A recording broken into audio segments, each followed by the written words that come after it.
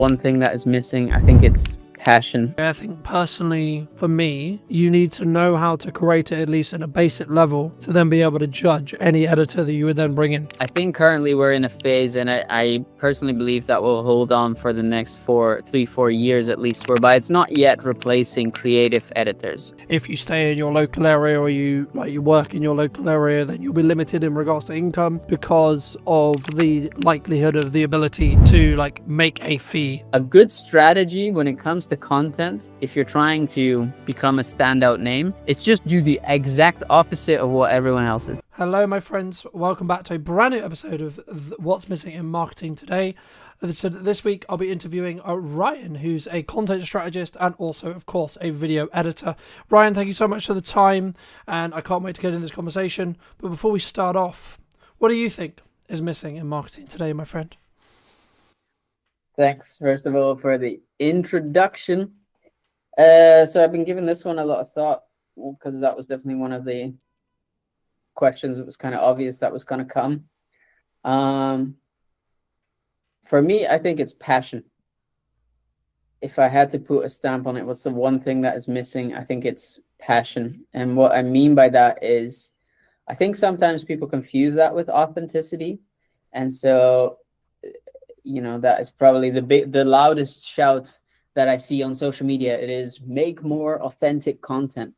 But like, when you break that down and try and understand what that even means, because often I think people misconstrue that with raw content or unpolished content, but then there's plenty of creators who make fantastic unpolished content and yeah, it gets 200 views. And then there's other creators who make extremely polished content, which is as far from authenticity as it could be, and it gets millions of views. So like, if it was just make authentic content, that wouldn't technically then translate to any views for those creators. And so for me, I think it is passion. And I think that just means people that can tell through body language, through energy, through the things that you say, that you truly care about that thing that you make content. Yeah. No, I agree. And I think sometimes we use, or one could use, a lot of quote buzzwords, right? I know we were discussing before we started about, being authentic. What does that actually mean, right? I'm so glad you mentioned it as passion, because for me, it's about the energy, right? And the demands you put on yourself. I mean, this episode is a clear example. I feel fine. I sound like I'm dying, right? But I said I would create a weekly show, and the schedule has only allowed me to do that because I'm able to consistently create and consistently put out what I believe to be value content. And I think for me, it's more about leading with what you believe to be your North Star rather than... So, because something I was going to talk to you about was because some people would say, oh, but what if that video that gets 1 million views, what's it really going to do for me in regards to business, right? Because sometimes we look at it and we go, well, if it's the wrong people, then it maybe won't do anything. I guess, how do you, when you work with your clients, either from a strategic point or looking at edits, how do you balance that, making sure that it is the right views or the people who, are able to create something that can get good traction and it is going to be the right people, so it will actually move the needle for that business as a whole? Yeah, great question. I think given the, let's say, the client, my predominant client base for who I make content, their approach to content is often in the need of views, right? So I think there's a certain group, especially within the podcast space, as you know, the goal is to get lots of views, because the views often then generate enough traction for a company to, in essence, sponsor you. I think that's the main business model that a lot of podcast hosts try to stick to, right? There are people that I work with who don't focus on views at all, but also because they don't have sponsors, nor do they want sponsors, and instead pitch their own products. So Daniel Amen is, for example, one of those who has a massive following, and he only pitches either his own supplements, which is Brain MD, or the things that they do with their brain scan. The brain scans at their Amen clinics. And, for them, that delivers way more revenue than if they would do it in such a way that they do it with brand sponsors, because those people are already, that business model is so dependent upon trust that if people are watching the podcast, that time they spend with you, the more they engage with your content, the more they trust grows. So ultimately it's easier for them to eventually buy when they're then ready to say, okay, I'm ready to figure out how I can improve my brain health. Yeah. And so in terms of what I do with creators in advance, especially when we're in the strategic phase and setting up, I try and ask them, what is the goal?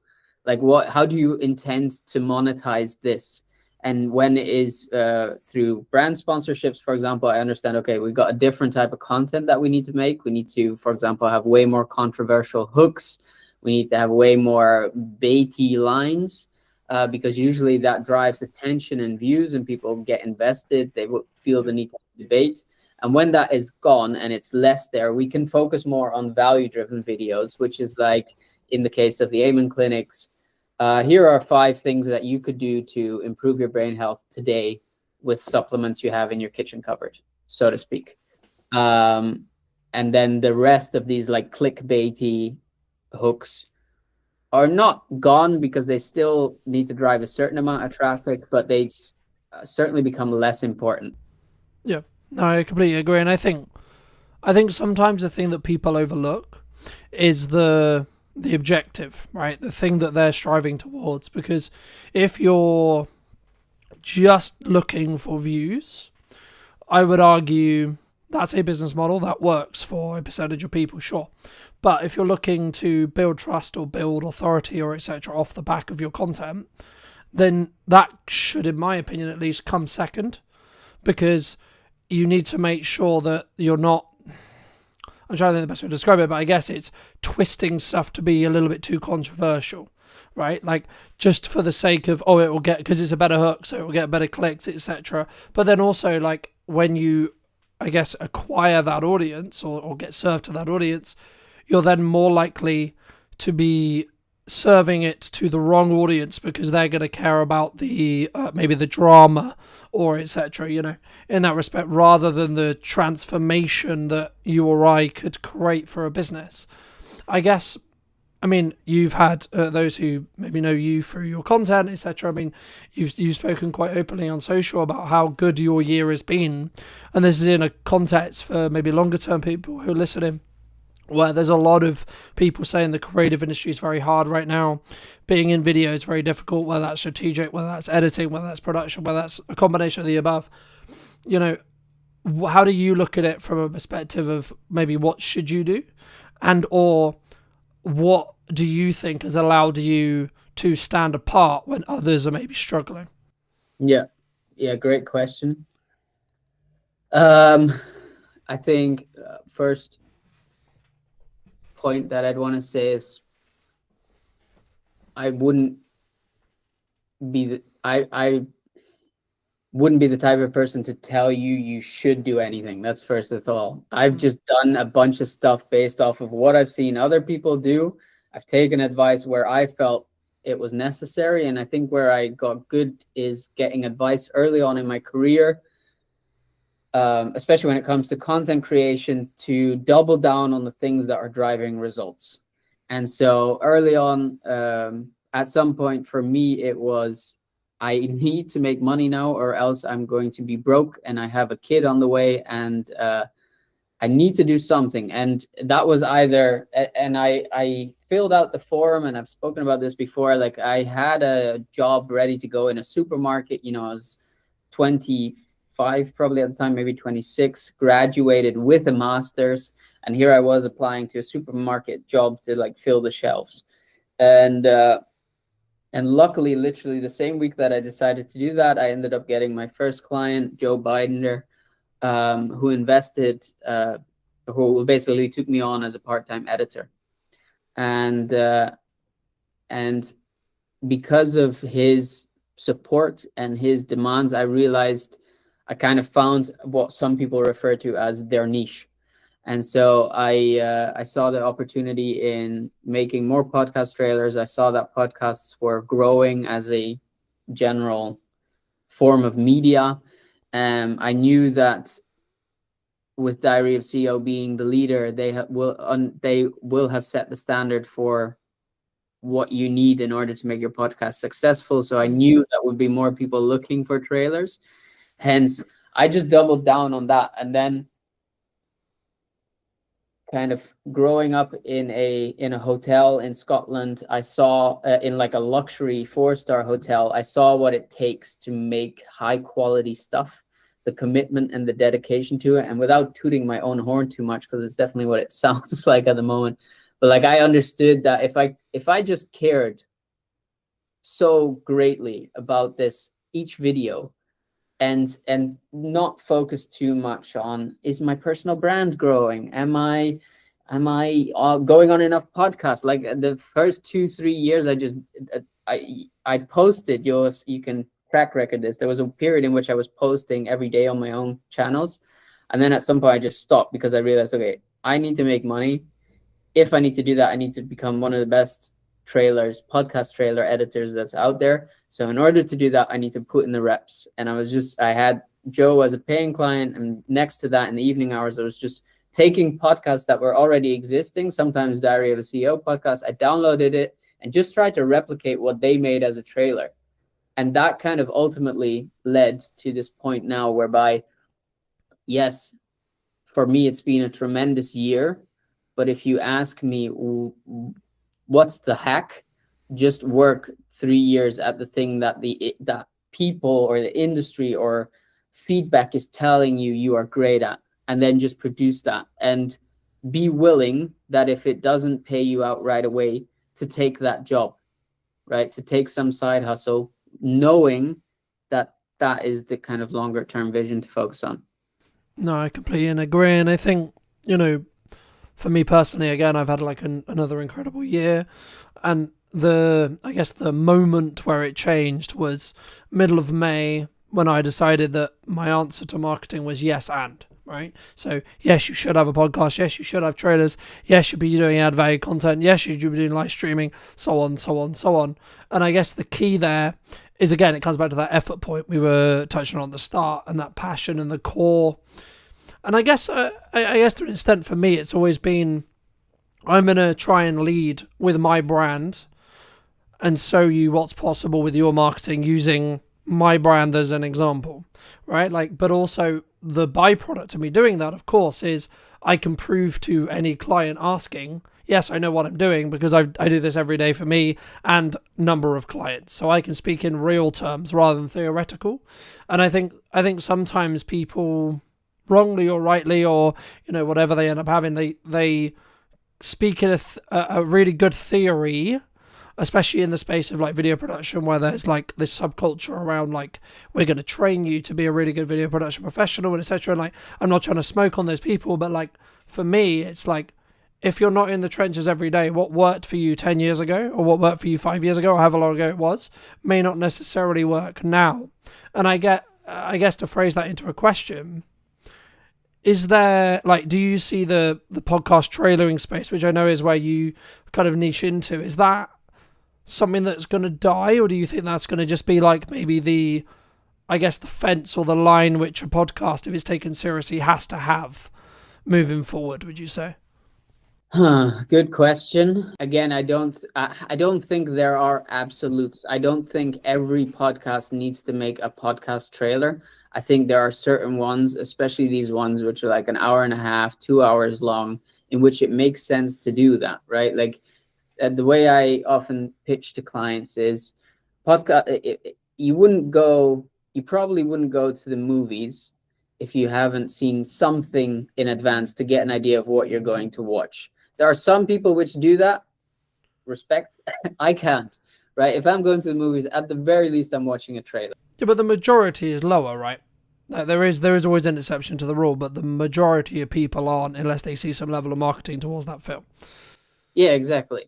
So that is a little bit my philosophy behind podcasts as well. Is like, if we're going to get people to commit even an hour, but especially for the ones which are 2 hours plus of their time to watch this episode, don't you think at the very least we need to warm them up, to give them a bit of a feeling in advance as if what they clicked on or what they're committing to is going to pay off?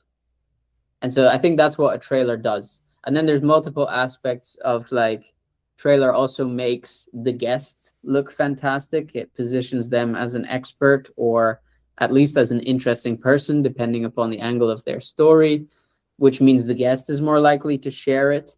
And so I don't know. Yeah, to answer your question, I don't think there's necessarily it's not going to be a must, but it's certainly going to be kind of a minimum threshold. And the argument that a lot of the time I fall back to is, you cannot do it, but you have to be mindful that the Diary of a CEO, the James Smith, the Daniel Amen, the you name it, they're all doing it.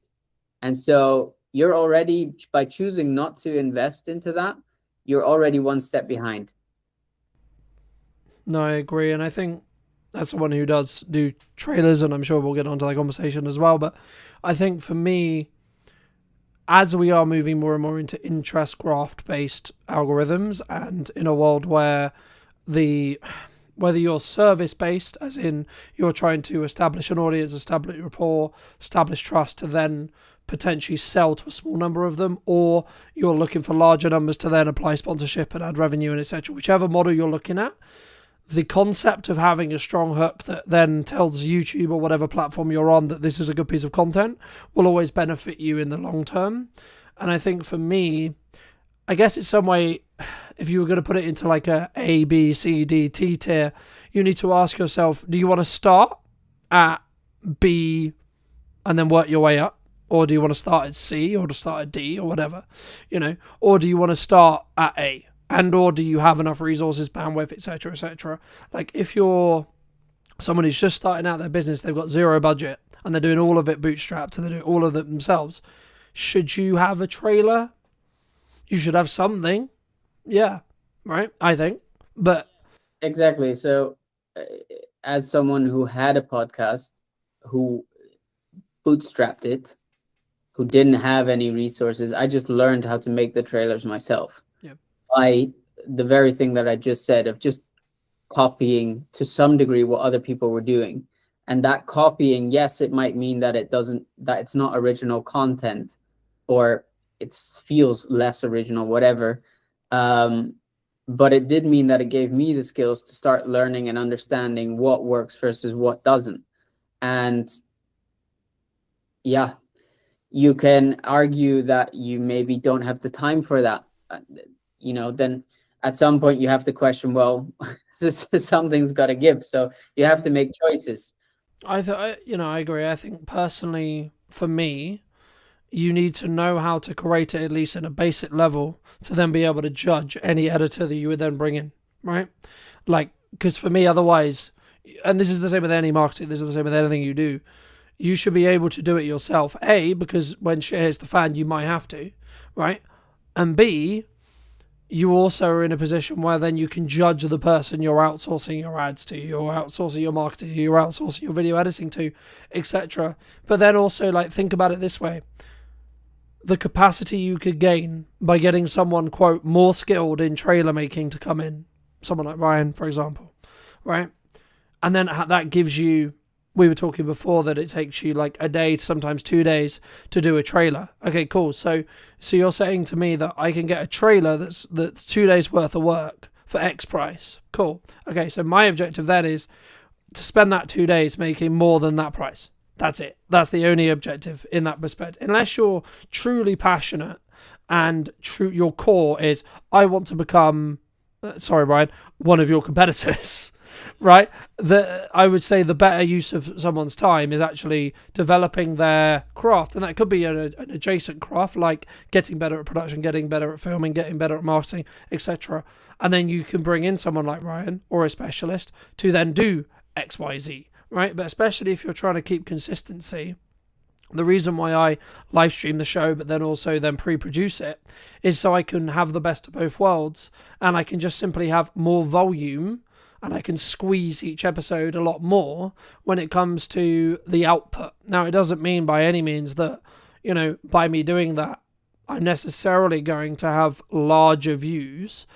Is potentially the likelihood is yes, because I've got more content going out around the same topic. But actually, again, it comes back to that overarching strategy and what are you looking to do and how you're looking to do it. But I guess, in the research I did around yourself, it's actually, you said you aspire to be a Netflix documentary editor, right? I mean, how does that, I guess, there's kind of a two-part question here, which is like, number one, how does that influence your mindset if you haven't already touched on it today? But then number two, I would argue that that's I won't go as far as dying job or dying field, but it's definitely not as, I would say, or harder, you could say, like to get into or like to keep, because that industry is in transition at the moment with a lot of AI and etc. In that respect. I mean, has your views kind of changed as you've had that kind of want and that core, from when you wanted that at the time? Yeah. No, I wouldn't say it has changed. But main reason for that is more so because I tend to be the type of person that really enjoys giving themselves a goal, and until I achieve it, I don't, yeah, it doesn't leave my mind basically. So another example which still haunts me on the daily is that at some point I made it publicly aware that I wanted to write a book. And I wrote chapter 1, but so far I haven't gotten further than that. And that was, again, comes back to like this period in which all of a sudden I needed to make money, and that just became more important. There's definitely still the hunger in me to do that and to finish that, especially now I'm out the other side. Like the goal at the point was to write about the quarter life crisis. And as I was learning about everything that goes into that, now I'm out the other side and I kind of achieved what the intention of that podcast was. I feel like this, now I have the insights to write that book. So yeah, anyway, that was sidetracking. I still have the intention to do that. But to answer the question whether or not Netflix editor leaves my mind, even though it's a dying field, not really, because of this like innate drive to be like, okay, I've said I wanted to do that. It's publicly on my LinkedIn. I'm, for example, not getting called out seems hard. Called on it, like that gives me that ambition to keep pushing for that. And I don't doubt from experience that once I achieve that, I will end up finding something else to be a new challenge within that space. In terms of like the aspect of its dying industry, AI and stuff, I think currently we're in a phase, and I personally believe that will hold on for the next 4 years at least, whereby it's not yet replacing creative editors. So yes, it's making things like, for example, to stick to podcast examples, making a multicam cut. You now have a tool, you can do it within 10-15 minutes. Count in an extra half an hour to go through and check whether it's done it well. A task which used to take 3-4 hours. Yeah. Right?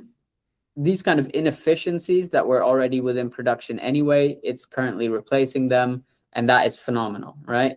But we're nowhere near yet to the point whereby I can just type into a chat GPT or something similar within the creative space what is in my head, and that it does it well. Like you have to have a very, very in-depth knowledge of prompt engineering in order to get something good to come out of AI within a creative space. And maybe people who disagree with that and I don't know, talk about whatever. I personally don't think, like, nothing original comes from it. And so I'm not worried about that yet. That being said, I've also talked about it before. That is my intention to do this for, let's say, the next 5-6 years, and continue building and kind of see how far I get, and around that time look into pivoting to something which is more offline heavy. My partner and I have always talked about setting up a retreat center, and I could imagine at that point we'll end up doing something like that, because I do believe as AI develops, as social media becomes more and more cluttered with AI garbage, I do think there is an element of people wanting to be more in person, because it's the only thing that their eyes will believe, right? They can't believe anything on the internet anymore at some point. And I do think the like social validation, these things which are innate human psychological things, that we will default back to those more. And so rather get out while on top than kind of sit it out and then be at risk of staying at that point in a dying industry. Yeah, and I use the word like loosely when I say dying, right? Like I think like many industries will pivot, will adapt, will change, and we'll see, you know, because there's a lot of speculation around like, is AI actually going to get to the point where it can replace you or I or etc. Right? Maybe, maybe not. Right? If you talk to the people who are quote making it, of course they're going to be like, yeah, yeah, yeah. Of course they are. Right? But in reality, are we going to get there? I don't know. But it kind of, to an extent, I guess it does lead on to my next question, which was going to be, you've been very fortunate to work with, I would argue, some high performing clients, right? In regard to their clearly successful in the monetary definition of the term, but and or even like health and balance and freedom and etc. Right? What would you say makes them either different, or even like maybe some other examples that you've studied yourself, like when it comes to their either their work ethic, how they show up, what they do, that I guess has allowed them to rise above the quote average in that respect? Yeah. I think for everyone, the main thing that applies is they know one rule to be true, and that is that quantity brings quality. And so they are just unapologetic about posting insane, and it is truly insane, volumes of content, and often repeating content which is performed really well several times. And they just do that day in, day out. So like, I think currently for the Amen team, we're putting out like 300 pieces of content a week. You know, for James Smith, he himself is putting out a ginormous amount of content, whether that's his own or over Newtonic, or now with the podcast coming back, he's putting out one a week, going to scale up to 2 a week. You know, those long form podcasts, they get cut down into at least 2 to 3 clips, which are like 3 to 10 minutes. In addition, the same one gets cut into about 5 to 6 reels, which, you know, gives you almost a day, every day, something to post. And yeah, think about if you then, that's currently with 1 episode. If you have 2 per week, you know, you're doubling it. Obviously, the amount of content you have going out, like, and that's what you're competing against, right? That is what, and then people will get annoyed when they put out 1 post and it gets 3 likes, and they're like, oh, let me quit because no one cares. And I had this conversation with a friend of mine a while ago. He's trying to build a surface-based business, and I'm like, he was like, yeah, I've put out 10 posts, and from that I've only got, I think he said, 2 clients. And like, do you realize like the ratio of that is insane? That's actually really good. You put out 10 posts and you've already got 2 clients on a beta product. That's crazy. Yep. Like, just imagine if you 10x the amount of content, or even just like, don't overdo it. Maybe just say, okay, from now on I commit to posting every single day, right? So you got 30 instead of 10. That means you're making 6 new clients a month, right? And this stuff is exponential. So the more you put out, the more it's going to grow. Like, and just kind of putting it out that way towards these people and helping them see, yes, maybe you feel like you were deserving of more. That could be. But I think you just grossly underestimate the amount of volume it takes. Do you think, I mean, for me, that's where I think people who are learning to leverage AI, learning to leverage creative editors, creative people, and then working hard themselves are the ones who are then going to, quote, win. And I would count myself in that for me personally. But the reason why I say that is because I have always understood that the answer is just work. Right, there is no shortcut, there is no magic, there is no BS. You want X, Y, and Z. You want to times your revenue by X amount. You want to make however much it is. Okay, then you better work infinitely harder than you think it's going to be to hit that mark, whatever your mark is. The same in fitness, the same in podcasting, the same in everything. And the thing that I did wrong, I guess, last year was I wasn't solely focused on, I'm only going to do these pillars only, right? And the reason why I mention it here is because it's talking about that 1% improvement every time that you alluded to when it comes to volume. And the way behind it, for those who may not know, is it comes from, well, many things, but it comes from a pottery study, which is the most used one, which is a semester was cut in half. One was only asked to basically create one pottery item, so I think it was like a pot or etc. And then the other half was given the opportunity to create as many as they possibly could. And the outcome was the ones who created the most learnt the most from the mistakes they were making as they were creating them, which in turn meant they were able to then create the better pot. When if you just had one chance, you're not going to be able to, you're going to go make the chance, make the mistake, but then not be able to learn from it and then fix it in the next term. And that's why for me, anyone who says, oh, I'm only going to post once a week or I'm only going to post 3 times a week struggles because they don't have that compounding learning. And yes, it is hard work. I get it, right? I do. But since daily posting for the last, I would say 3 or 4 years, it doesn't, I then don't, this is going to sound horrible, I don't care specifically about each post. I simply care about, is it going to get me from point A to point B, right? Whatever that is. I mean, I guess, is there, especially when you were early starting out, was it simply just, I'm going to create a tailor today, I'm then going to create another one tomorrow, I'm then going to create another one the following day, to allow yourself to learn what didn't work? Yeah, so not quite. So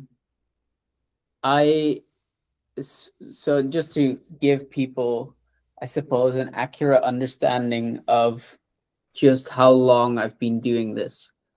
I started as a DJ publicly in 2016, right? So in a couple of weeks, that'll be 10 years ago.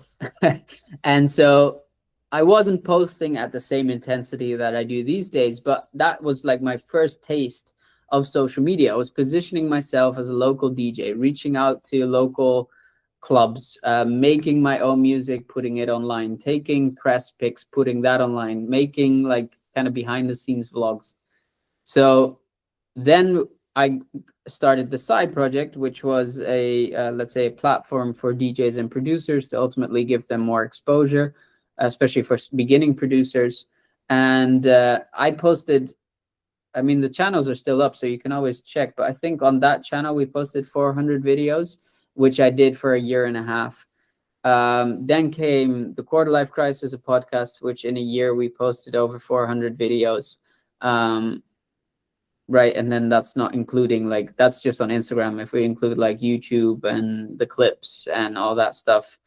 So like at this point, I've been in the business for 10 years. I've been doing this actively for like 4.5, and just put out so much volume, at least 1 post a day. And that was just for my own stuff. Let's like in the past 2 years, if we include client work, we're talking like 2,000, 3,000 videos.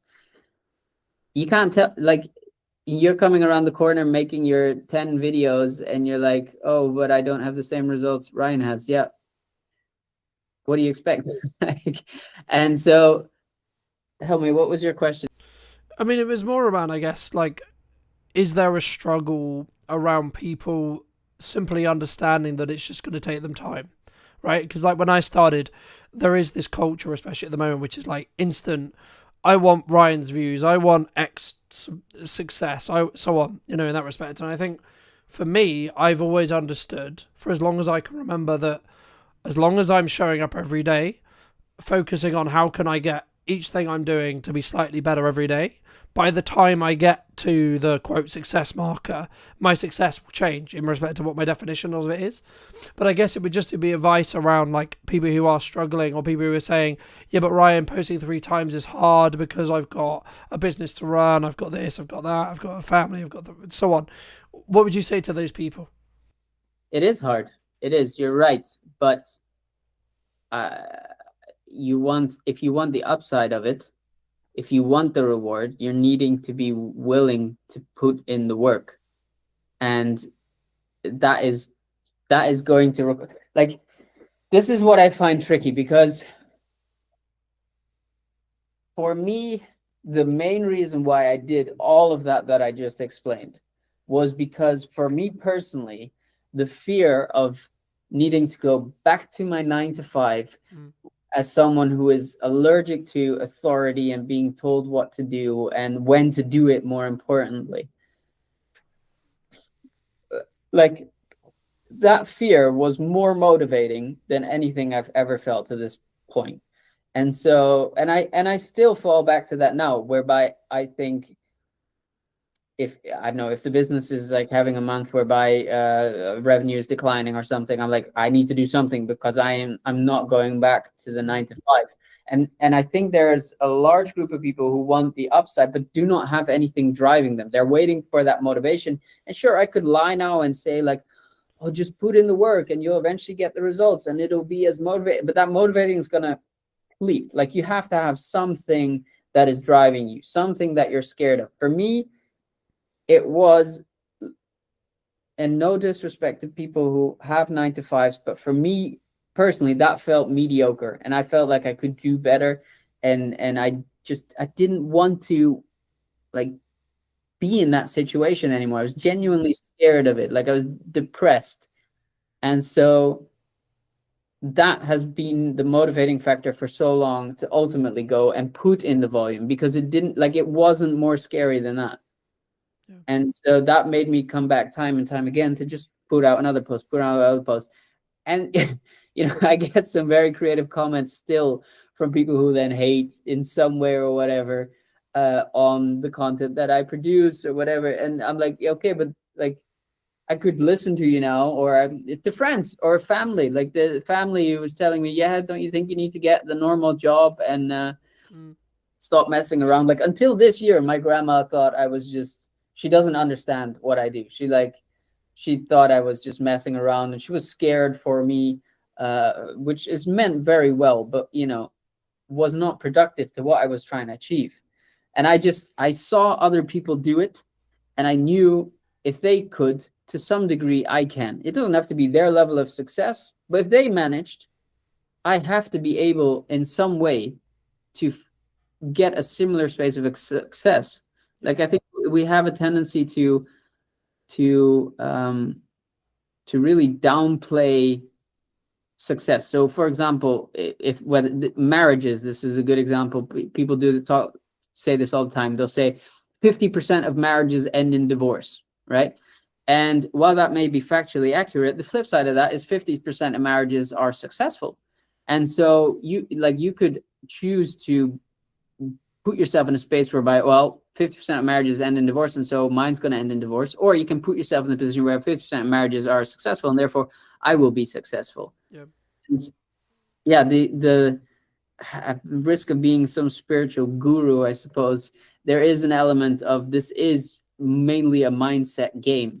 And I do know the moment I started working with a mindset coach, things also exponentially started increasing for me. So I think, well, I mean, I don't know the psychology off the top of my head, but it's somewhere along the lines of like, we will only be able to see what's possible or what's in our surrounding area, right? There's been loads of studies that show like, if you stay in your local area or you work in your local area, then you'll be limited in regards to income because of the likelihood of the ability to like make a fee, right?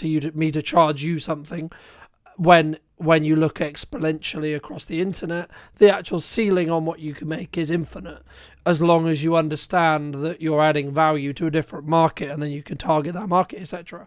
But I guess the thing I also wanted to mention as well, I mean, I guess in some ways, some people say to me when their content isn't performing, or maybe it's like plateauing or etc. I mean, like, are they, quote, shadow banned, or do they, because I've always been of the view that when that happens, you need to mix it up. You need to change things because you're getting complacent with either the system which you've built to create content. Fair enough, great system. But the system is only as good as the results it creates. So if you're still making money, don't change the system, right? But if your objective, maybe you're in the camp that we alluded to earlier, which is actually we need to make more views because the sponsors are maybe unhappy with how X episode performed, what would you recommend, or is it just simply their quote shadow banned? Oh, I rarely think shadow band is a thing. Maybe if you like swear a lot, or you break a lot of the community guidelines, or you're pushing a lot of like, I don't know, controversial things which don't speak in favor of the social media algorithm, right? Then I could imagine you get shadow bans. But if you don't do that, and you're just an, let's say, everyday creator, I think it is indeed. I mean, algorithms do change. We see it on LinkedIn currently. Video was a period whereby you could put any piece of garbage on LinkedIn and it would get insane numbers, and now it's barely doing anything. And so I do think that is in part to an algorithm change, but I wouldn't go as far as saying you're shadow banned. And if anything, if you are in your core a creator, that should be the challenge, right? That should be the challenge for you to say, okay, I got here at some point by trying a bunch of different stuff, right? At some point, I found something which worked, and so I doubled down on that and decided to focus on just that and do nothing else anymore. And people like fatigue, people's attention fatigue, and if you're not bringing anything new anymore, at some point they've seen your stuff over and over again, and so it gets boring, right? And so they're looking for new stuff. And so if you are a creator in your core and you find yourself in the position you're talking about, I say a good ratio to stick to, especially in the beginning, is just 50% test content and 50% of what you think personally will most likely do well. And as you grow, you'll see certain videos do better than others, and the ratio kind of adjusts. And so you'll at some point be producing for 75% of the content that always consistently does well. But I still think you should have that 25% of content whereby you're just testing new ideas, new formats, new iterations of stuff. And sometimes it doesn't have to be extensive. Like I produce a weekly show in which I break down how edits are made, right? And so I've been doing this now again for about 2 months. And in the most recent episode that I recorded last week, I decided to add a segment in which I basically give strategic advice when it comes to content. It's like a 1-minute thing in which I basically give a strategic tip of the week. And so that show expands, right? It's gone from just me reviewing 3 videos to my strategic advice plus the 3 videos. And then the week after, I added in a color grade segment. So I take like a scene from Stranger Things and explain these are the color elements that go into creating a scene like Stranger Things. And so the show builds, and I've given myself here with 2 new segments that I can test and see how they do. So I'll put it out on socials as an individual clip. I'll also like ask in the episode what they think, which ultimately creates engagement, causes people to give feedback. And so there's this ratio that I stick to that works very well for me, at least, of continuously developing yourself and figuring out some way to stay fresh. Because otherwise, the alternative is you become boring. And in the end, that's only going to be a downhill spiral from there, right? Yeah, no, I agree. And I think there's kind of 2 points, I guess.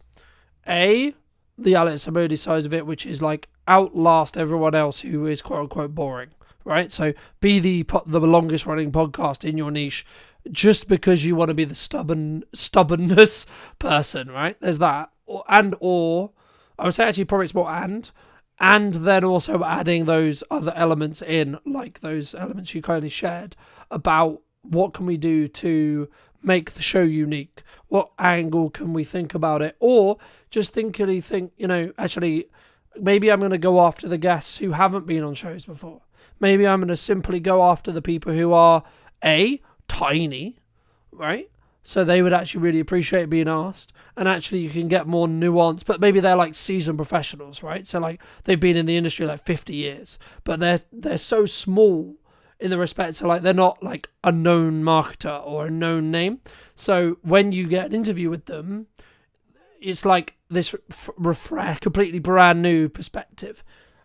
And or you then try and compete with, and I guess it comes back to your like our previous point at the very beginning, which was like, what's your like your actual reason for doing the content. Is it to make you more money, or is it to get more views, right? So if you're what I believe Stephen Bartlett's now looking to do, which he's like, I want to create the largest podcast in regards to numbers, period.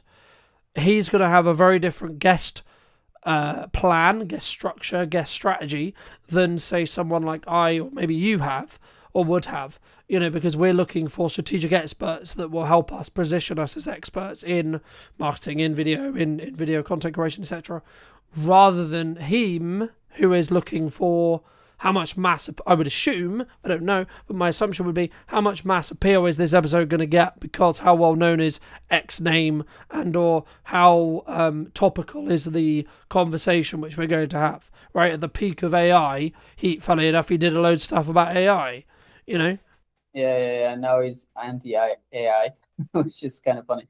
But what I do think the Diary of a CEO team does smartly is, I was lucky enough, I think I started listening at like episode 20, and now they're at like, I think 400 or something like that. So when I started listening, one of the main reasons I started listening was because it was about CEOs, right? And with time, as Stephen developed and got more interested into, because you can look back at the first, he was definitely not lean or muscular or like he was, it was most definitely not fat or anything, or it was just, normal dude. And over time, you can tell with the people he interviewed and the learnings he was taking from them, fitness and health and all of that started becoming way more of an interest to him. And so what he did as a result of that is started speaking to these people who were also interested in health and fitness, etc. And I think he's done it very smartly, whereby he understands there's an element, what you're referencing at is like which people get massive views. So like Michelle Obama, right? That's just naturally going to be a hit. Recently Kevin Hart, that's naturally going to be a hit, right? And then there's the element of all of the like technical experts that he still interviews, which are more in relation to health and fitness. But then there was also someone, I honestly don't remember who, but there was someone more recently that he interviewed, which was relatively unknown. Like at the time, the first time he got Daniel Priestley on, at that point, I think he had like 30,000 followers, which sounds like a lot, but it's really not if you put it into context of the normal average guest of Stephen at that time. And so I think if anything, he holds exactly true for what I just said, to the ratio of like testing, right? Continue that. Sure, focus on the views if that is the goal of the podcast. Keep that in mind. But like also feel free to like get the random guest on there. And that being said, the flip side of what you were already hinting at is a good strategy when it comes to content. If you're trying to become a standout name, it's just do the exact opposite of what everyone else is doing. Yeah.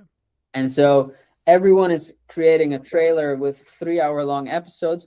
Cool. You make a podcast that is maybe 10 minutes long with one core question that you discuss with a friend, for example, or maybe you just discuss it yourself, right? And you put that out every day instead of once a week, right? Or the same goes for hooks. Like everyone is starting with very controversial hooks. You start with a like colored screen and text on it, and you animate the text in with an image, and then you go into the like bulk of the trailer. Like I think if you just try the opposite of what you feel works, 9 times out of 10, I think you're going to find better results that way. I think, in some ways I hate to say this, but a lot of marketing is science, right? You have to be creative enough to think up the ideas, sure, but you actually have to then get the data to then learn from it, right? So you might have in the same way a scientist would have a theory or a hypothesis. You would go, I think this is the case. In the same when we work with clients and we're looking to try and get a client a certain objective, it's like, okay, well, in theory, we think you want to talk to this kind of person who's this demographic who lives roughly around this area. Cool. Okay, cool. Right. So now what we're going to do is we're going to test that theory and see what happens. I guess the crux and the thing that we use Stephen as an example, so I'll continue to use him. The thing that he does more than others is he will do exactly what we described, which was he will do the and methodology when it comes to, we know what works, we're going to continue that, so we're going to say we're going to do that every week, but then we'll have a bonus episode which is purely for testing. We don't care whether that episode is going to get 5 views, 10 views, 1 million views, or 100 million views, or whatever it is. We're purely going to do that episode just so we can understand, does this resonate with our current audience, and or do we gain a new audience from doing so? And I think if you scale this really down into the majority of people who are maybe consuming this, who are maybe smaller businesses or 1 or 2, maybe 2, maybe up to 10 employees, if you take that same thought process, as long as you have the bandwidth and the resources to be able to do so, of course, you'll be able to, quote, outpace some of your competitors if you move quickly, because you'll be able to say, okay, cool, let's test something, let's see if it works. Okay, cool, it works. So now we can do this on top of everything else we already know works. So every time you do that, you're adding more fuel to that fire and that engine as a whole. So it's going to, or using the snowball analogy, it's going to gain more snow going down the hill, right? And the more compounding you have, the faster it grows, so on, so on, so on, right? But for those who have been really interested in this conversation and maybe want to check out some of your stuff, check out some of the editing show, etc., where's best for people to reach out to you? Probably via LinkedIn. Just on my channel. Pretty sure if you type in Ryan Faber, you should find me. You can find me on YouTube if you search The Quarter Creator Club if you're interested in learning more about editing or content strategy these days, and we'll be putting out a lot more content on there as well. So fabulous. And if you were going to talk to either yourself or someone very similar to you 10 to 15 years ago, and you were going to give advice, what advice would you give that person? Trust your gut. And listen to people who have done what you aspire to achieve. And so my whole podcast, the whole thing that got me to where I am now, and arguably I still have a long way to go, but the main philosophy of that was I knew I wanted to be an entrepreneur. I knew there were hundreds to thousands of entrepreneurs who had made it work. I figured if I would talk to enough of them and ask them questions as to how or what they thought the frameworks were that made it, in all of those subjective experience, I should be able to find an objective line. And you don't need to start a podcast. I'm pretty sure if you send a bunch of LinkedIn DMs, if you DM me after watching this and you're like, I want advice on how to become a better editor, for example, I will respond to that. And I know for a fact, because I've done it, that there are plenty of people out there who are the same. And so if you just speak to enough of those people, at some point you'll see the patterns in what all of these people have in common, and then you know what you have to replicate. No, absolutely. I can agree more. And I think it's sometimes about not really trying to reinvent the wheel, but if you're going to take the bits that you really want to emulate and like. But thank you so much for the time, Ryan. Really appreciate it. And if you did enjoy this episode and would like to see more like it, make sure to be subscribed by clicking this button just here. And YouTube believes you'll enjoy this button or this video more specifically. So make sure to click that. And I'll see you very, very soon. And if you were going to talk to yourself 10 years ago, what advice, if you were going to give advice, would you give that person? If I was going to say anything to myself 10 years ago, it would just be keep your eyes open and you'll get where you need to go. You need to be really good at marketing to be able to have the opportunity and the permission to be able to sell, is my view, in a nutshell. I think when we look at marketing and sales and output of content, the more you do it, the easier it gets, my opinion. What role do you feel trust plays either in business or in marketing specifically? Hello, my friends. Welcome to a brand new episode in What's Missing in Marketing Today. Today, we're going to be talking to Tom all about his opinions on marketing. And before we get into it, Tom, Could you give the audience a little bit of context on who you are, and of course answer our opening question? What do you feel is missing in marketing today? Absolutely. Thank you very much for having me on, Carlton. I really appreciate it. No, you're welcome. Who am I? I am Tom Jepson. I am a coach for self-employed people, mostly parents, mostly working parents, should I say.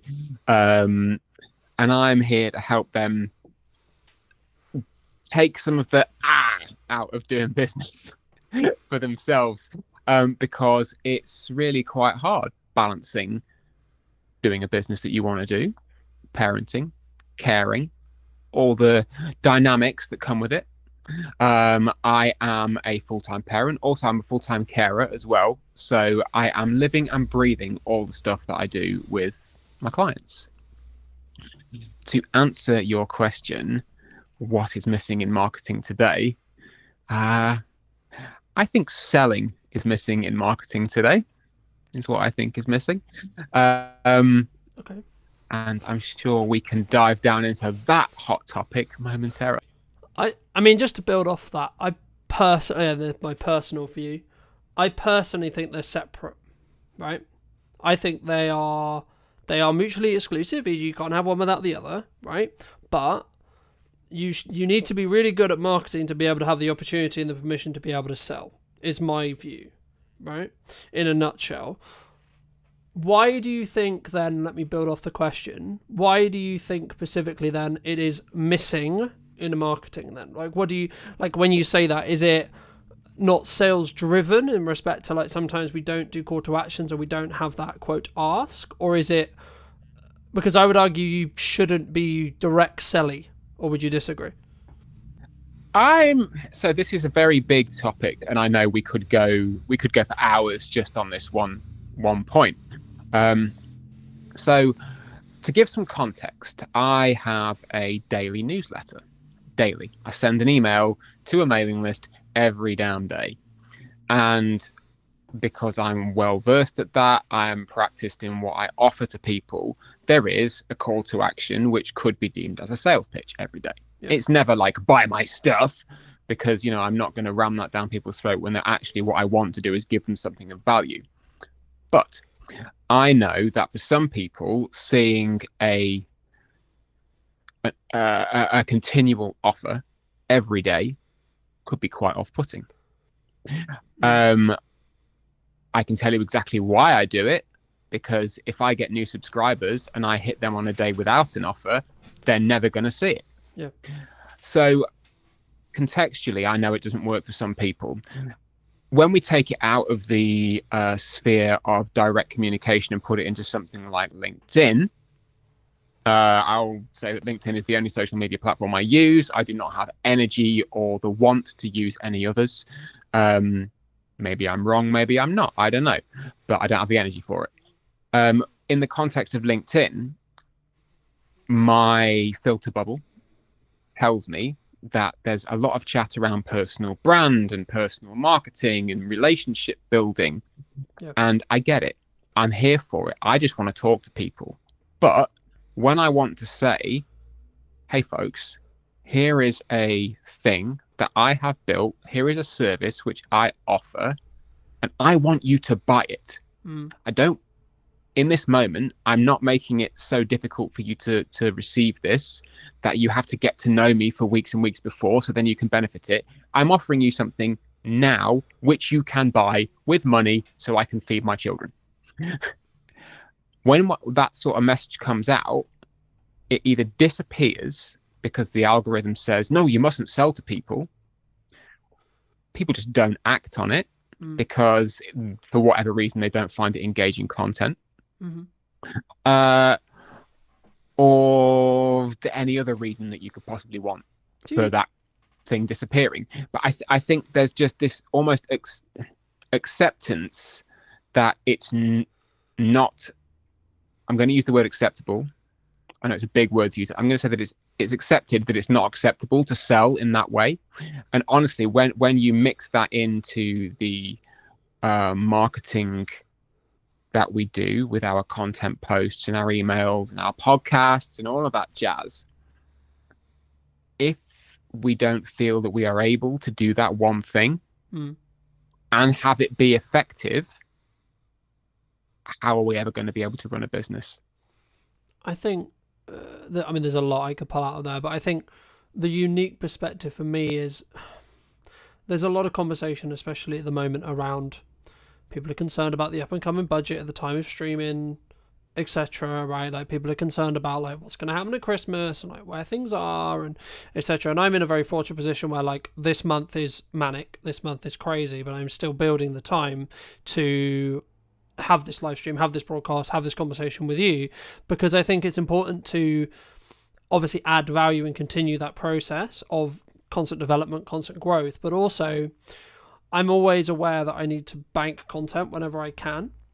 And the key, I guess, to build off your previous point about sales is, I guess, to most people who may be listening to this, you need to ask yourself, from my view at least, where you are in business. And if you are in a position where you need to make money and you need to generate cash flow, then absolutely you should be pushing more sales. And there's nothing, I don't believe, wrong with that, because that might be the reason why you're in business next year, right?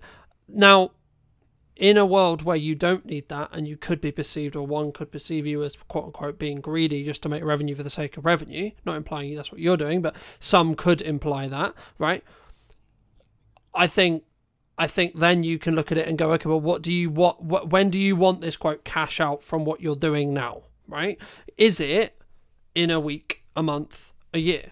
Right? Because if it's towards the year mark, then I would argue that in our content, we should be trying to add value. Not saying you shouldn't have a call to action, because a call to action could actually be, hey, you really enjoying this? You'll probably enjoy the content I put on my YouTube channel or the newsletter I put out, etc. Right? So I think sometimes when we look at quote sales, we're sometimes looking very transactional. Right? We're looking at, I've got this power hour to sell, I've got this coaching thing to sell, I've got this course to sell, I've got this ticket thing to sell, whatever it is.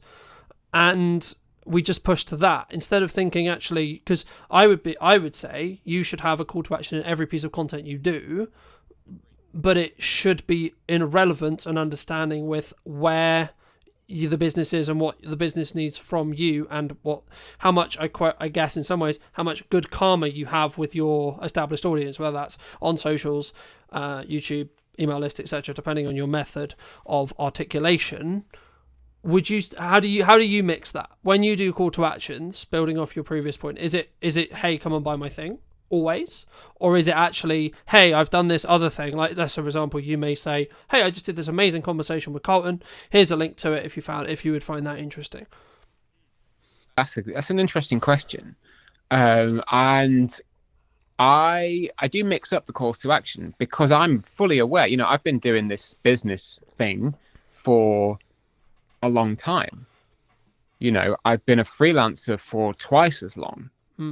I've been employed for twice as long as that, back in days of employment. I've been around the block. I know how this machine works. But to the same end, I don't have a damn clue how it works, because mixing up the calls to action, consistent blocks of, it's not like one day is, why am I coaching? The next day is, oh, look, there's a thing. It's going to be consistent blocks of action to take. So yeah, I do mix it up. But to the same degree, it always comes back to the same thing of, this is the core thing that I offer.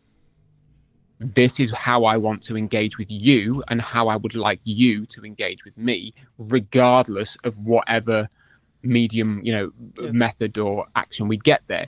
If I'm posting on LinkedIn, chances are the call to action will either be connect with me here or sign up to the newsletter. Mm-hmm.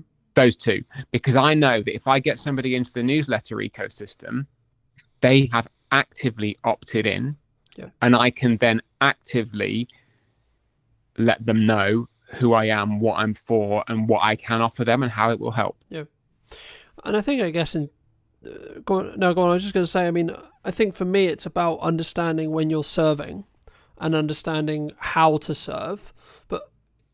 The point. Not to cut you off, but I think there's a point at which we say, should we not always be serving? Like everything, every action, every piece of content. Again, my 2 cents, big chefy pinch of salt. everything comes with value. Everything comes with a desire of, actually, if I was sat down with somebody in a coffee shop, what would I want to tell them, and how would I like them to benefit from this conversation? You know, it's not the generic, here's 10 lessons that I learned as an entrepreneur of 20 years old. You know, here's what I'm doing in Bali with my remote nomading, you know, and that's my high horse, which I'm sure we'll get onto later.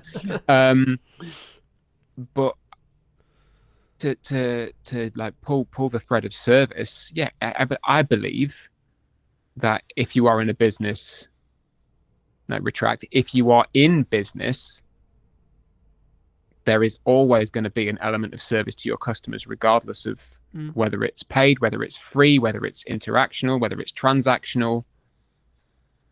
You know, put something out there, because that then is the marketing, and then you can direct the sale. You know, I'm not an expert in sales. People know this way better than I do. Because they make jobs out of it. I haven't. But I do believe that aspect is almost becoming culturally unacceptable, because people don't want to be sold to, and that's okay. But it doesn't mean we shouldn't do it. I think the reason why I paused was because I was just thinking, do people not want to get sold to, or do we need to position it in such a way where it doesn't feel like we're selling it to them, right? What I think you're referring to there is like, I don't want to be hard sold to, right? Yeah. Like, I don't know you, but you can buy my thing, thanks, right? For some, it works for some, and that's great. You know, I don't think it's ever going to work for me personally, so I probably would never do it. But in terms of, I don't want to feel like I'm selling to somebody. No, absolutely. I have to feel like I'm selling to somebody. Otherwise, what am I doing? I'm not. Otherwise, it's a hobby. Yeah. Like, at some point, I need to be in selling this thing mode. Yeah. You know, I'll offer somebody 45 minutes on the phone with me for free. I will pay attention to them. I will direct that conversation in a way which is pure coaching. I won't sell to them in the service element of that call. They're gonna know at the end of it what I can do to help them if they want to take it further, but the service comes first. And then once that has been rounded out, I can then go, well, look, here's your call to action. This little piece is me saying, here's what you can buy if you want to. And I think it's that mindset of, okay, you're allowed to sell what you do because you're damn good at it, and people need to know that. Otherwise, how the hell are they going to buy it from you? When did you choose daily? Because I think so many people, they struggle with, I'm going to spam people, right? Like, I post when I'm not in like crazy work mode with lots going on, etc. Like, I would post like 4 or 5 times a day, etc. across socials. Like, I'll be very visible, but I'm aware of how interest graph works rather than social graph. So I'm interested to see how kind of like you thought about daily like email marketing.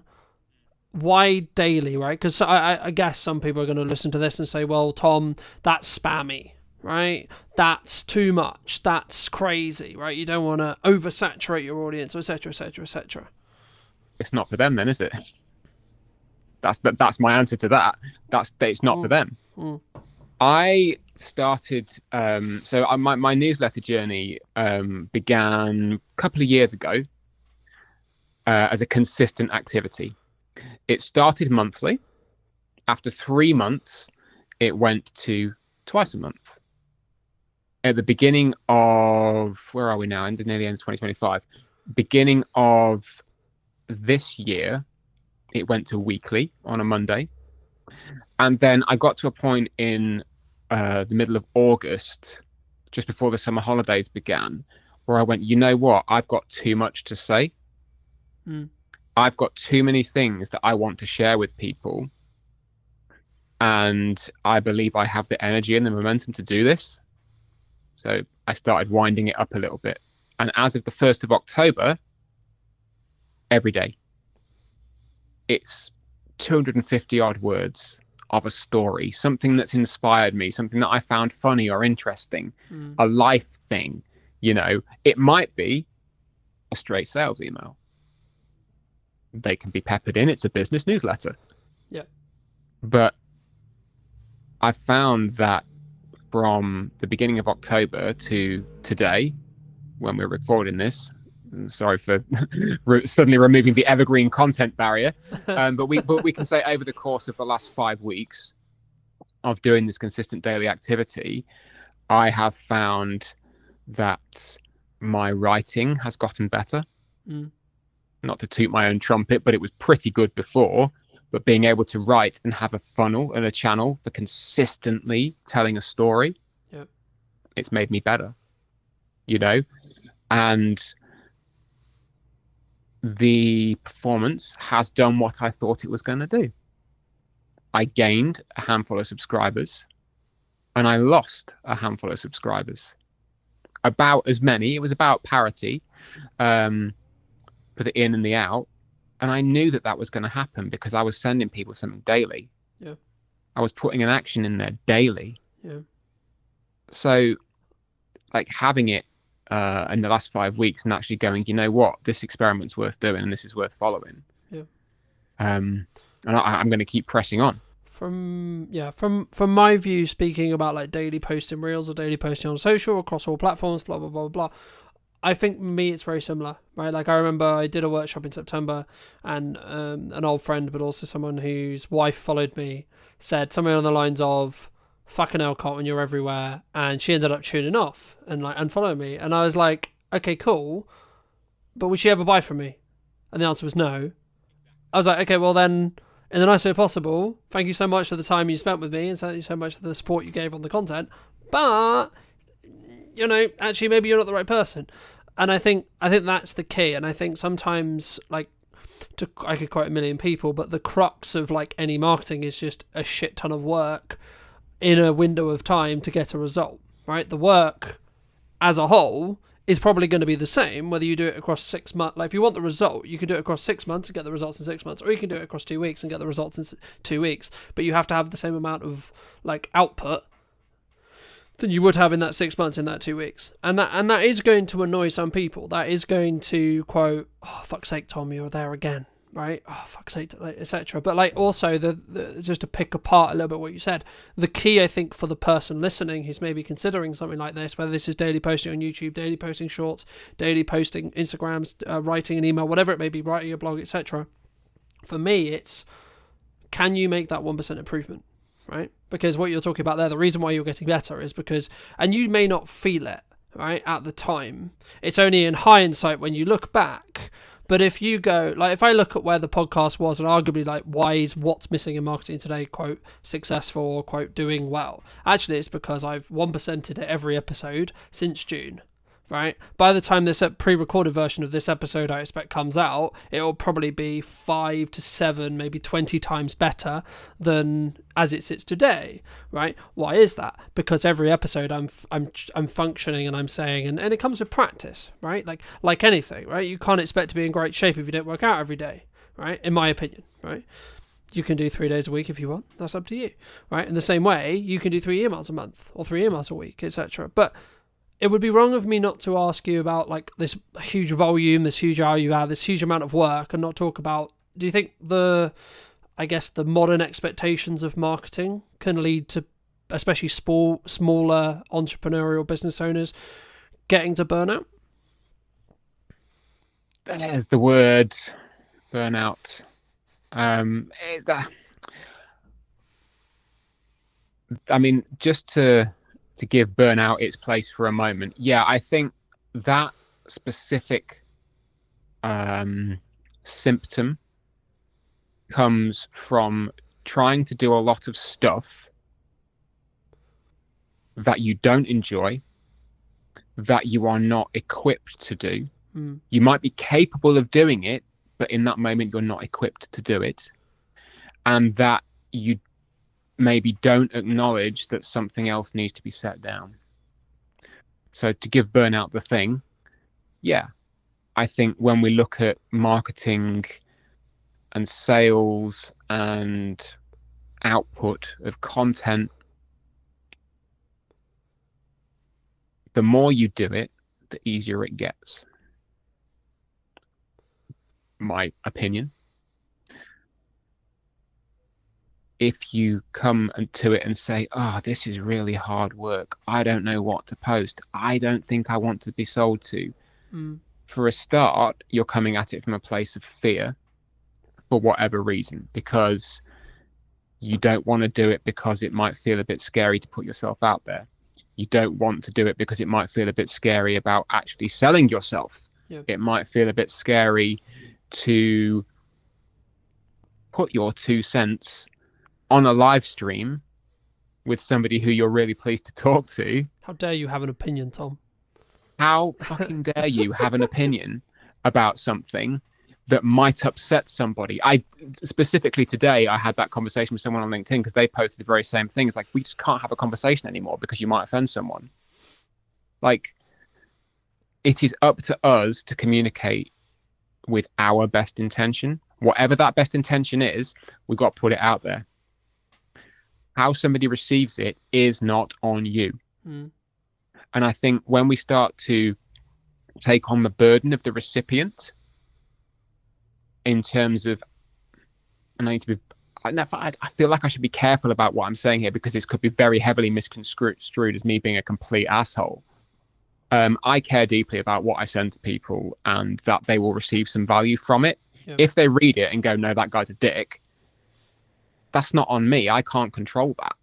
But surely it's the intention, though, right? The intention that I want someone to read it and go, that guy's a dick. No. So like when you create content in the same way I create content, I always go from a perspective of an intention of, I'm going to add as much value to whoever is. 100%. I'm grateful enough to have the time of the time, right? That's it. But I think the point is, when it comes to the kind of the small business owner, the working parent, the full-time carer trying to run something that they need to run or want to run to maintain their own sense of self, when things like taking on the burden of somebody else's receipt of your content and worrying too much about how are they going to receive this, regardless of intent, at that point, you start to run out of energy because you then don't have the energy to give to the content, to the message, to the service, because you're spending it worrying how someone is going to receive it,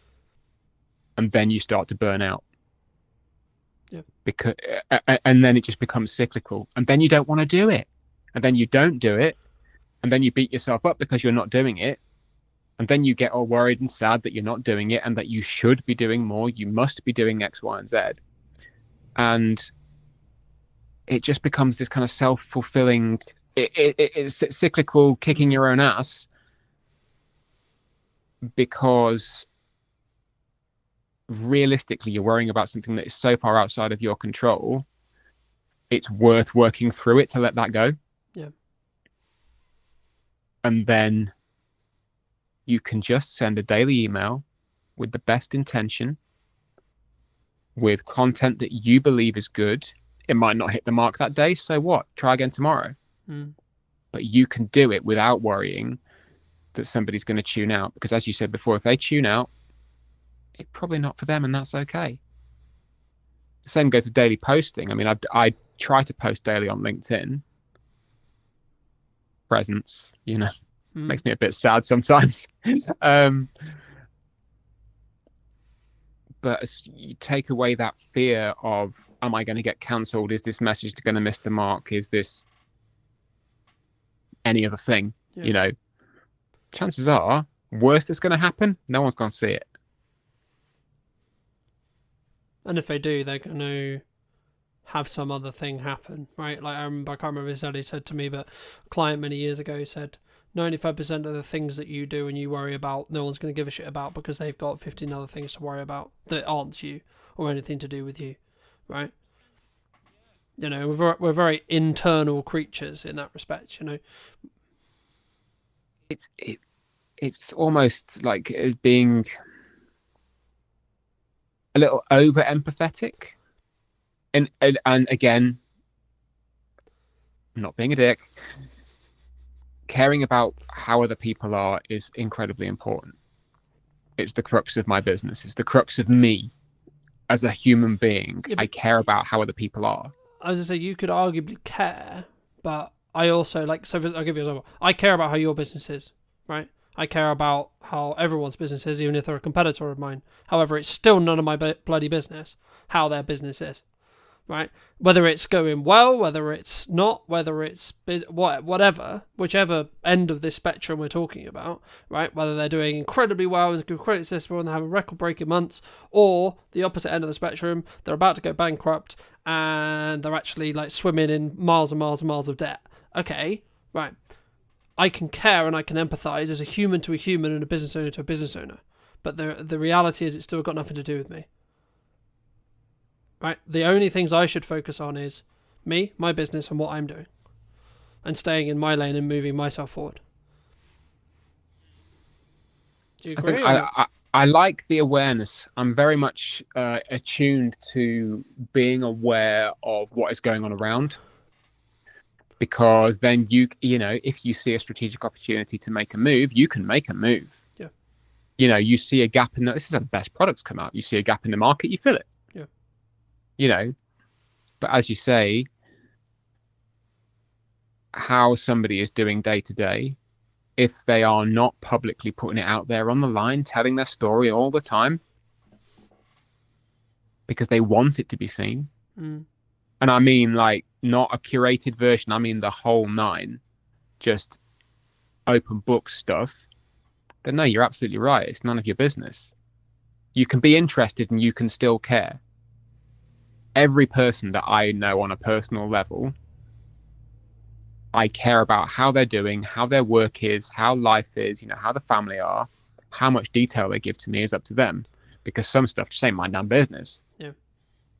But understanding that they're at least there, being empathetic to that is good. But you know, to circle back around to the over empathizing, as you say, when you get to the point of actually that's not your damn business, then you can stop. You can go, all right, I've used my energy to this point. I can put it back into marketing myself. I can put it back into selling myself. I can put it back into serving other people who are actually on my doorstep waiting to be served. Yeah. I think it's knowing where and how to channel that energy to build the right boundary and really to keep yourself safe. Do you think business owners struggle to give or set boundaries, either with clients, with colleagues, with friends, with marketing, with themselves, with family, with friends? Yes. I'll elaborate on that. Well, there we go. No, there's the answer. And if so, why? No, that's a really good. Is it? Sorry, that was a veiled attempt at humor. Yes, absolutely, I do. I mean, everyone does because they're creatures of service. You know. Does it come from that? If I don't say yes to this job, there's not going to be another one coming thing.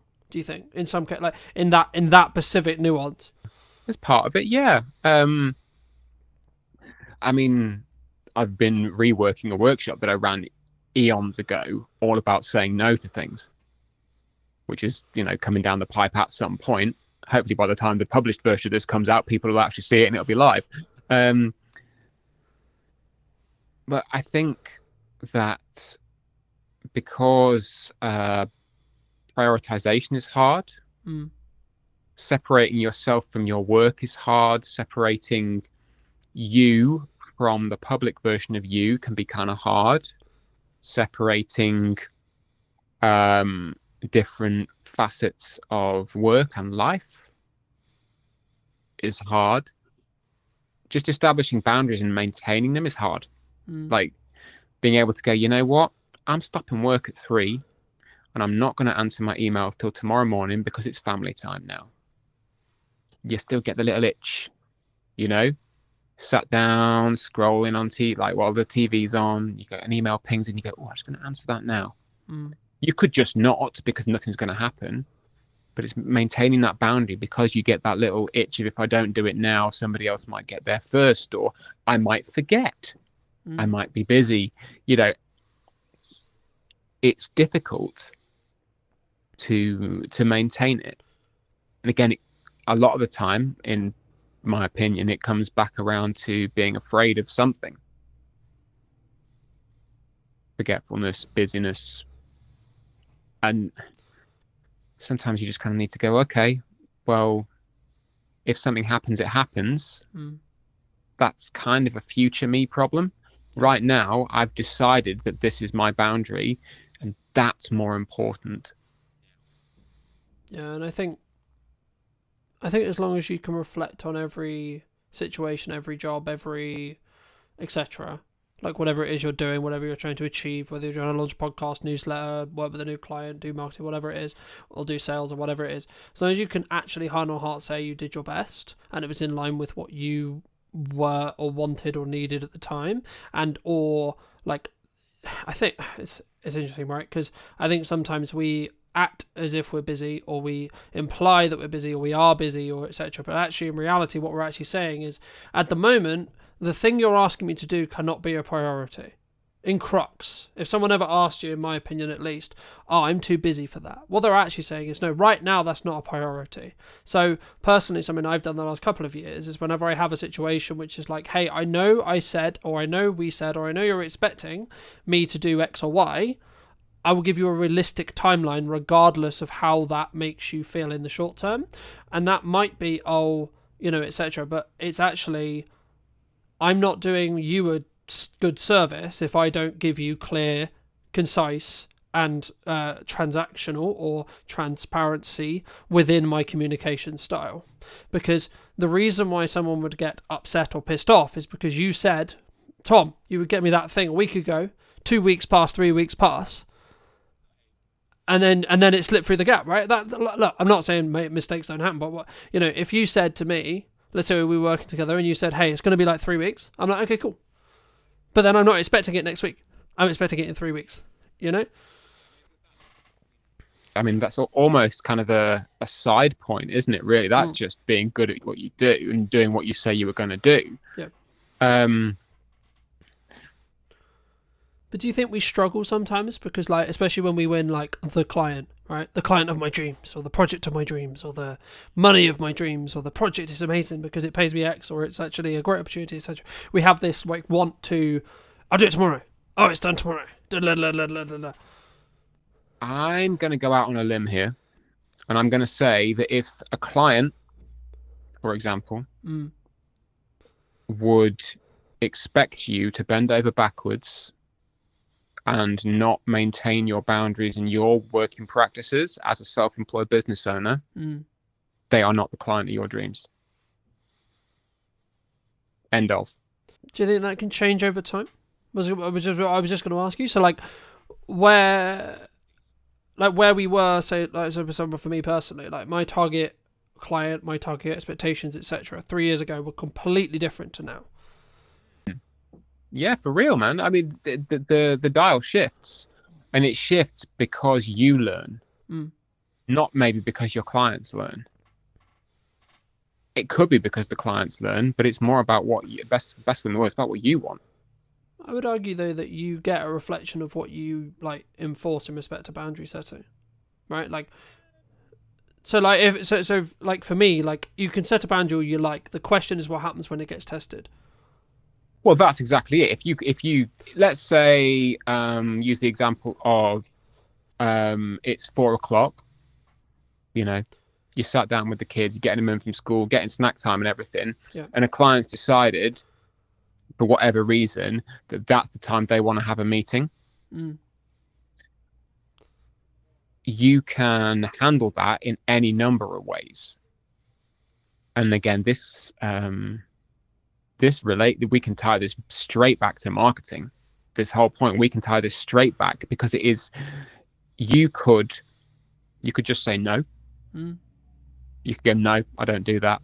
That's crossing my line. You could say, okay, I might flex this once, but I'm going to reinforce it in a way which says it's not happening again. Or you could set it up from the outset by positioning yourself with your marketable material, with your boundaries, with the expectation setting from the off that says, actually, this is never going to happen because my priorities are this. this, and this. Serving you is within those priorities. But this is the line. And as I said before, if their client decides that that's not good enough, they're not your client. Well, yeah, in the nicest way possible, they can go somewhere else, you know. They can go, somebody else will flex for them. Somebody else will flex. And I know that context is everything. Yes, there have been times when I have had to completely smash down my boundaries because the project scope of something has changed. Like, it's happened recently. It was very painful for me. Like, it wrote off days of time, weeks of time that I thought I was going to be able to spend with the family, but I had to do it. I had to because money would have been lost. And in today's economy, at some point, yes, you do need to go. I was going to say, does that come back to kind of what I opened with, which is like, you need to understand what the business is required for you? Like sometimes you need to eat the shit, so to speak. Sometimes, but at the best will in the world, I'm 42 years old. I've been doing this for eons. I ain't eating shit for anybody. I'm not doing it. Yeah. But in this occasion, I went, you know what? The scope of this has changed. You've acknowledged that it's changed and that the work you're asking me to do is borderline unreasonable. But I'm going to do it because A, I'm not a diva.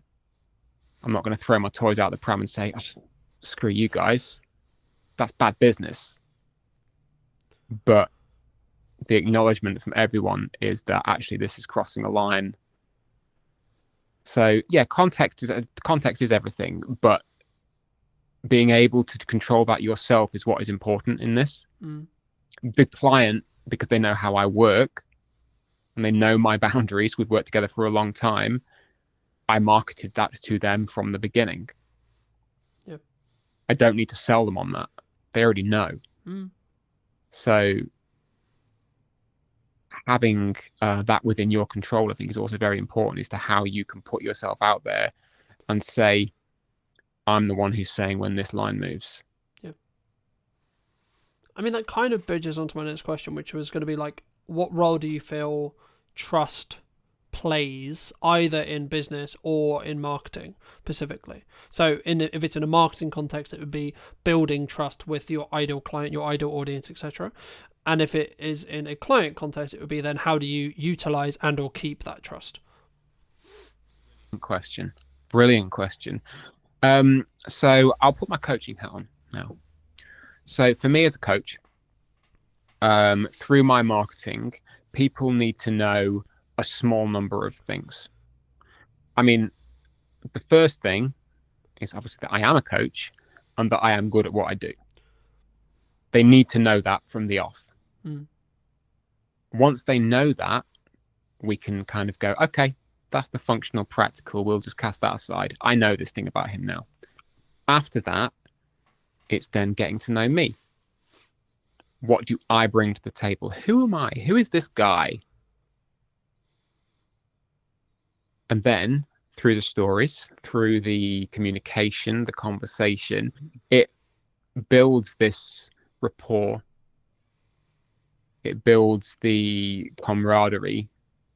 And eventually the camaraderie and the rapport turn into trust. Because that kind of communal safe space has been built through the messaging, through the back and forth on email, through the DMs, through the networking. And somebody knows they could rock up in a one-to-one with you and you'd have a great chat. Because at least the space you hold there together for that 30 minutes or whatever, you've established that and it's good. It does take time. You know, it's not just a case of me going out to people and saying, hey, I'm a coach. I'm really good at what I do. Look, I'm a nice guy. You're a neat guy. So it takes work. It takes a lot of trust in yourself as well to be able to go, you know what, this is what I stand for. This is who I am. And who I am is okay. I don't really need to flex or change or bend for anybody because this is who I am. How that is reflected into work once effectively you have somebody pass the post as we said before, that's just showing up and doing what you do to the best of your abilities. Yep. You know, I hold safe space for people. When we get into a coaching call, effectively this little oblong window, that is our safe space and our boundary. Nobody else is getting in there. Nobody else is hearing what's going on in that space. And I have to reinforce that explicitly. It's not a kind of an unknown, oh, is this safe space? Is this something that people are going to know? It's like, no, I will state it up top. This is what you can trust and expect from this interaction. And the kind of the same goes for the precursor with one-to-ones and emails and everything as well. This is a safe space. I'm not going to go and, publish the ins and outs of a social call I had with somebody on LinkedIn. It might inspire something. Yeah. But it's the trust is never broken in that way of like, I'm going to take exactly what you've said and name you. I think it's different, right? Like, again, it's context, right? Like, being inspired by a action or showing a behind the scenes process, like, for example, for me, like, people ask me all the time, it's like, how do clients feel about the behind the scenes process? Well, like, me sharing production, me sharing how I do it, etc., right? Like, a lot of people, the honest answer is actually they like it. They like that extra exposure. They like seeing it from my point of view. But it's just part of my sales journey, right? It's something that I have a conversation with very early on, and I establish very quickly what kind of project is this, right? Is this going to be a collaborative project where we both win? They get great content, I get great content, and I get paid, happy days, right? Or is it going to be a very stringent, very NDA'd or non-disclosure agreement, very contractual, very show up, get paid, go home, F off, right? Kind of agreement, right? And, I guess, what do I do more of now? Probably the more collaborative side, right? Just the nature of the business, etc. Cool. But that's also, and again, I had a reality this morning, which was the same, which was like, actually the old of me would have been like, this annoys them, but the person I am now is like, no, that's just not me anymore. And obviously I won't go into detail on that specific thing, but it leads on to my next question really nicely, which is like, how do you either help people, or maybe someone listening to this, if they're looking at their marketing or etc., and maybe they want to move into that next stage, whatever that is for them, that next season, whether it's we have a 9 to 5, we're looking to do our own thing, gain our own freedom, gain etc., and all the benefits that come with, but also all the stresses, of course, that come with working for ourselves, and or we've been working for ourselves for 3 years, 2 years, 1 year, whatever, and we're looking to scale up. We're looking to do that scary, we're going to up our prices, change our value perception. What would you say to those people who are, as I say, kind of, I think there's two camps potentially who are listening. A, in a 9 to 5 who are looking to make the jump, or B, maybe they've been doing it, they built good momentum, but they're kind of like, if I up my prices, I'm going to lose on my clients. I mean, that's a very specific scenario, the whole upping the prices, losing the clients thing. And it comes up more often than you'd think. Broad strokes, I would always ask the question, who are you now? And then, who would you like to be? And then, who now can help you become who you'd like to be? And it always comes back to the self, the understanding that the person in the middle of this storm in a teacup, in fact, the teacup in a storm, is you. You're the one who is steering it. You're the one who makes the decision at the end of the day. You have, I have, pretty much everyone we know collectively who is self-employed has had to have that pull yourself up by the bootstraps conversation and go, you know what? I'm leaving my job.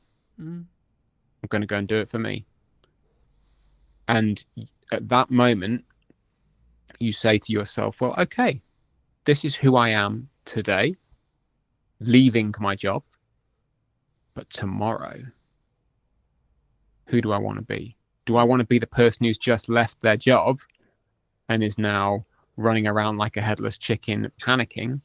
Or do I want to be the person who has gone, I've started something new? Yeah.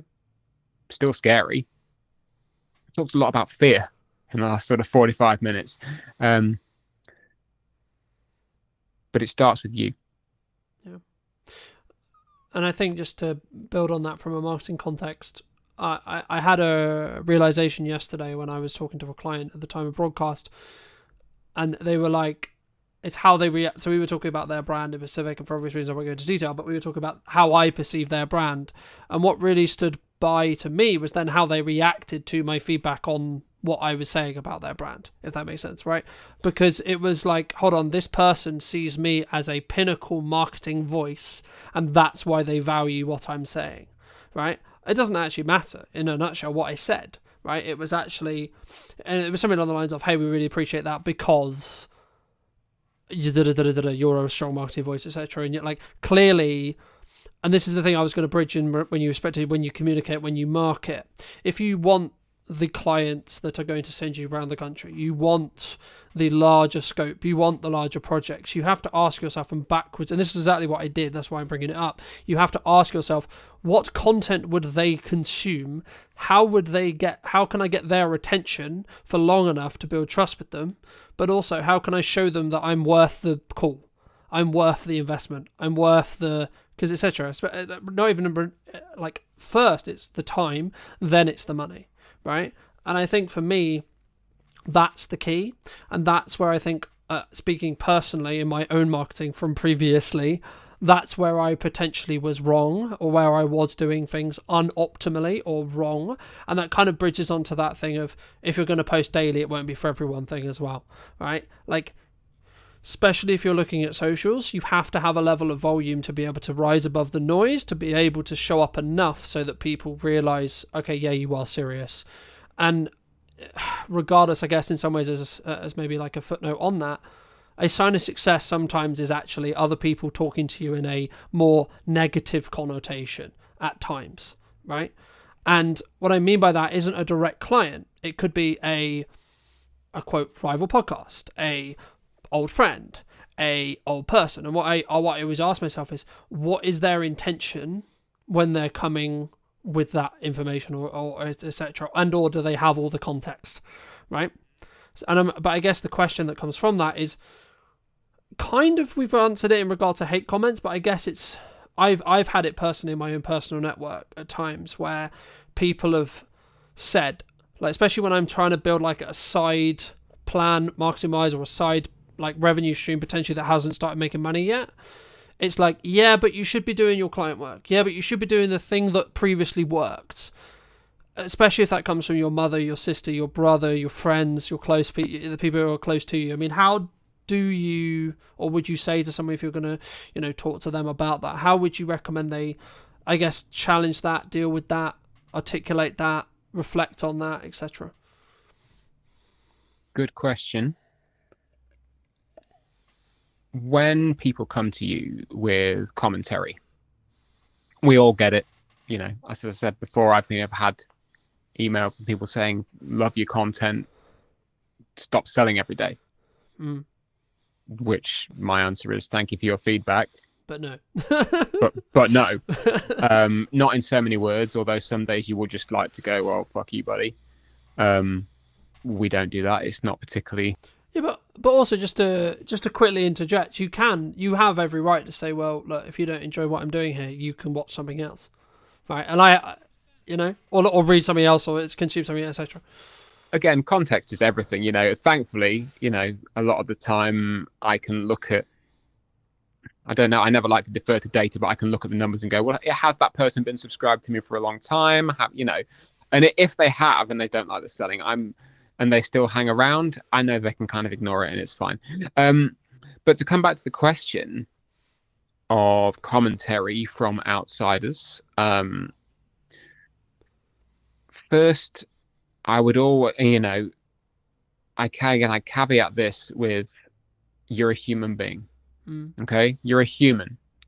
Humans react to things in very, very funny ways, whether or not you are a trained coach who knows how to be impartial, or you are a rocket scientist or an astronaut who is actually trained to be out in space when things are on fire. People react to things in very, very funny ways. So if somebody comes to you and says, "Oh, are you really enjoying what you do? Surely you'd just like to get a regular job." There might be no intention behind that whatsoever. It might be an innocent question. Or it could be them going, "Actually, I see that you've not made any money for 3 months and it looks like you're struggling a bit. Is there another option for you out there?" Or, just to quickly interject, or it might be, shit, you're doing better than I thought you were going to do. Please go and get a job because it makes me feel better about not pursuing something. I mean, personally, I've never experienced that. If it was ever to happen, brill, because obviously somebody is seeing a margin of success and they're then envious, what have you, But again, as we said before, how you receive what you're putting out into the world kind of ain't on you. Yeah. Or how someone else received it, should I say. But being able to open the conversation is important. Yeah. If the conversation is worth having. Sometimes it's just not worth having. Someone coming to you and saying, "Oh, looks like it's a bit of a difficult one, should you not have just stuck with X, Y, and Z?" Or, depending on who they are, what they know of you, what they've learned through your conversations, communication, family member, client, ex-client, audience member, whatever. Yeah. Sometimes the conversation is not worth having because it just opens you up to expending your energy in a place where you're going to get no return. Sometimes it is worth having in that it's a learning opportunity for you, and that you can then potentially bring someone on side, or have them as a contrarian. Everyone loves a contrarian. But that, because again, they can teach you things. Yeah. And that then immediately weighs into, well, if somebody is being a contrarian and at some point they could potentially become a client, now I can learn something and I can then talk to them better. Yeah. And well, that's what I was going to add. I think it's really contextual, but like for me, if it was maybe someone you connected to personally, like family or someone really close to you, in the nicest way possible, you need to, like, I always strip that line personally where I want to make sure they're heard, but also in the nicest way possible. Again, it goes back to that, it's not really your concern, right? Like, what I do with the business in the nicest way possible, unless they're like directly involved in it. But like, if it's just like my mother, or like, and this is not aiming at any of these people, like, but just examples, right? If it's my sister, or if it's my brother, or it's my mother, or girlfriend, etc., boyfriend, so on. Normally it comes from a place of care. Normally it comes from a place of, hey, shouldn't you be doing something that pays money, right? Or shouldn't it be like, in some ways they're saying, actually, hey, that thing you're currently doing, I don't personally believe it's going to do what you think, right? Because they look at the evidence, and it's ironic because at the start of a business, when I remember when I was having the idea of Brand Media in my head, I was like, everyone was saying to me, "Oh no, go get a job. Oh, it's not going to work because you don't have the track record." But now I have the track record of making it work across the period of time I've made it work. I'm like, I just personally ask myself, is this going to move what I'm trying to do faster, forward, or is there a level of learning that can happen, or both, right? And when I ask myself, I mean, I'll give you an example. At the time of broadcast, it's incredibly busy with client work. There's lots going on, blah, blah, blah, blah. And I'm like, okay, nearly every single day is uncomfortable.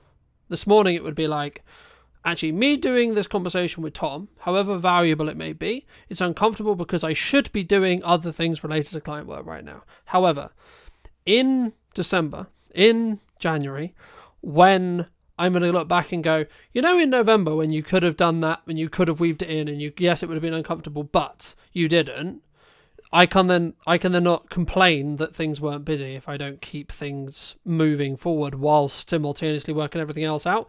And I need to be okay with the fact that for me personally, I'm like, okay, cool, this is uncomfortable, but it's temporary, right? Me being uncomfortable right now is what is required of me from November. Okay, cool. So when we get to December, it will naturally become, because Christmas coming up, people are spending time with, so on, right? I'll naturally have that release. So actually, me leaning into this comfortability is a learning opportunity. Yes, it's uncomfortable, but it will be a learning opportunity to go, okay, well, what is too much for me? Do you think people sometimes, I guess, stop before they hit that glass ceiling? Because I've always been of the view of you're maybe one email away when things are harder, especially looking at the current quote climate, right? Where people are like, oh, you're one email away, you're one post away from the opportunity that completely changes your business. Or your life in some ways as well. Oh, absolutely. You know, you never know what's going to come around the corner. You never know. Because you are never around the corner till you are round the corner. I have hit the wall a number of times. Overloaded with work. Overloaded with life. You know, bogged down by terrible employment, you know, whatever. And again, this cycles back around to understanding who you are today and who you would like to be tomorrow. It comes around to a boundary. You could say, okay, well, heart of hearts, this is what I want, this is my boundary, and this is what I'm going to stick to, having not lived it. And that's okay. You'll never know if it is or not because you've not lived it. You know, again, context is everything. I can safely say that I never want to be without a pair of shoes and having to live outdoors. I've never done that, but I'm pretty sure I can say that I never want that to happen, you know? Yeah. But things like saying, actually, I never want to be in a position where I am, quote unquote, too busy. I never want to be in a position where clients demand of me more than my time is, you know, more than my capacity. Because at that point, I've then lost a boundary. I've then, I've given away a little bit of me, you know? I've devolved something or dissolved something which I've worked so hard to put together because I've lived it before and I know that I don't want to be in that place again. So it takes a lot of consideration to uphold those things, you know, whether it's sending daily emails, whether it's posting daily on LinkedIn, however you do it and the message you put into that. It all comes from who am I today and who do I want to be tomorrow? Because you know that you can do it in a way which allows you to hold on to that stuff. I think maybe if we start to take our eye off that a little bit, it happens with humans. I do it, you know, now and again. I'm not perfect. Yeah. Far from it, you know. If you've got long form content, and this is why you and I, or all three of us, love long form content, is that you have so much more opportunity with it. If you've put it through, I don't know, Riverside or whatever, and you've got yourself 50 clips, why would you not put all those 50 clips out? For people who maybe don't know you, what starting advice would you give them if they're looking to build their, I'll use your terminology, ecosystem, right? Or they're looking to start out on video? What should we do? First people advice. What are you trying to achieve? All right. What do you want to do? Because we're never going to tell you to do something you don't want to do. What we are going to say is, though, regardless of those things, you do have to lay your foundations down. And this is something that a lot of businesses don't do. If you were going to give advice to either yourself 10 years ago or the other person 10 years ago, what would you say? Be memorable. Be as memorable as you can be. And if you think you're boring, you possibly are, I'm not being rude, but that will be memorable in its own way. You can still find your audience. Hello, my friends. Welcome back to a brand new episode of What's Missing in Marketing Today. Today is going to be a bit of a roller coaster, I think deliberately. Today I'm with Alan and Emily from Yellow Tuxedo. Welcome to the show, guys. How's it going? I just can't believe you've got us back for a podcast all these years later after knowing the first time. It was great. I loved the first one, so I thought we'd want to do it in person this time. It's just, you know what? It's just exciting. We like talking about what we do. We like chatting with other people. So this really is a kind of a no. And we let you out of the house.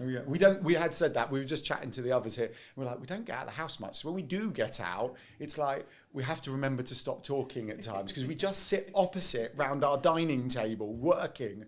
So yeah, it's like we've escaped. I love it. I can't wait. But before we get into it too much, what do you both think? It might not necessarily be the same thing, but what do you think's missing in marketing today? Do you want to go first? No, you can go first. No, because we have this conversation quite a lot. And I think in terms of what's missing in marketing is simply the human touch. And I think we've got to the point now with a lot of small business owners where it gets quite formulaic because this is like how you market your business. And we forget sometimes that actually to be a bit more human, to realise to talk to people on a two-way street. You're really good at that, aren't you? Yeah, well, yeah. I think you just basically handed it over to me because you ran out of what to talk about. Yes. I think there's two things, actually. I think there is that human touch. There's still there's a large desire to broadcast. Let's broadcast. When actually the conversation needs to happen. We still, audience growth is what we're talking about. And I think audience involves an interaction. I mean, this is all buzzwords, but the principles sound, right? So we want as businesses to grow an audience of people who want to follow us, fans of our brand and everything else. So human kind of touch is an important part of that. And you see that, I'm not going to diss any social media platforms, particularly LinkedIn, but LinkedIn's very broadcasty. I've done this. And you sometimes go through the comments and they might have 5 comments and they've replied to 1. And it's like, take the time to reply. We're all busy. Take the time to reply. The other thing I think's missing, and human connection is like the big thing, like this art, that's what we call it in Yellow Tuxedo. The other thing is what we call and. It sounds stupid. But I think so many people think they can do one thing. It's like, I'm just going to go networking. I'm just going to do LinkedIn. I'm just going to go on Instagram or TikTok. And you know what? For an extremely small percentage, that will be fine. For everyone else, it's what else are you going to do? I'm doing this and I'm doing that. And one of the kind of realizations, I'm gonna pick on LinkedIn a little bit. I'm okay with it, right? But it just gives some very good examples. But you see the LinkedIn kind of coaches, they go, oh, LinkedIn's this, I'll teach you to that. It's brilliant. I did this one post that got me 5 leads and all of this, but they're also on TikTok, on YouTube, on Thread, and that's fine, right? And when I say and, it's not just about and other social platforms, it's and collaborations, and macro, and email, right? You have to do more than one thing. And now, I won't mention names, but we were chatting to an owner of a networking group where I'm really gutted, I can't remember the numbers, right? But they said quite a large amount of people had left recently. And of that amount who had left, a large percentage had left because their business had closed, right? Sad times for them. But in talking to them, the vast majority had only gone networking. There was no, I nearly said online ecosystem, but I got punched under the leg because it was like straight in with our jargon. But there was nothing else for the people they were connecting with to explore. And in this very modern world where we jump from platform to platform, we consume email, even WhatsApp, right? We've got a WhatsApp group off of the Funpreneurs Big Day Out this year, in June, but people are still chatting from that day. And we all work in different ways. So we have to accept that people work in different ways. Yeah, I think that's really important because when I pivoted in May, as you may have seen the post, and I was doing certain things, like when we first met, really, really well. I was doing lots of things, but I was doing them really badly, right? And then through lots of things, I pulled back on loads of stuff. I was like, right, what do I actually want to spend a lot of my time doing? What do I think is actually best suited to the business? And what can I personally do to give the best, right? To give my best. Anyway, fast forward to 2025 May, I basically then decided it's going to be yes and strategy. So as long as I can continue the consistency and everything that I'm sure we're going to get into and do it well, it will be yes and. Yes and a live stream, yes and a podcast, yes and content, yes and reviews, yes and an unboxing, etc. And the key that I found was that's why I'm now successful. That's why I'm now busy, right? Yeah. It's not just a binary, oh, someone saw me at a networking meeting and that's why, right? I personally only do content now, but that's just because of just the nature of the business time and leveraging. It's efficient for you. It's efficient. It's Right? totally efficient. That's why I love the fact when you said we're going live in this one today. I mean, absolutely. Why would you not? And if you can get past the confidence of being live on camera, you do that when you're talking to your customers directly. You don't go, sorry, can we just record this and send you this to you? You know, you would have that conversation. You'd have that in a shop. You'd have that in an office. So doing it as a live stream is so efficient. You get people who are watching live now, hopefully, lots of you. Thank you. Mum. Hi, nice. Hi, Mum. Can't even get onto an internet, let alone. That is true. But you do. But then you've got the content after that. Then you're going to slice and dice it and do what you do best. Why would you not be efficient like that? It makes total sense. People asked me the other day, they were like, why do you just not live stream it? And I was like, well, I want my source. I want to add, I want to have the trailers on the front end. I want to be able to multi-cut it. I want to, etc. I want to be able to either utilize AI or do my own clips, etc. And I think you can, like building off our original point at the beginning, I think you can do all of it, right? When should someone not though? Because we're talking as season pros, right? We're people who know we can do content quickly, right? We can distribute quickly. We can articulate quickly. We can articulate well. We know what we're doing. That isn't everyone.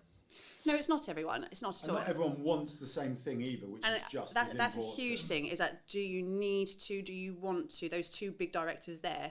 But also, you're right, we are in the marketing sphere. You are in the market. It's Just for the record. we're online visibility We're specialists. online Of course. visibility. We're not marketing. And that's a very we're big online thing. And visibility. we Don't have, use the dirty word. No, marketing's a thing, right?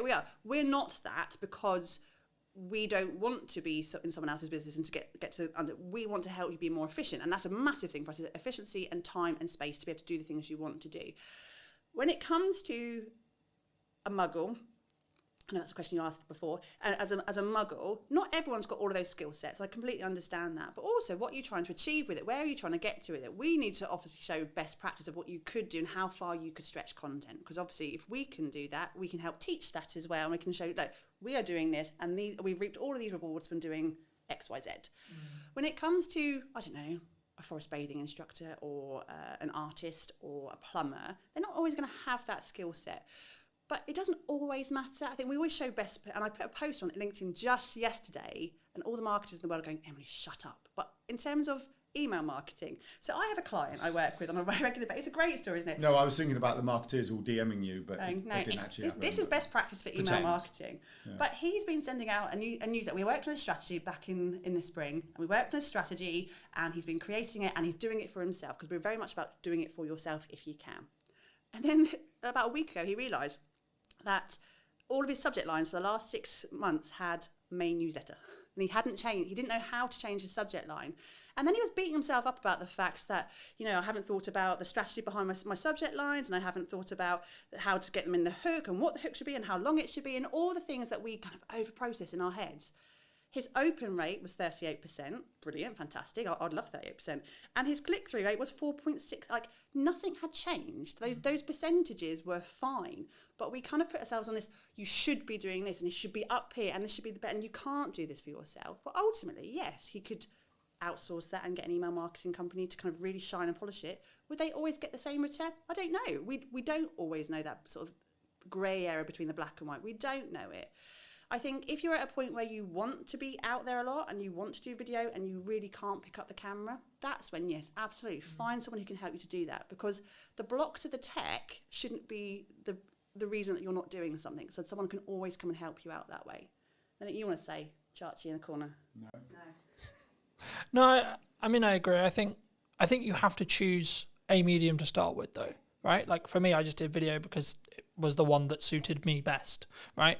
Now, you would say, and I would say, I need to be doing more. Yeah, absolutely. But I need to be doing it more sustainably, right? So when I do email marketing, I'm going to do email marketing in my way properly, right? When I do blog writing again, it will be properly. I've tested it. I know what I'm going to do. I know how I'm going to do it.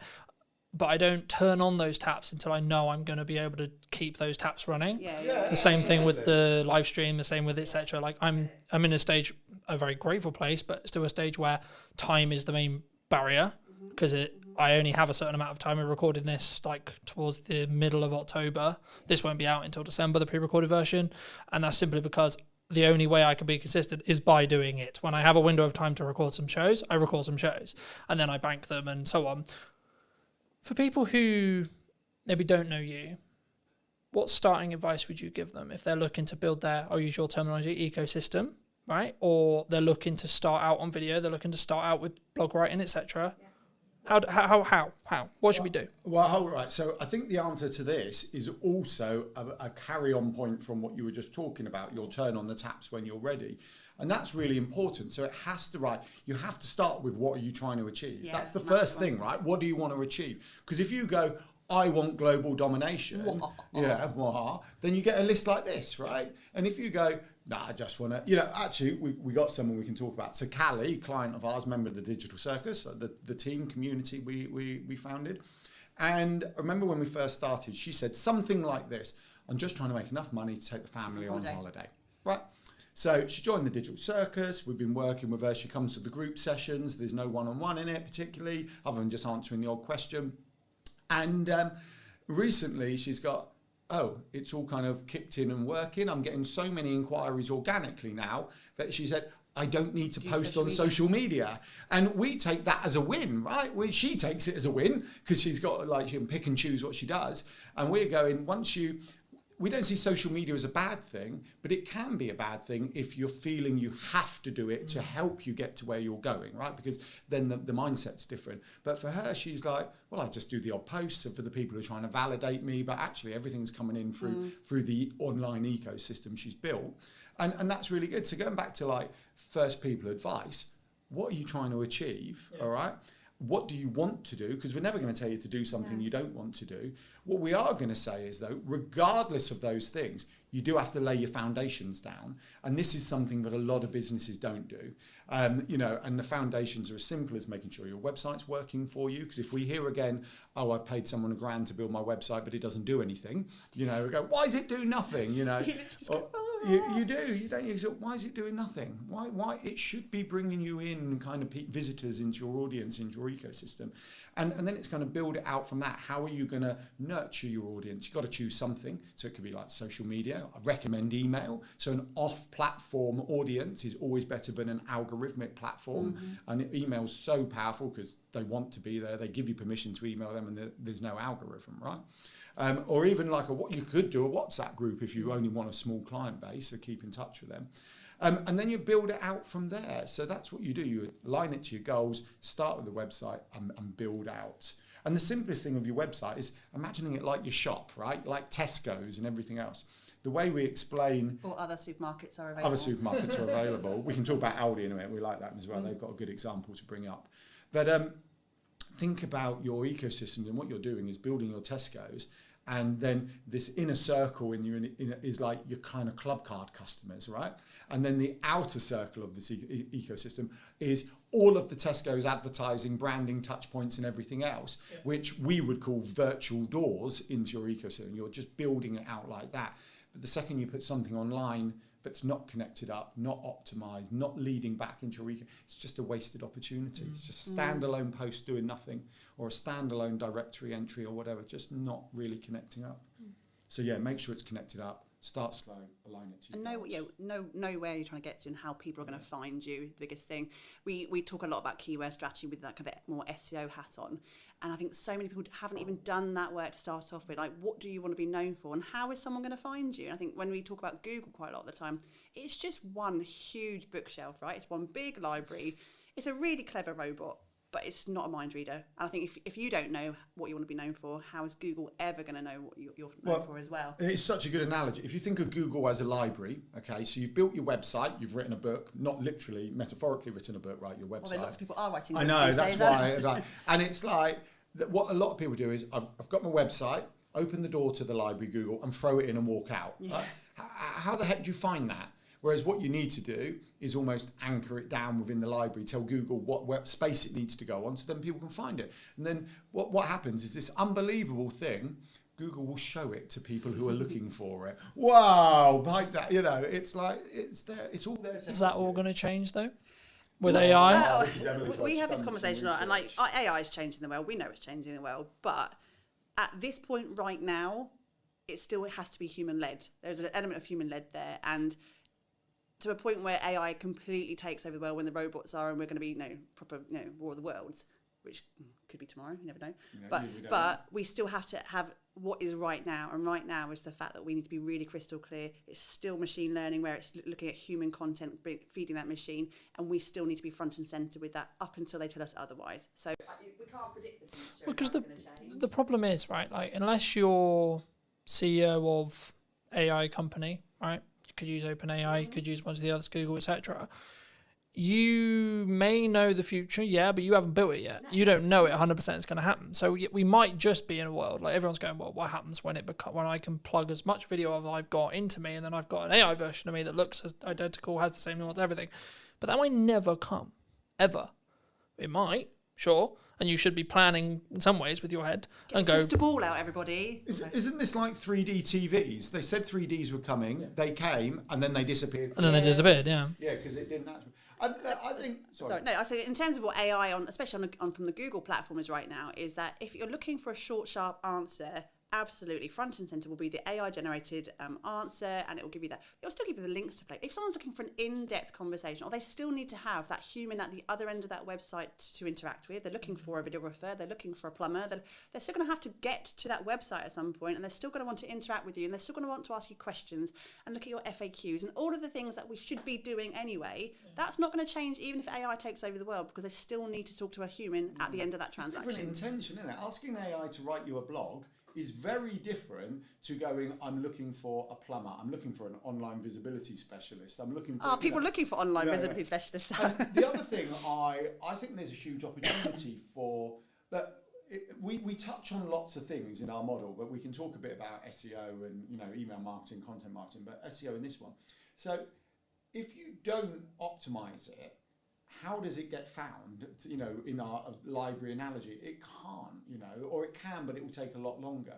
The other thing is I saw a fascinating post about AI shopping, which, to be honest, I hadn't quite explored until I read this post. And it was like the opportunity for the small businesses from AI shopping, because the AI is using different search terms. So when you go local glasses to me or something like that, rather than it going glasses, it's going best glasses for 2025 in Hampshire and things like that. So it's using broader search terms, which is the world of the small business, because the big businesses own all the short tail keywords. Our small businesses, we want the long tail, because we get a narrower audience who will be more engaged because we're answering their search query.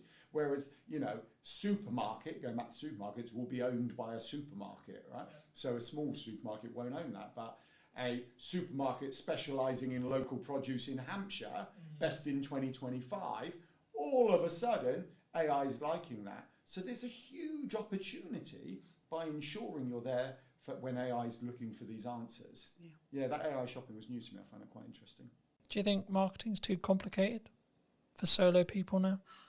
We make it complicated. I think business is complicated. Flipping It's so much bloody noise, isn't it? This is why we started our business, is the fact that it's a really noisy space. And my LinkedIn or Instagram or Facebook or TikTok now is filled to the brim of adverts for marketeers who are telling you what you should be doing, or buy this here. And like, I don't bloody well know. I don't know. Like, it's too much. And if you are a muggle type person who's not really into marketing, it can feel really overwhelming. It can. I get overwhelmed, and I know what we should be doing. I feel it oppressive is what I've been saying. Yeah. It's like if you're a business owner, like small solopreneur, freelancery type business, I feel that the kind of narrative and noise is like an oppressive cloud of you should be doing this. Yeah. And you've got, people like, I'm trying to think of big business, Alex Hormozy, Gary Vee, the big influencers going, you need to do this. You've got coaches on LinkedIn going, you need to do this. You've got marketeers telling you to do this. Yep. We're telling you to do something. And it's like, which one do you listen to? Because some are similar, some are not. It's like, it is. And I think it really is simple. You can extrapolate as much as you want. You can be really simplified. You can do everything like we were talking about earlier. You can do all of the things. No one can tell you you're wrong to do that. That's why I always get quite frustrated when you hear the influencers just do one thing and do this. Well, that's fine if it works for you, but you may want to do more. And if that's out, fill your boots, crack on, do you. And I think what's missing these days is that we're so focused on the structure of marketing that we forget the creativity of marketing. And like, I look at our social, or not ours, we look at other people's social media, and it's like really transactional. Small business world is, I have a thing to sell, buy my thing, I'm going to target my ideal client, talk to my ideal client, and hopefully you buy my thing. But you look at the big brands, like we were talking about Aldi before, weren't we? Or any other big, they're so creative and fun and not taking themselves seriously, or just connecting with you on that human level. They don't overthink the fact that they haven't done 5 LinkedIn posts this week and done this over there and sent that email. They don't do that. So we need to actually look at those bigger brands and go, how can we make our life simpler, show up the way we want to show up, and stop worrying about the fact that, TikTok's done this new algorithm change this week, and that's done over there, and that person's telling me to do this, and I should do this. Like, breathe. just breathe and do you. Done's better than perfect any day of the week. Well, that example of the email Exactly done, he got it out ultimately. The message in his email was brilliant. He still got people clicking through in that email. Yes, he could have been shiny with a really profound, opening statement. I got really excited on our email. So we send a weekly newsletter on a Thursday. It's a kind of, we share some thoughts on kind of the business world and what we do, with some hints and tips and some other, and community news and blah, blah, blah, it goes out. And I started adjusting the subject line, and I noticed the open rate went up by 10%. I'm like, Emily, I've worked out how to increase a 10% open rate. You had it. No, I hadn't. And so the next week I followed the same formula, 10% increase, next week 10%, week after 10%, and then week after, same thing, no, back down to normal. So I was like, well, hold on, what's going on here? Look, the 6 weeks that it had gone up with the 6 week summer holidays. So we'd increased the 10%, So the point is, the subject line did nothing, but the summer holidays, people were sitting there reading our email who were usually rushing around. And it's like, that's fantastic. But there's me thinking I was really clever, securing the best kind of subject lines ever, taking ours up from about 38 to 48, when the reality was, it was just the summer holidays, which is good. I think people, they don't, because sometimes people use it as an excuse, right? I'm slow because it's Christmas. I'm slow because it's the summer. I'm slow because da-da-da-da-da. But then I have a conversation with someone, and I'll just use MySpace as an example. So I have a conversation with a videographer. They'll be like, I haven't had any jobs in, things are really slow. Da-da-da. I was like, okay, but when did you last show your work? When did you last write a blog? When did you last make a YouTube video? When did you make a passion project? So on, so on, so on, so on. And I guess there's a level of a self-accountability that you need to have yourself. So like for me, regardless how busy I am, Brunton Media will be the top paying client in respect to my output, because I know, unfortunately, right or wrong, some clients will still work with me. Other clients will choose to go different ways, go different paths, whatever. So I need to make sure there's a bloodline constantly, refilling that pipeline. And even though now, as the time we record this, I'm basically not looking for any more work to a 25 at all. Not really at all. But grateful place to be. But I still should be having the marketing turned on so that when we hit 26, I'm busy still. Right? It's not going to be magic. It's not going to just appear. And I guess that leads into a question of like, is it just doing those things and building those reps that you like, I'm going to commit to doing video because I love video, I love etc. Or I'm just going to do email, etc. And do we sometimes get dragged away from shiny things? Like, oh, shorts are really strong right now and I need a podcast. And everyone's got a podcast. And then people are doing live streaming and da-da-da-da-da. And that's the conversation we have so often with our clients, especially clients within Digital Circus as well, is that there is no magic bullet, right? There is no, but what you do need to do... There isn't a magic bullet, realistic. I know we've said and we've said human connection. It's doing the bloody work. It's just working hard, right? And like, you can, like, we're all adults, well, majority of us are adults, a lot of... Hello. Adulting is the biggest con in the world ever. Well, we can tell. We have a structure and it works for us, right? And we're not going to say it doesn't work because we spend a lot of time doing those things. It does take time. And yes, there are 2 of us, I get that. But it still takes time. We still run a family around it. We still try and do other things. We have to make twice the wage. We have to make twice the wage in our business. There is no plan B. So we have to do the work. And like, I can repeat it over and over to someone going, yeah, but you haven't done that. And you keep saying, I will get round to it.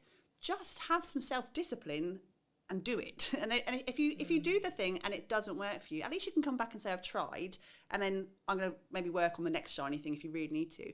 But until the point where you just sit down, commit and go, this is going to take time. I have to find the time in my week. I only have these amount of hours in my day, but I'm going to have to sit down and do it at some point.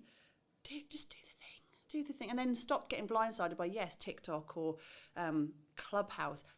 Is Clubhouse even still alive? No, it's not, is it? But we all run to it. But it's okay when it fills a space, because we know people who did quite well out of Clubhouse. Of course, but it's fine. But it's not long. Thing is, I think it's a bandwidth thing, though. Right? Like I had this conversation with Chris a couple of weeks ago. We were talking about like you should be doing the authenticity, the add value piece, etc., stuff like this. But if you can trend jack on top of all of that, then absolutely you bloody should. Right? Because it will add into your overarching the number of views I can obtain, which means conversion, blah blah blah blah. But if it's to sacrifice the value add, just can it off, don't do it. Right? Is my view, and it's purely a bandwidth question, and that's why I think you've got to have some level of tough love either from someone else or yourself, which is I think what you were talking about like you've just got to get it done. Right? I don't think.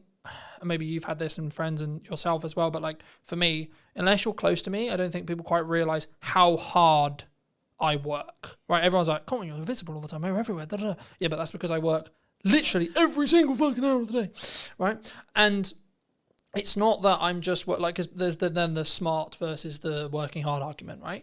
But the thing is with AI, if you're working smart hard for the same amount of hours I am, and it's just compounding on top of it, right? So I think it's not just a binary of, oh, I use AI and then I can go and chill for the 5 hours, right? Because it saved me 5 hours. What you should actually be doing is, it saved me 5 hours, so I can do 5 hours more work of the work only I can do, right? And then you actually 5 times more or etc. Right? Yeah, or the thing you love, like within it. So, networking's a great example, and it's like, actually even driving here, so we live half an hour away, and we're chatting to you for an hour, let's just say.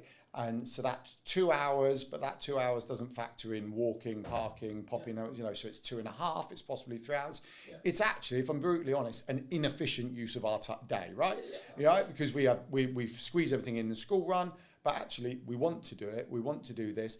And those systems, those automations and the AI, whatever you're doing, allow the things you want to do to happen. So yeah, whether you're replacing it with something else or adding more in, or you're going, actually, I just want to talk to people. So I was chatting to an AI guy, James, I met from Ireland the other day, and we were talking about an AI CRM that looks at your entire online Stop presence. giving the idea away, because someone's going to go and build it. Yeah, and but we're I'm quite gonna miss happy that someone one. else built. We're not about to build it, right?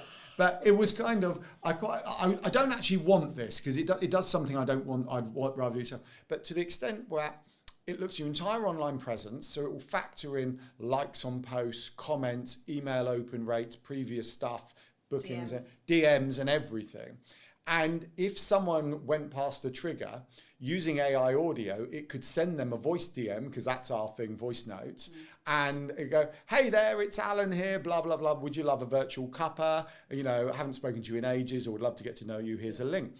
And as much as I would feel that's not quite cool, what that would actually allow me to do is just focus on the chatting to people rather than working out who to chat to. And I really like that idea. I don't know how happy I would be with it sending a voice AI note, but we've played with it. At least to trigger who you need to go and send a message to. Absolutely. So if someone wants to build that, just give us a shout when you've done it, because we've got other things to do, like go on adventures, take people to Palms Park for the day. We have to talk about some fun stuff at some point.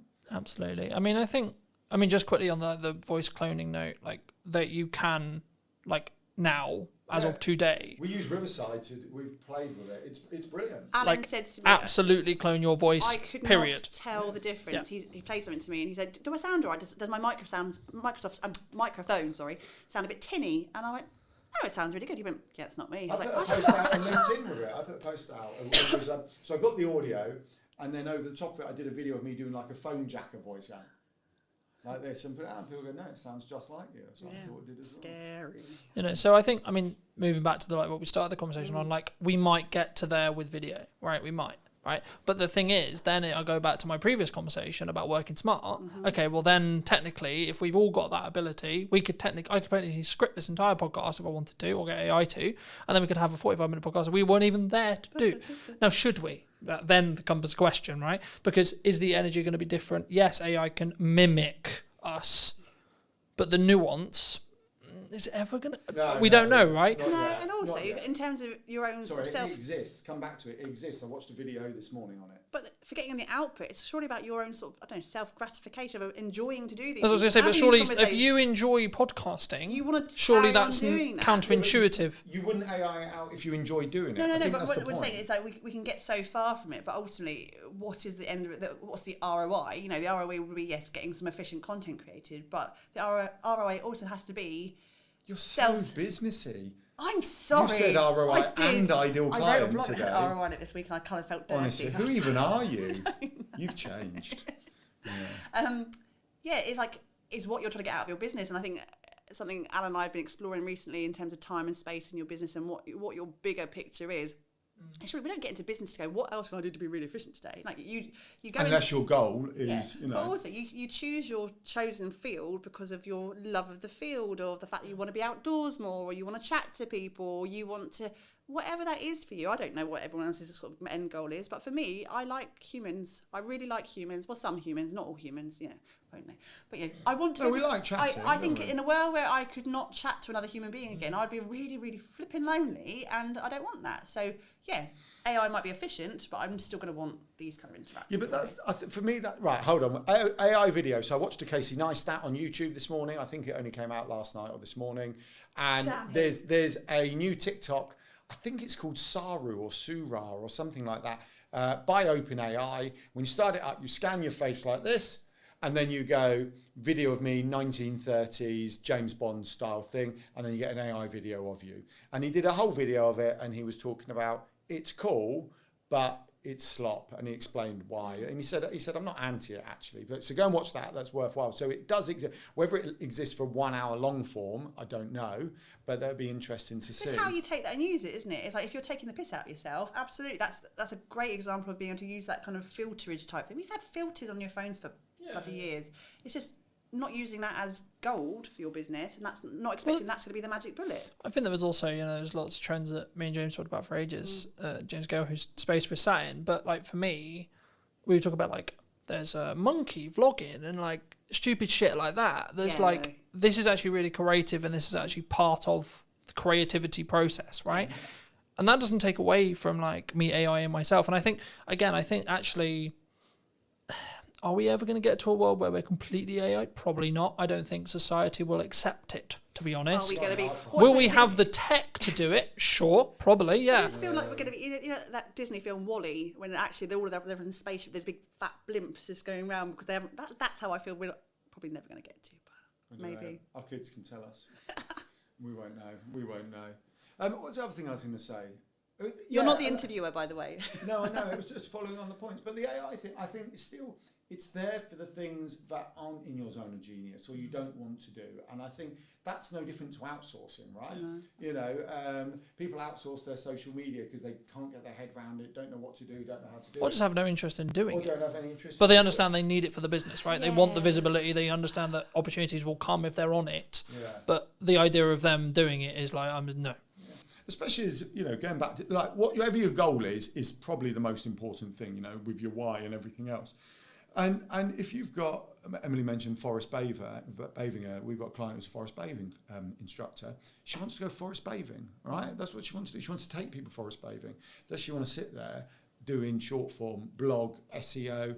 Probably not. No. So why would you not utilise what is about to do it? Now, we always say to a certain extent you should still input, because actually if you truly outsource your social media, it's never going to be you. It's never going to be you, right? It's really difficult to get it right. And actually, AI would probably be more you than outsourcing it to an individual, right? A human being, which is... Especially if you become skilled at training AI, yes. Right? Which is the important element, right? Yeah. A lot of commonalities is people open ChatGPT, Perplexity, Gemini, whatever you're using, and go, write me a social media post for X business, right? And then they're like, why does it sound robotic? Why does it sound weird? Because what they're not doing is saying, here's stuff I've written, here's what I've said, here's my terminology, here's the words I use, here's the word I don't use, etc. And then once you do that, it's like, well, it actually will be pretty close. You should tweak it, and you should read it, and you should adapt it, right?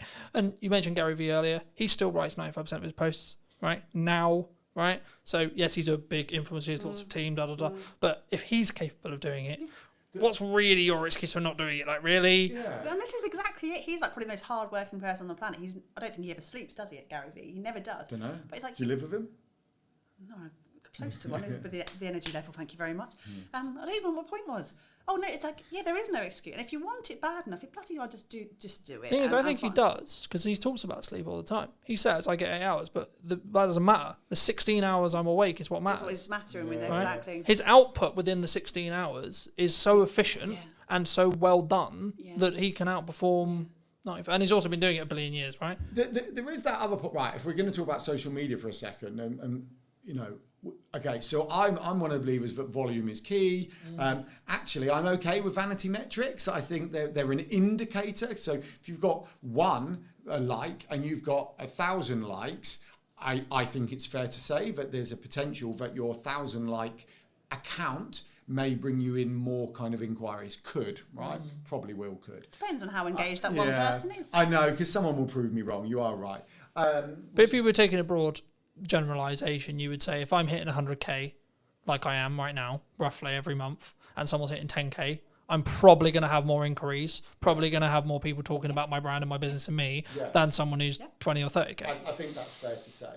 What was my point? But I think one of the challenges, especially if we're going back to small business owners, solopreneurs, is the long post, right? A lot of posts are long, whereas going back to Gary Vee, lots of his are extremely short, and they're a repurposed piece of content. They're not fresh content. They're a video he did 5 years ago that whether he's got AI editing it or he's got an editor editing it, he's bringing back out, he's repackaging and everything else.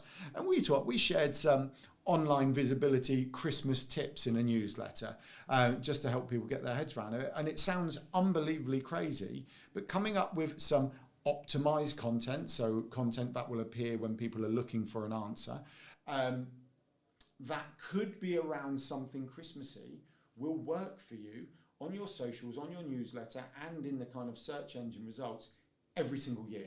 Every single year. So it's once again, we're back to efficiency. And it is efficiency. And I just think we, in a small business bubble that we all kind of sit within, there's this kind of almost, we protect our mental health, where we go, it's okay. You're going there, you're brave. No, it is, because we protect it from being... I went to vanity metrics, you're going to mental health. Protecting your time, you don't want to overload the system, don't do too much more, you don't need to put 50,000, quality over quantity, or all those things that we hear. Is that an excuse though? It's not an excuse. No. I don't believe it is. The anti-hustle noise drives me up the wall. And I just think if you've got, and it comes back to being efficient, so if you've got long form content, this is why you and I, all three of us, love long form content, is that you have so much more opportunity with it. If you've put it through, I don't know, Riverside or whatever, and you've got yourself 50 clips, why would you not put all those 50 clips out? So hold on, let's break that down, right? You do one video, okay? So you film an hour-long conversation, you put it on YouTube, gets 10 views, okay? Fine. You live stream it to 4 platforms, okay? All 4 of them get 10 views. You've now got 40 views, right? If you then take the recording, do a bit of tidying up and put it on YouTube in December, like you said, you've now got 50 views, right? You take that recording, you chuck it through, whether you want to do it manually or an open AI thing, you're sat here going, what the heck do I put on social media for the next month? Yeah. And let's say you come up with 10 shorts that all have 10 views again, and 10 views on each of the 3-4 platforms you repurpose it onto, which you can automate. All of a sudden, your 110 view has got 1,000 views. Yeah. And if they're the same 10 people multiple times, then you're hitting multiple touch points with those people, so they're more likely to convert into warm audience. And I don't think people should demonise doing more if you want to, because if you have capacity and you want to, fair play to you. There was also a lot of noise, wasn't there, for a while? For a long time, it was just like do less and be more efficient. And but I'm not hitting my goals. But if you're only putting 3 posts on Instagram a week and you're wondering why you're not getting sales, mate, come on. Again, what else can you do to amplify? And I think, when we were advertising the Funpreneurs Big Day Out back in June. Thank God, I've been working out how to crowbar it in. But I'm there telling your close family and friends, could you please, if you see a post, share it. But the stuff you do as a small business owner. My mum's like, Ems, when are you going to share it? I can't find it. I'm like, even my mum can't see that post because they don't see it, and we know what algorithms are like. We know it pushes you further away from people, so you have to do more because that person may not see that one post out of your 3 that week. But if you are consistently putting stuff out, that is still quality because the original content is quality. But it's also like, what is value? That's down to the market to choose. That's quantitative in regards to like the person watching it, not you, right? Me giving as much business advice for an hour, you guys giving the business advice for an hour, if you're not a business owner, it's not very valuable. Yeah, but they have that thumb. They can scroll. It's just like, don't watch it, especially on an interest card base. You just won't be served it. It's you won't even see it, right? So you don't even know it exists. But yeah, people are not going to be offended because they've seen that one short 3 or 4 times. They've already seen it or not seen it. They are just going to scroll past. I think we take it far too personally that we're interrupting people's lives. And like you said, most of the time they haven't even seen it in the first place, and you're not interrupting anybody. Yeah, do you know one of the other things, I think this all fits in, if we're sharing kind of thought process and tips, was make sure that we prefer target audience to ideal client, but make sure your target, you're only connected with your target audience. Don't do it. And I'm like, why would you do that? Why would you remove potential opportunity? So we don't remove people who aren't in our target audience. We just allow it to build because we want fans of our brand. We want people to know the name Yellow Tuxedo. We want people to talk about it. But then what you get is opportunity. And you said this earlier about people who say, oh, there's no business in December. Rather than saying there's no business in December, why don't you go, what could I sell this December? Because people are definitely spending money in December, right? They may be spending on something else. And let's use forest bathing. Nicola, hi Nicola. She'll be watching. She'll be fine with this. Let's use forest bathing Nicola again, right? Nicola takes people forest bathing. That's what she do. I don't know if Nicola would say this, but absolutely I could imagine she could go, December's not as busy for me, right? Because people are partying or whatever. But you could bring out a gift voucher. You could bring out some in-home experience that could be bought in a box. I know she does forest bathing in a box. There are other opportunities. A range of waterproof jackets Nicola could bring out that would be brilliant for the winter because she goes forest bathing if she wanted to. There is a plethora of you got plethora. It only took you. Well, it took us ages to get to Funpreneurs Big Day Out and plethora. That's one of our buzzwords. We have like a business bingo lingo type thing, and plethora comes Plethора's on our list. Yeah, plethora comes out a lot. So and that's the thing. I want to go, what can I do differently? And once again, it might take time. So you could have a conversation with AI and go, December always feels busy. This is my business. What could I do differently? You could ask your community you're a member of, like the Digital Circus. We've had Decembers where we've thought we were going to be quiet. They have been our busiest months, haven't they? Yeah. Well, you used to say December's quiet, and I used to say, can you stop saying that? Because there's no logic for December's being quiet. And then we literally got an inquiry on the 31st of November for this fantastic project that led us up to Christmas, which we then stopped for 2 weeks to spend it with the kids. Right? I think the key, and I think originally it was Alex Emosi who said it, but if no one, like not every single person on the planet knows you, then you need to market more. Yeah, I do agree. Like, simple as that. And I keep having multiple points whenever I do a podcast, whenever I do an event, etc., where like, I think someone said it in the event I did in September. I forget who exactly it was, but it doesn't matter. The point still stands, which is like, well, actually, you're marketing too much. Someone said, I'm marketing too much. I said, okay. But then someone literally within the same room said, in the second after that, they said, yeah, but not every single person in the world knows Colton, therefore no, then he hasn't. Because the thing is, yes, I may not want work as of today's live stream, necessarily, okay? If the right project comes in and I can make it work, cool, yes, sure. But as I said earlier, I will want work in January, February, March, April, so on. And the thing that people don't understand or don't think about sometimes when they do marketing is you need to front load it by 3 months for it to then work. Because it takes time for people to firstly see the content, then go, actually, hold on, do I even want to, what does this person sell? What the fuck? Like, who? What, do I even like this person? And then once they're there... It takes a long time to go from... it's also some people are really slow burn. We had a speaking gig 2 years ago now, when we were in Bournemouth, a speaking gig 2 years ago from someone who had been... She'd known us from our previous business, which was in the events industry. That was back in 2012. She'd been following us. She's one of those lurker type people who had never interacted with us, had never liked or commented but we weren't connected on any platforms. But she'd gone, I see everything you're doing. I really want you on my stage. Will you be there? And like, that was a 10-year burn, man. Like, it was a really long, but you can't, work out when those opportunities are going to be. But you could have stopped 2 years. You could have stopped 2 years ago, and it wouldn't have. You won't have, quote, hit the glass ceiling with it. Yeah. Totally right. Going back to the Alex Hormozy talking about, does everyone in the world know? Look, we have to go, right. We are huge advocates on aligning it to your goal and business on your terms, right? So some people are not going to want everyone in the world to know who they are. But there was this other one I quite liked, another quote from an influencer who basically said, if you are not full up, market harder. if you are full up, increase your prices. And I just feel we all get caught up in the noise, get caught up in the narrative, get caught up in all of this. And I think there are some someone once asked us, we were talking about our online visibility model, and they went, how much time a week would you spend in this, doing this? And we went, as much spare time as we have, because that we are putting into our business. Because if we're not doing that, then we should only not be doing that because we're full up, or we're at the capacity we are choosing to be at. And when we're at the capacity we're choosing to be at, then we're going on holiday. We're going to the park with the kids. We're going on adventures because this is our, that's what we want to do. So But that's your decision to make, right? Absolutely. That's your life choice. And that's why it irritates me when people go, I don't have the work-life balance I want, right? It's like, well, especially if you're an entrepreneur, it really irritates me because I'm just like, then take on less work and be okay with making less money. Adjust what you do, change your business plan if you need to, come up with a slightly higher ticket item, potentially, right? That might help with that. I mean, there's a reason we're not in Barbados just yet. No, of course not. Yeah, but do you want to be on Barbados? Do you Well, want to I'm be? not going to say no if someone buys me a flight ticket. Okay, no, I don't want. You know we don't. We don't want to, but we've designed it, and we talk about it's again so buzzwordy. We talk about like what life work blend, and it's going to be very much incorporated our lifestyle. And we can't, we don't have capacity to be 1,000% all the time. We can't. We'd burn out. But we do get the time with our kids. We do get to spend time together. Alan and I work together as best friends and partners, lovers, all that. That's really. Oh, I know.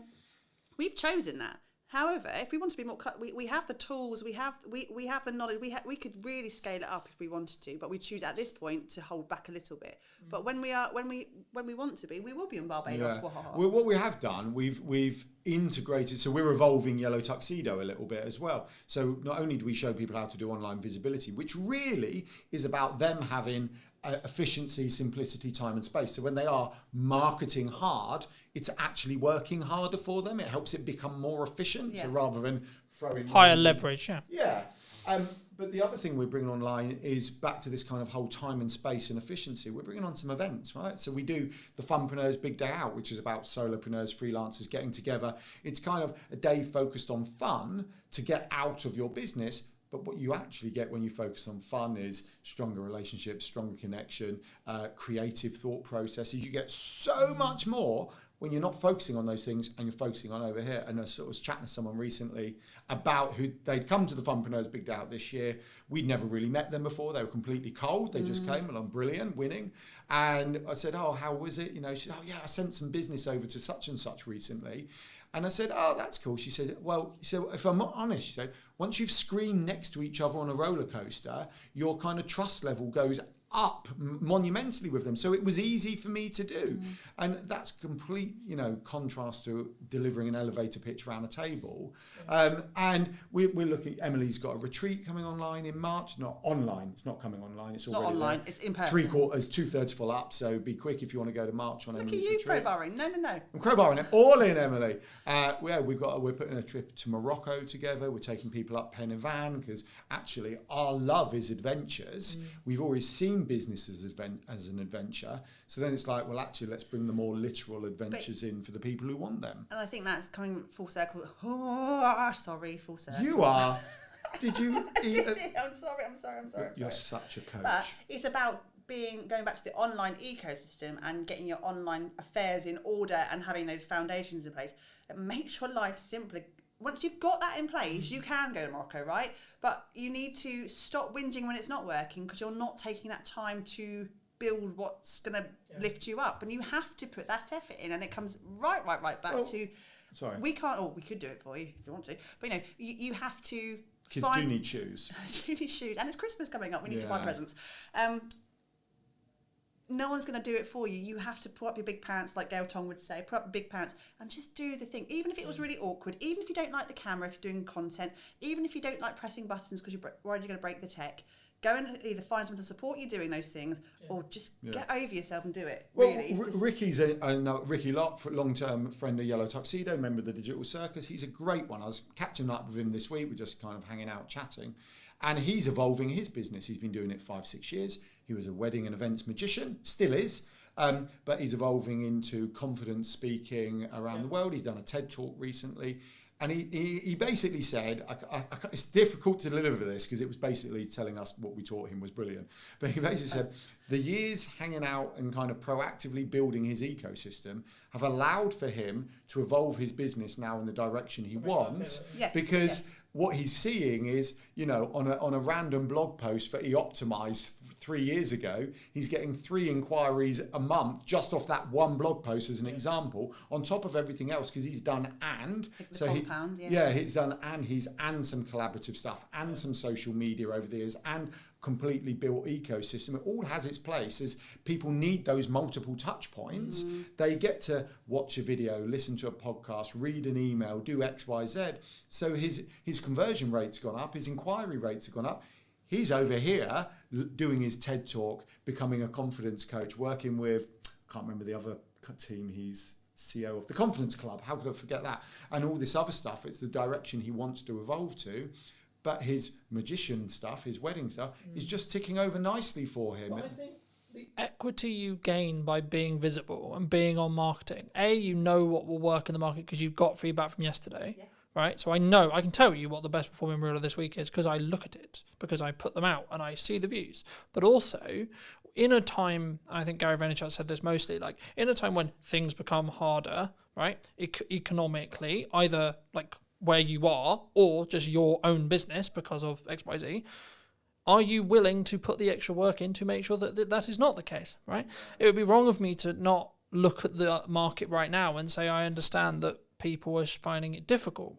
Right, I get that, sure, okay, but then my question is, how do we fix that problem? Not, people are struggling. Like, I was having a conversation with my partner yesterday, and I was like, people are like, because I think on the news it said like people are worried about their job security, and this sounds horrible to say, but I was like, are they?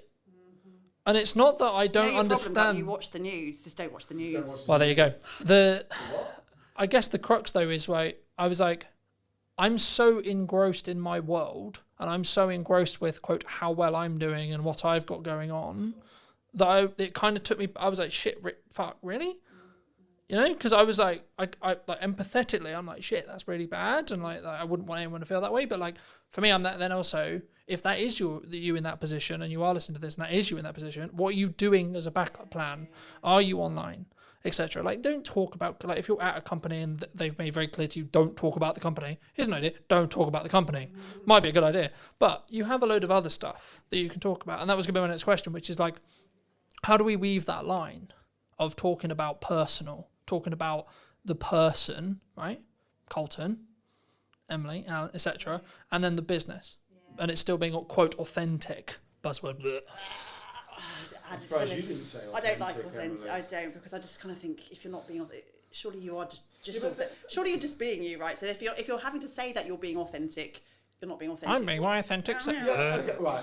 So I'm going to be devil's advocate here. So let's be honest. Some people don't find everything simple and easy, right? Clearly, we are happy being ourselves, sitting around the table, chatting, right? Fine. Others may not find that. But what happens with all these things is, like the anti-hustle culture, like the be authentic thing, they all have their place for the right people. Yeah. But I was speaking to someone the other day and she was like, what's she into? I've forgotten. She was really interesting, actually. So she's a nutritionist. No, Alan does more one-to-ones than I do. I know, I just love chatting. So she's a nutritionist. And she went, well, I was going to be like a perimenopausal, I can't remember whether she said coach, but for the sake of this, I'll just say coach, right? Help me with it. But she said there was so much noise about perimenopause at the time, but I've got to be very careful here, right? But she said, You're very brave mentioning that. No, I know, I'm so nervous. But she said, I didn't want to do it. And I find that in this world, that there's peaks and troughs of noise. And for the vast majority of us, the answer is, just crack on, be yourself, be a bit more efficient, make some more noise, right? Be a bit more visible. Well, lean in and then do it longer, I would say. If truly, like, so I want to talk about marketing, I want to talk about video, I want to talk about doing, okay, I'm doing it for 10 years. That's my sprint. My sprint is 10 years. Let's see if you can keep up, right? There's lots of other people who are doing it, sure. But have you been doing it as long as I have? Probably not. No. Yeah. Well, it's like The Rock always says, be the hardest worker in the room, doesn't it? Yeah. But then once again, that does have to align with your goals. Yeah, exactly. And we have quite a few clients who are, what's the polite phrase? They're older than us. And more mature clients. I think the term is on the way down, or on the wind down. On the wind. Some aren't. Some are hungry for we have a whole host of clients that we work with who are in their latter stages of their career life, who are not slowing down. They've got, No, and actually far they're from the it. best workers we have in terms of taking ownership and doing it. They've been through the career ladder, they've done things, they've maybe changed complete direction, they've maybe got to their They understand working hard. They as understand well. work ethic. It's an amazing thing to have because they've done that their entire lives. And then it's on that final sprint to retirement or not retirement, because loads of people don't even want to retire, is that this is my last career, the last thing I'm going to do, I'm going to make it count. And they are the best workers. I really, Well, really Michelle Armitage is Oh, a you good are dropping one. names today, No, Alan. well, not, because they're compliments, right? So Michelle Armitage had a corporate life. I think she said she was 10 years from retirement if she wanted it. She didn't. She quit. She wrote the book for the topic that no one else had written the book on, but she was interested in something, went to find a book on it. No one had written it, so wrote it, right? It's on design psychology and how you mix psychology with design, literal design. And so she wrote the book, and now she talks about that. She's bringing that into business. But I love that. She could have just done that last 10 years, but went, no, I want more out of my life than this. And I respect that. So. We, going back to your question about sort of bringing that person into the business, I think a lot of us spend too much time comparing ourselves to what other people in our industries are doing and what we should be doing. And then that whole transactional thing comes back out to it. Like, I don't know if anyone's seen any of our social media reads, and if you're watching live, some of you who are watching us would probably know this. Hello? The conversation about the bears. Bears. The bears, right. And this is a great example. I don't know if, Carlton, you've seen our video on bears. I'll be honest, I haven't. Okay, so... I'm now going to go and watch the conversation so about we bears. won in the summer one of those giant Costco teddy bears. You know, they're like the massive ones, bigger than Alan. And I was like, oh, crap. Thank you very much. Well, Joseph won one at a fair. Our youngest child won one at a fair. And then we went He to named another the bear. fair about a month ago, and our middle child was a bit upset, and he accidentally won. I think they felt sorry for him and gave him another giant bear. So we have two of these damn massive things, and we haven't got the biggest house. We're not in a mansion. We're not in Barbados yet. We've already said that. And then a couple of weeks ago, another giant bear anonymously arrived on our doorstep. Just someone brought, and we were like, fuck, what are we going to do with these massive things?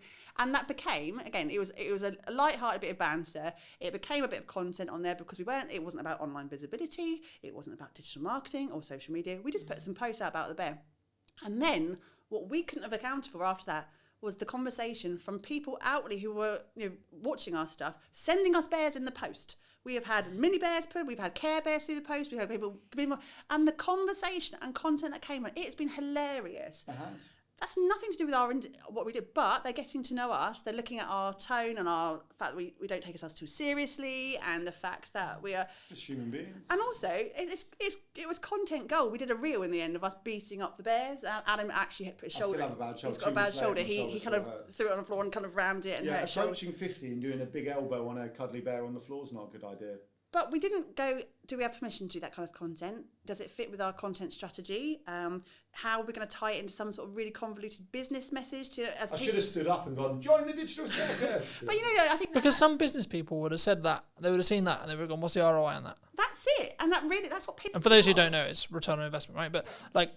It really pisses me off when people do that, Every single post in their head, in that person's head. What's the business learning?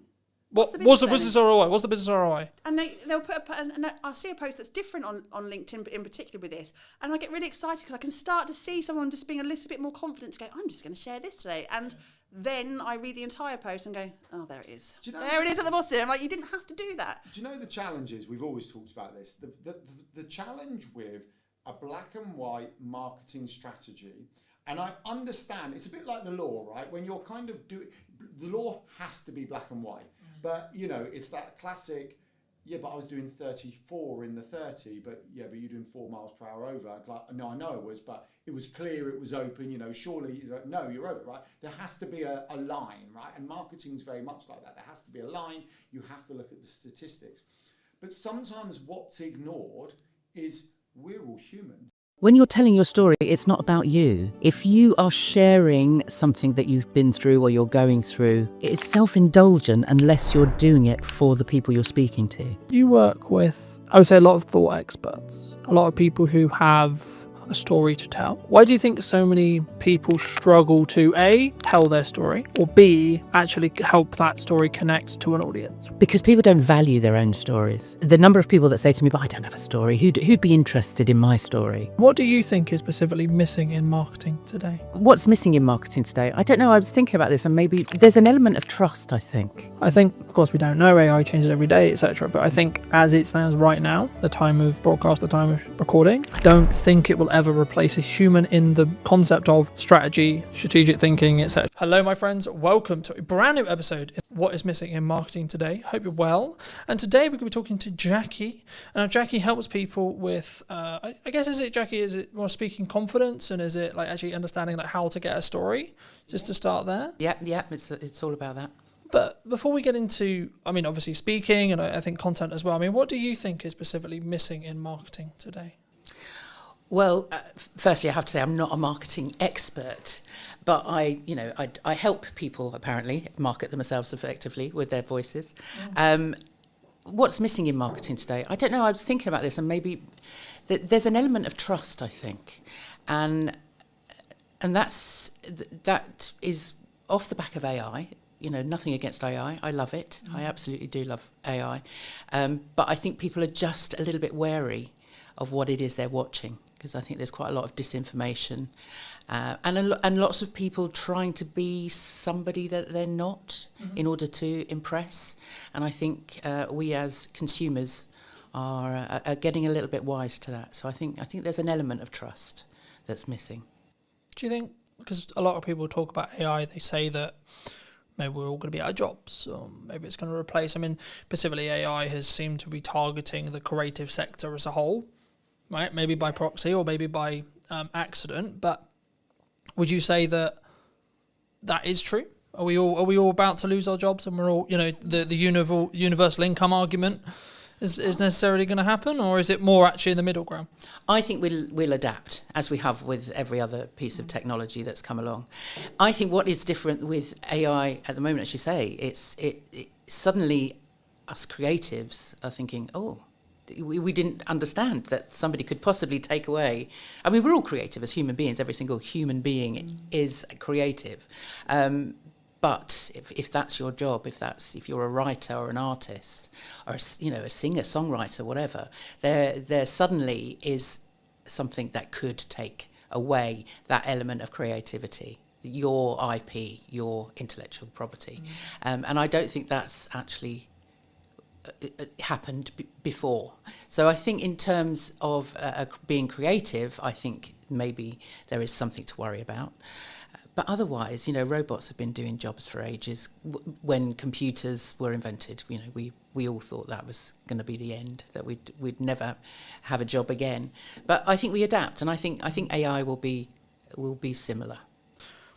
I think there's kind of two camps right now for me personally, right? From the people I speak to and the people I connect with on a regular basis, there's kind of the ones who are using it to become more efficient, and they're utilizing it, and maybe they are using it for research, and they're using it to help them write, and etc. And we can, I'm sure, go into a bit more use cases. But then there's also the other camp, which is like, no, I'm not going to touch it.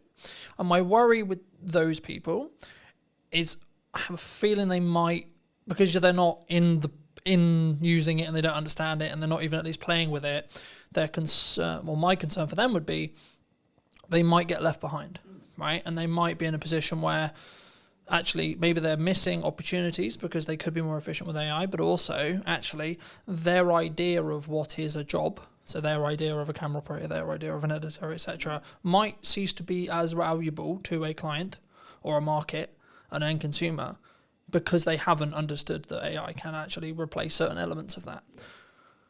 I think, of course, we don't know, AI changes every day, etc. But I think as it stands right now, the time of broadcast, the time of recording, I don't think it will ever replace a human in the concept of strategy, strategic thinking, etc.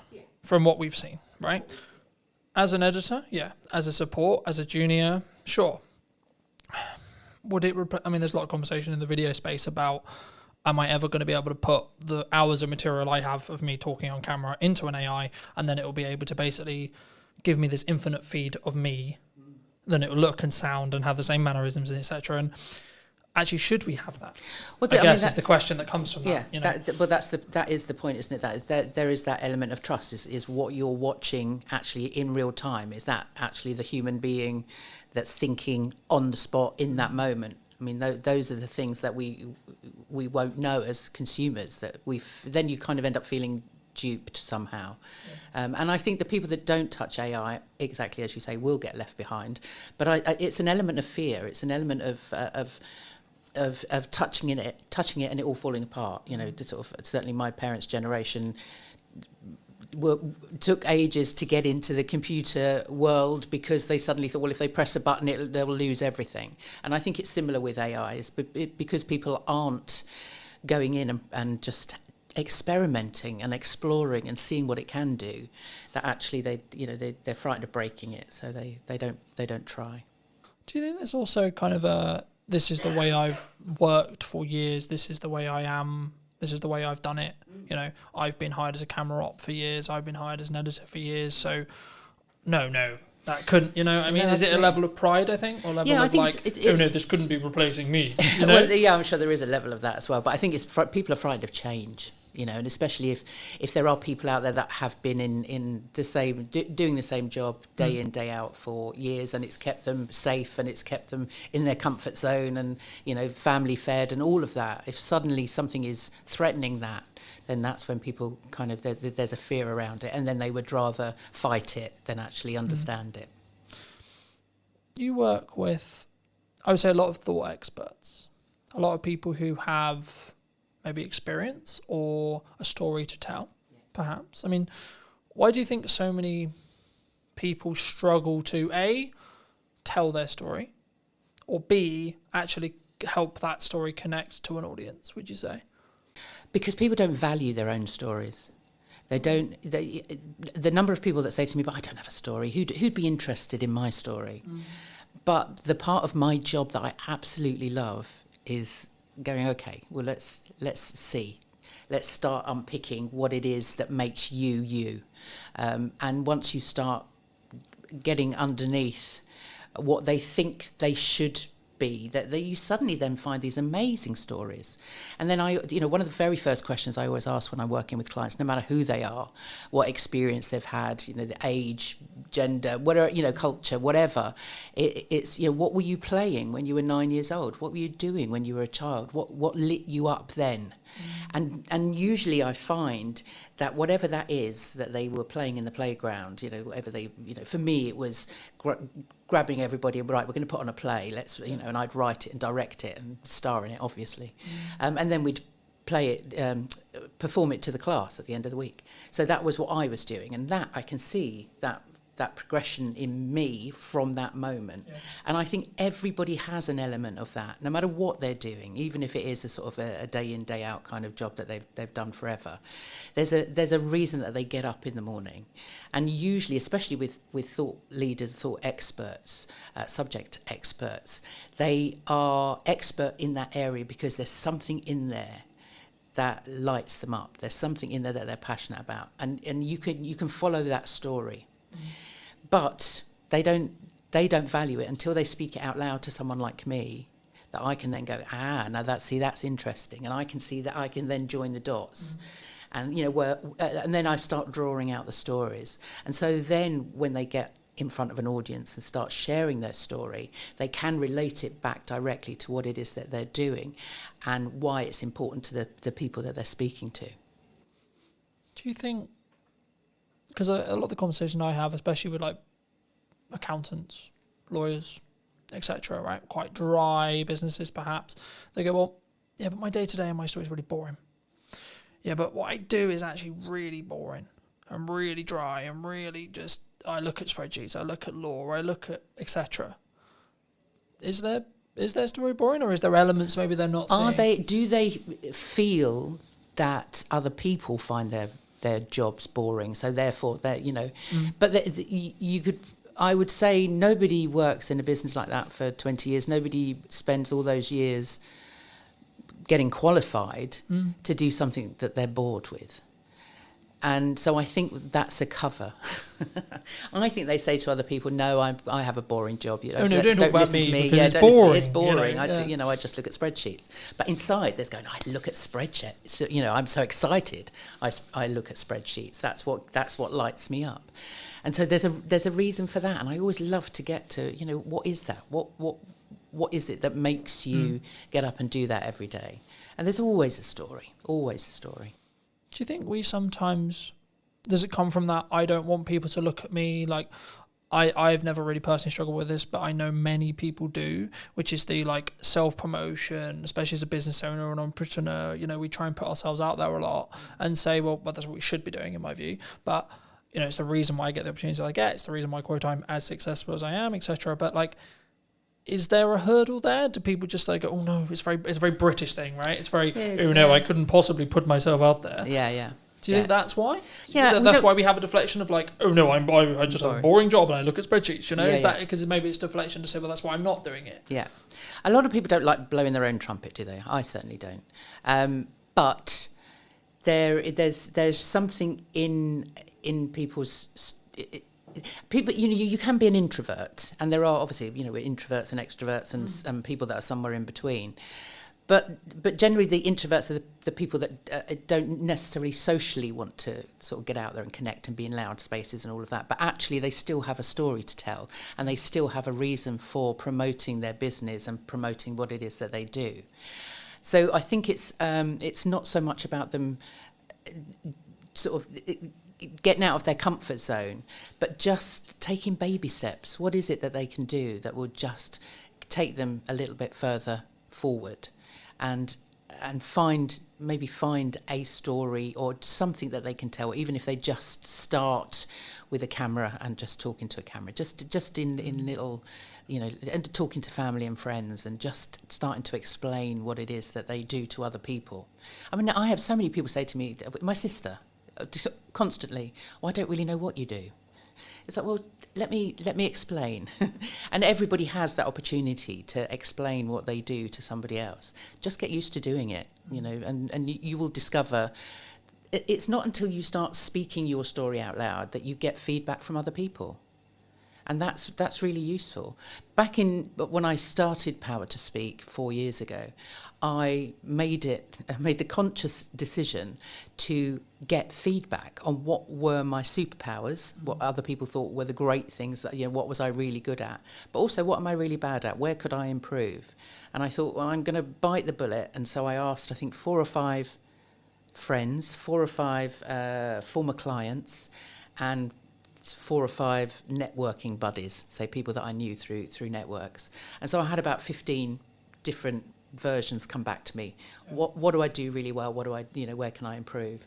And I was amazed. And I don't think it is quite a brave and vulnerable thing to do, because you don't know what you're going to get back. But I wanted them to be as honest as possible. And actually, the good certainly outweighed the bad. And the bad I could improve on. I knew where that was that I could then improve. So I always recommend people do that. Because sharing your story is a vulnerable thing to do. And that's why people don't want to do it, because they're frightened of being laughed at or being told they're stupid or they're not good enough, or whatever that imposter voice is saying to them. But actually, once you start speaking out loud and actually asking for feedback, you'd be surprised. And a lot of the words, there was a theme of sort of different words that were being used by different people that I could then hold on to for social media and for my blogs, and it just built my confidence around sort of stepping into different, whether it was a networking event or, you know, meeting people or approaching potential clients. You know, I had then the confidence because I'd had that feedback. It reminds me, and I forget where this story originated, so if it's a bit fluffy, I apologise, but I remember someone said to me, I think it was in a networking room or it was a business friend or etc., it doesn't matter, and they said, well, ask around people who your network is and ask, when you think of me or when you think of my brand or my business, what do you think of, right? So we'll do the exercise here really quickly. I mean, when you think of me and my brand and what I'm doing, what do you think of? I always think of that hat. You always it's gone. The hat's gone. But no, I suppose that, and the waistcoat. So I mean, you had that kind of the personality that came through the way you dressed, which you're still a very dapper dresser. I'm not saying that, but actually, when I think of your brand, that makes me think of a brand that's creative and curious, which I think is good. And I think the reason why I asked you is I didn't necessarily want to put words in your mouth, but I think that's a key example of like how I've positioned a lot of what I do and how I do it to imply what I am, right? And what I feel like, and hopefully it will then, if you did choose to work with us, you did choose to trust us to do some marketing or trust us to do some filmmaking or etc., then you would understand that it would be to a level, to a standard, etc. In the same way, if we flip the table, if I come to you, I'm going to think, okay, well, Jackie's going to go deeper into my story than maybe I would have done, because she isn't going to have the hookups that maybe someone would have, right? Speaking personally, or anyone listening, they might have, but I can't talk about that because maybe that's a bit too raw, or that's a bit too much, or maybe I'm oversharing. I mean, how do you ride that line? Because I think sometimes we should share certain things that have happened. My view on it quickly is like, if you've healed from it, happy days, use it as a story. If you're healing from it, no. No, absolutely. No, and that's absolutely right. Those stories may well come out in a session with me, but I will always say to people, you don't have. That's not something that I'm going to say to you. Well, you need to tell people that. That absolutely not. No, if you're not ready to tell everything, then when you're telling your story, it's not about you. If you are sharing something that you've been through or you're going through, it's self-indulgent unless you're doing it for the people you're speaking to. If you're just wanting sympathy or wanting people to know what a terrible life you've had or whatever, things are really hard. It's all about you then. And actually, really business, things really hard. And but what you need to, that's fine and relevant if it's relevant to your audience, because if it's not relevant to your audience, they'll switch off. Well, you could tell the same story. So, this is how I overcame being, I've discussed it in podcasts before. I've discussed it saying, 24 was really challenging and really difficult. Okay, but here's actually what I was doing wrong with marketing. Here's actually what I was doing wrong with networking. Here's exactly what I was doing wrong. And this is how I've done it better this year. And this is what funnily enough, this year is a lot better than 24, right? So I think it's within that context, right? But it was wrong of me not to, hint at your story a bit, right? You began in fashion. You then moved into acting. And then you help people, shape their voice, understand their voice. Would that be fair to say? Yeah. Did you always want to? Have you, the question that comes from that is, in your current career path, is it where you expected it to be when you were maybe acting or in fashion specifically? Is that like, you go, okay, well, this is the path I'm going to go on and this is where I'm going to end up? And if so, how did you sort of get to where you are now? Yeah, does anybody actually end up where they think they're going to end up? When I, as I said, when I was 9 years old in the playground, I was writing, directing, acting, literally producing. I was doing all of that. And then when I got through my teenage years and went through grammar school and O-levels, as they were back then, and I went to my careers teacher and she said to me, what do you want to do? And I said, well, I want to be an actor. And she sort of head tilted to one side and went, I don't think so. She said, do you go to the theatre? And I was like, well, no, not very often. I lived in North London. I wasn't anywhere sort of near that sort of places, those sort of places. And I wasn't doing a lot of drama. I was doing sort of bits and pieces at school. And she said, no, you don't want to be an actor. She said, if you wanted to be an actor, you'd live, die and breathe the theatre. What else can you do? And I'd said, well, I'm not bad at art.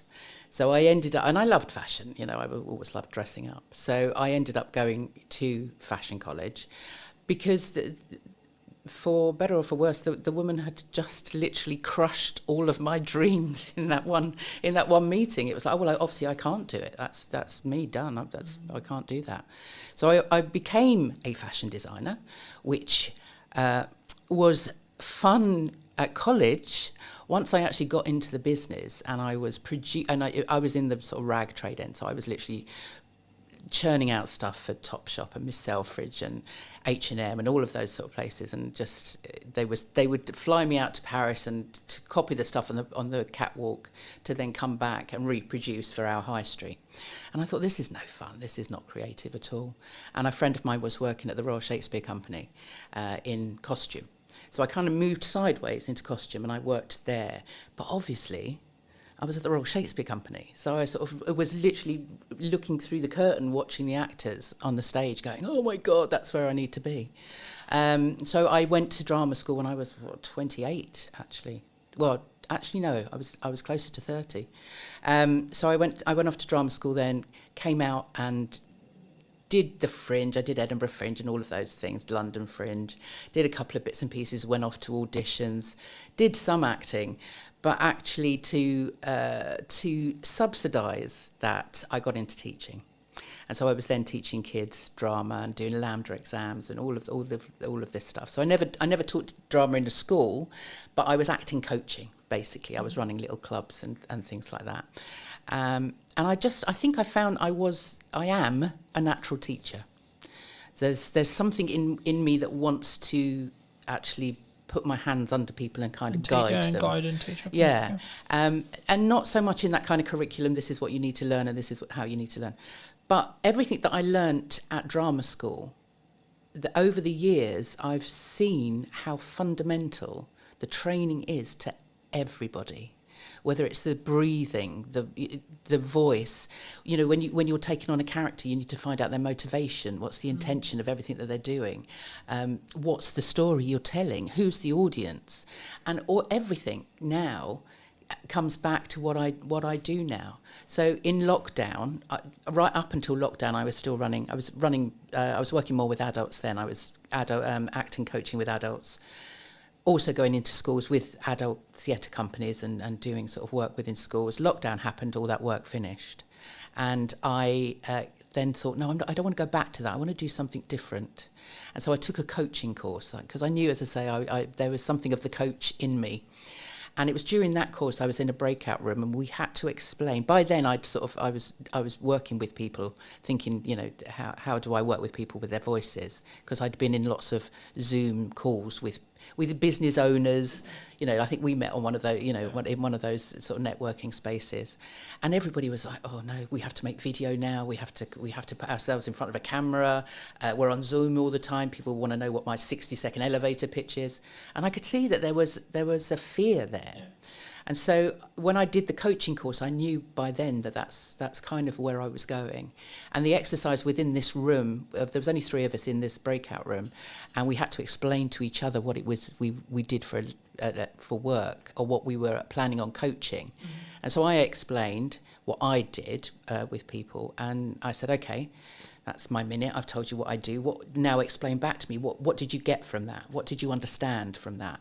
And one woman said, you help people market themselves effectively. And I thought, I hadn't even considered that I was helping people actually market themselves. And the other woman said, you help people show up powerfully in the world. And I thought, I like that. And so power to speak. It was then all around, the fact that it is empowering when you give somebody that voice. And certainly in the 4 years that I've been doing it, it's just the transformation that I see in people when that kind of penny drops and they go, actually, I can just be me. Yeah. They take ownership of all of those stories and all of those experiences. And when they show up with that courage, then the confidence and the excitement of actually sharing that comes from there. It jumped to mind while you were speaking, so I think I'll mention it, but I remember watching a YouTube video a while ago that said, like, during COVID, when there was a lot of money flowing around, working in the arts seemed to be like just the thing, right? There was a lot of filmmakers, there were a lot of marketers, a lot of speaking engagements, etc. But like, I think the thing that sometimes people misunderstand or misthink about sometimes is actually being in the arts, whatever your definition of that is a privilege, right? Working for yourself is a privilege. And I think for me, having the work-life balance is a privilege, right? Like, and I can go a bit deeper into like privilege, right? We live in this a part of the world where I don't have to worry about a bomb landing on my house. I have clean drinking water, etc., etc. I can go down that road as well, of course. But I think for me, it's really important to establish when you are in a privileged position to be able to upgrade your kit, to be able to invest in the business, to be able to first come at it from a point of view of saying, I am in a privileged position and I am grateful for the privileged position I'm in. I guess the question that comes from that, though, is in marketing, in when people speak, in when they come across, maybe they don't mean to do it, but do they sometimes come over, not maybe at the start or maybe in their own way, but maybe they don't come over with that level of understanding, that level of privilege first, or maybe they should someone lead with that level of understanding that level of privilege first, or being grateful for the opportunities that they have. Oh, that is deep. because I think sometimes I use the word entitled. I paused because I didn't know what word to use, but I think the best way to describe it is some people can be very entitled. I'm entitled to people watching this. I'm not entitled to anyone watching anything I do. I hope they do, and I hope they take value from it. But that's actually down to the quality and the value that I add, which is subjective upon the audience, not me. My job is to do the best I possibly can in the grateful opportunities I have to hopefully add value to someone else. Yeah. I mean, I don't know how many people creating content in a privileged environment really understand that that's the case. I don't know how many people are actually. I think maybe with what's going on in the world at the moment, people are now kind of thinking, well, actually, my life isn't actually that exactly. bad, Yeah, I'd much rather be here than there, kind of thing. So yeah, maybe we are becoming more aware of that. I often get people say, if we're going through a talk or they're speaking to an audience, I mean, generally their audiences are potential clients, potential customers. That's the reason they get up and they speak to people. But they don't want to be seen as arrogant. But what I say is, it's more as long as you're confident,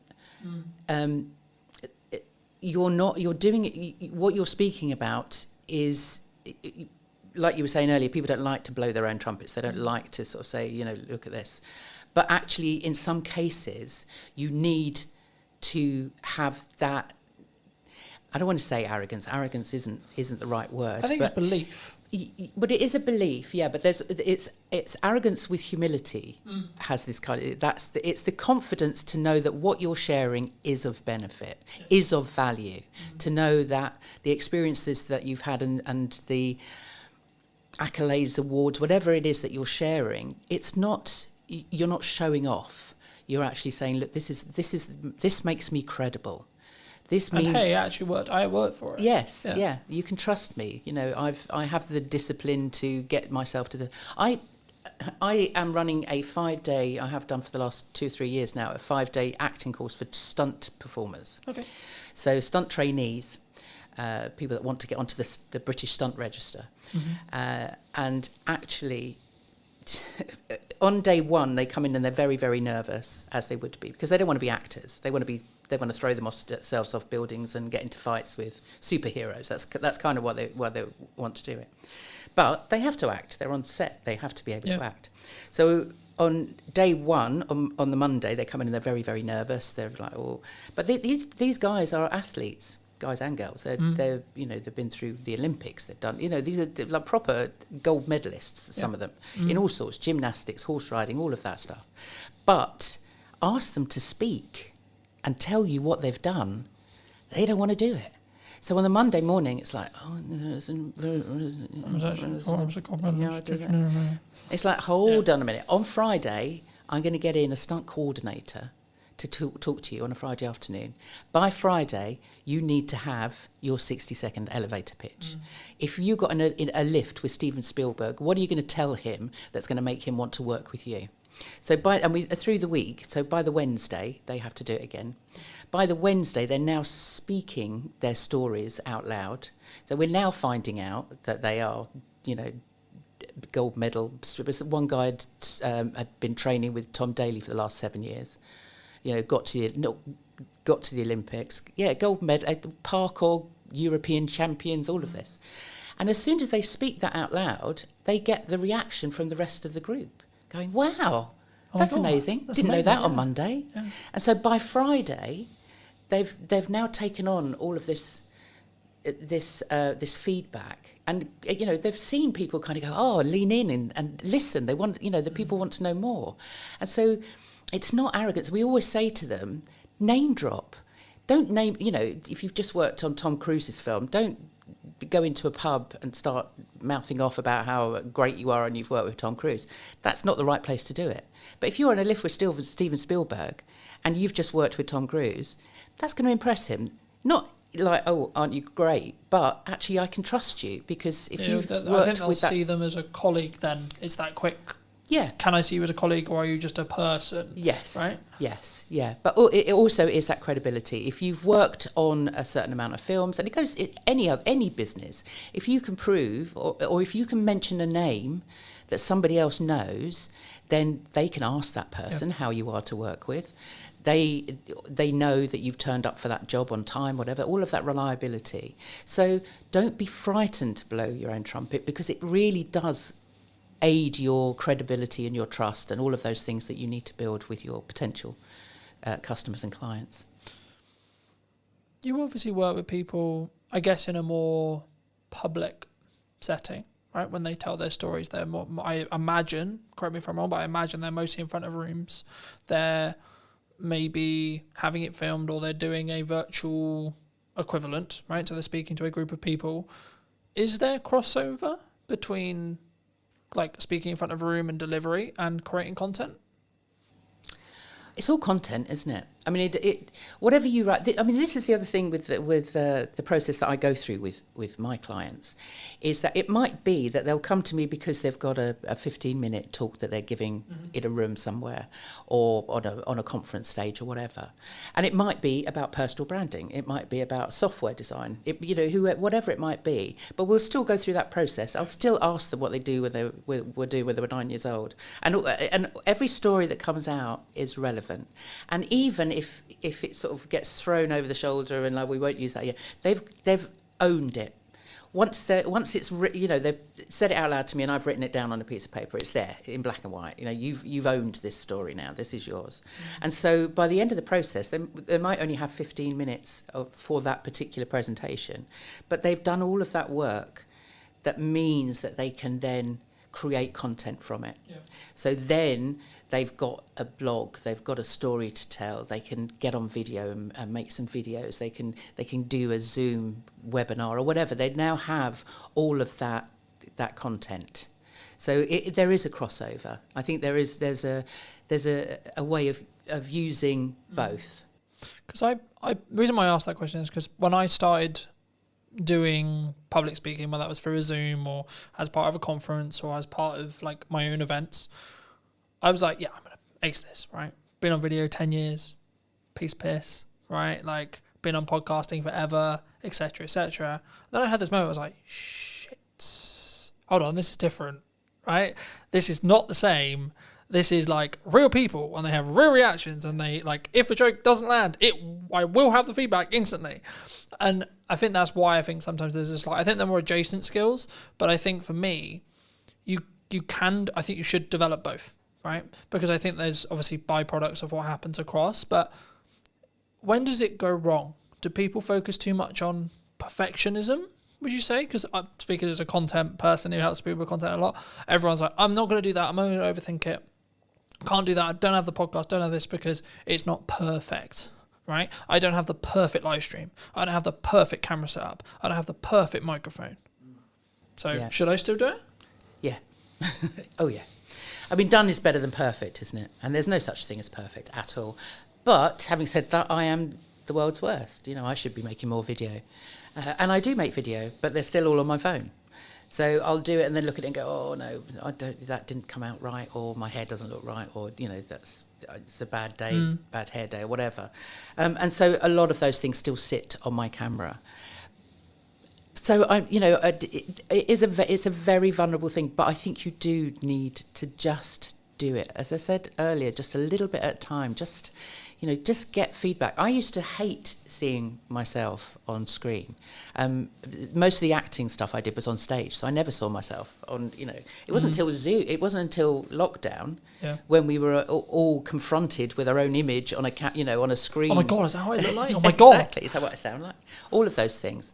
But over that year on and off of lockdown, I saw myself a lot on the screen, and you get used to yourself, and actually now, I don't look too bad. I can get away with that. But going back to what you were saying about how you started out in that sort of space of suddenly standing in front of an audience, having done video for so long, I'd been on stage as a character for so long that when I then had to stand in front of people as me, then that was like, when I used to introduce the kids shows or the adult shows or whatever, we'd put on a performance at the end of the term or whatever, I'd have to stand up and introduce everybody, and I'd got that. My heart would be going, I'd be the sweaty palms, it's like, I don't know what to say, I'd have to read it all. But over the years, and especially now, when I started Power to Speak, I thought, now I'm going to have to walk the walk. I'm going to have to talk the talk. So I have now pushed myself to do as many podcasts as I can, get onto stage if I can, put together talks for myself, just so that I can say to people, look, I've been there, I've done it. Yeah. And so it just takes practice. It just means that you see, so many people I think end up procrastinating over what it is they're going to say because they don't think they're going to be good enough. They think they're going to be judged. They're going to bore people with their story, and so they don't practice. They're worried about actually saying it out loud, or they put off for so long what they're going to write is that they'll do it all the day before with their visuals and all of that stuff, and then suddenly wonder why on the day it goes down a bomb because they just haven't given themselves enough time to really work out what it is that they're saying. I think, for me personally, anyway, I think the only reason, so there's a couple of things. One is focus on that 1%, right? For me, I would rather have imperfect action that then leads to a 1% rather than I'm actually comfortable, I'm actually good, because then I'm not moving forward, then I'm not doing something unique, I'm not positioning, or even if you just look like marketing positioning, I'm not then marketing myself or positioning myself as the go-to expert of what's missing. That's why the podcast is called What's Missing in Marketing Today, because I want to talk about what's missing, not what everyone knows, right? And I think for me, it probably will be the same 5 chunks throughout the next series, but it will be the nuance of each guest's input or my input on the day, etc., that will be the reason why someone will potentially then go, okay, we should what we got. But I think the reason why I think some people stop is, I guess the way you think about it, and this would be in your position as well, they want to do it perfectly and they want to be consistent because maybe they hear, for me, you had to be consistent for it to work. But I would rather someone started, got some feedback, stopped, then carried on, then rinse and repeat, rather than they just don't do it. And the way I would maybe rewire having stuff on someone's phone, because I'm sure you're not the only person, right? And I'm sure there's lots and lots of people. For me, this is going to sound really weird, but I don't even think about the concept of posting it, because by the time I thought about the concept of posting it, I could have already posted it and I could be moving on to the next thing. And I use market data to tell me what's good and what's bad. So something I'm doing right now, because I've got a hub strategy with the podcast, is I'll put all the podcast clips out before the episode is actually live to test which of the clips is actually the best in regards to an audience reaction, and then the best 1 or 2 will go on the main account. Because of the nature of having 2 accounts, you can sort of test bed it. So I'll give you a quick example. At the time of filming, Sarah's episode came out at the start of this week, and a couple of the clips did really well. So there was 2 outlier clips. When I put it on the main account, it got 4 times what it did on the other account. Now, the other account's new, and it's deliberately designed in such a way where it's just for podcast clips. It's also a test bed, etc. But the thing I found really interesting is when I did that, I think it was 500 on the test account, and then it got 2,000 on the main account, right? But it was because I didn't need to question whether the creative or the clip was any good, because I already knew, because I knew it had already overperformed. So it was okay, cool. So now I'm going to serve it to my audience as kind of a test bed already. But also I experiment a huge amount. So I think the reasons why I'm quote a good marketer is because I experiment. Because when I get something that works, I run with it, but then simultaneously I'll experiment with another 4 things.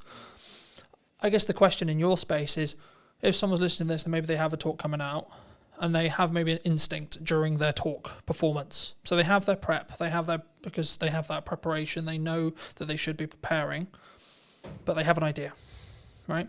They have, maybe the audience, this would be really valuable, this idea would be really valuable, but I haven't prepped it. Should they use it? No. I'm thinking you've done that, haven't you? I have. and it so I'm partly asking selfishly, because I have done that. Yeah. And lots of people have. It really depends on your audience and what you need your outcome to be. Because what happens in that moment is that if, for example, you've been given 15 minutes and you're on a whole raft of other speakers, you've got 15 minutes, you've honed your talk, you've prepped it, you've practiced it, you're there, you're doing it, and then suddenly something pops into your head, you speak it out loud, and then you've got to find your way back to where you were to finish in that 15 minutes. Because time is really important. Yeah. And people don't seem to understand that actually, either they'll think, right, I've got 15 minutes, I need to cram in as much as I possibly can in that 15. I need to tell everybody everything. Now, give yourself space. Is make sure that if you've got 15 minutes, you've only got maybe 12 minutes worth of content, so that you can really speak in a measured way. If you then come out of that because something else has popped into your head, then you've kind of messed up all of the work that you've done, really. Because what it also does is it takes you out of the moment. And the whole point of putting together a talk that is structured is the whole thing is a story, from beginning to end. It's not necessarily a series of stories, but if you've prepped correctly, you should have the hook at the beginning. It's that whole journey that you take them on. If you suddenly come out of that, it would be it would be like if you were watching a film and then suddenly the lead actor stopped and turned to the camera and sort of said, actually, I was just thinking about this. Sorry, where were we? Let's go. But it kind of takes the audience out of that journey that you're taking them on. It can work, and if you are a seasoned professional, then maybe. But actually, if it's not something you're used to, then don't do it. Because what you want at the end of that 15 minutes is people asking you questions. You don't want to fit everything into that 15 minutes. You need to put in enough teasers, and you need to be interesting and entertaining enough that actually they want to come up to you afterwards and find out more. So you don't need to put everything in there anyway. I agree. I think it's the context, right? Like anything, it's context, right?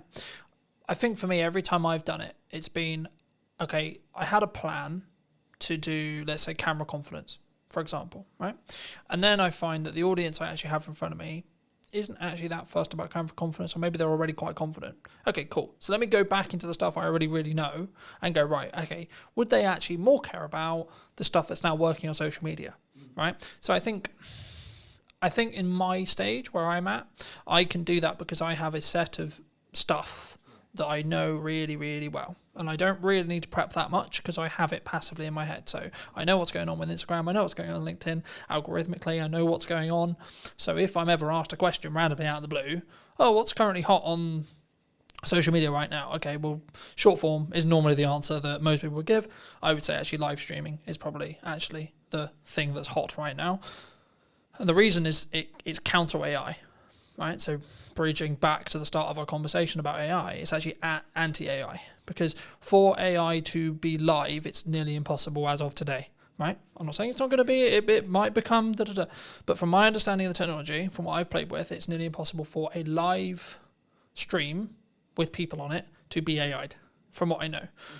And that's one of the reasons why I think it's the unique thing to do, because also it takes a lot of confidence, it takes a lot of planning, it takes a lot of prep, but also it could be the reason why you're found, because it's a different algorithm than the video, than the shorts, than the reels, etc.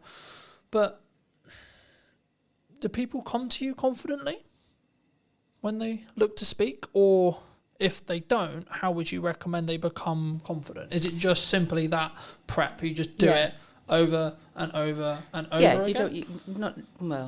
I mean, just coming back quickly onto your point about you in that space.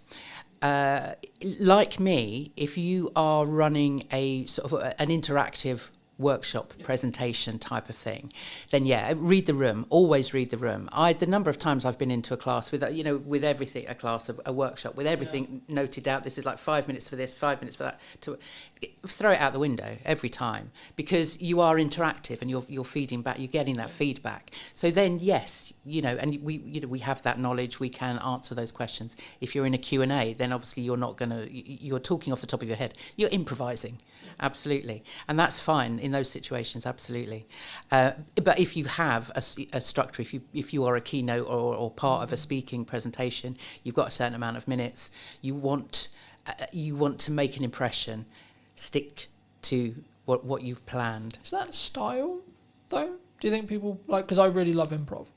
Oh yeah, no, improv is a big. I personally prefer to do improv. If I ever can, I'll do improv. I will always say, memorize to improvise, and improv is one. I'm an actor.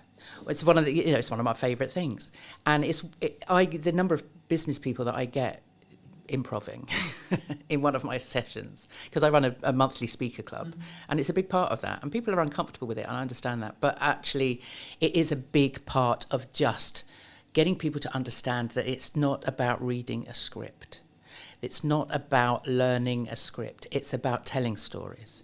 It's about, if you've got data even to put in there, nobody's going to remember your data, but they will remember how you made them feel with that story. That Maya Angelou quote, which is fabulous.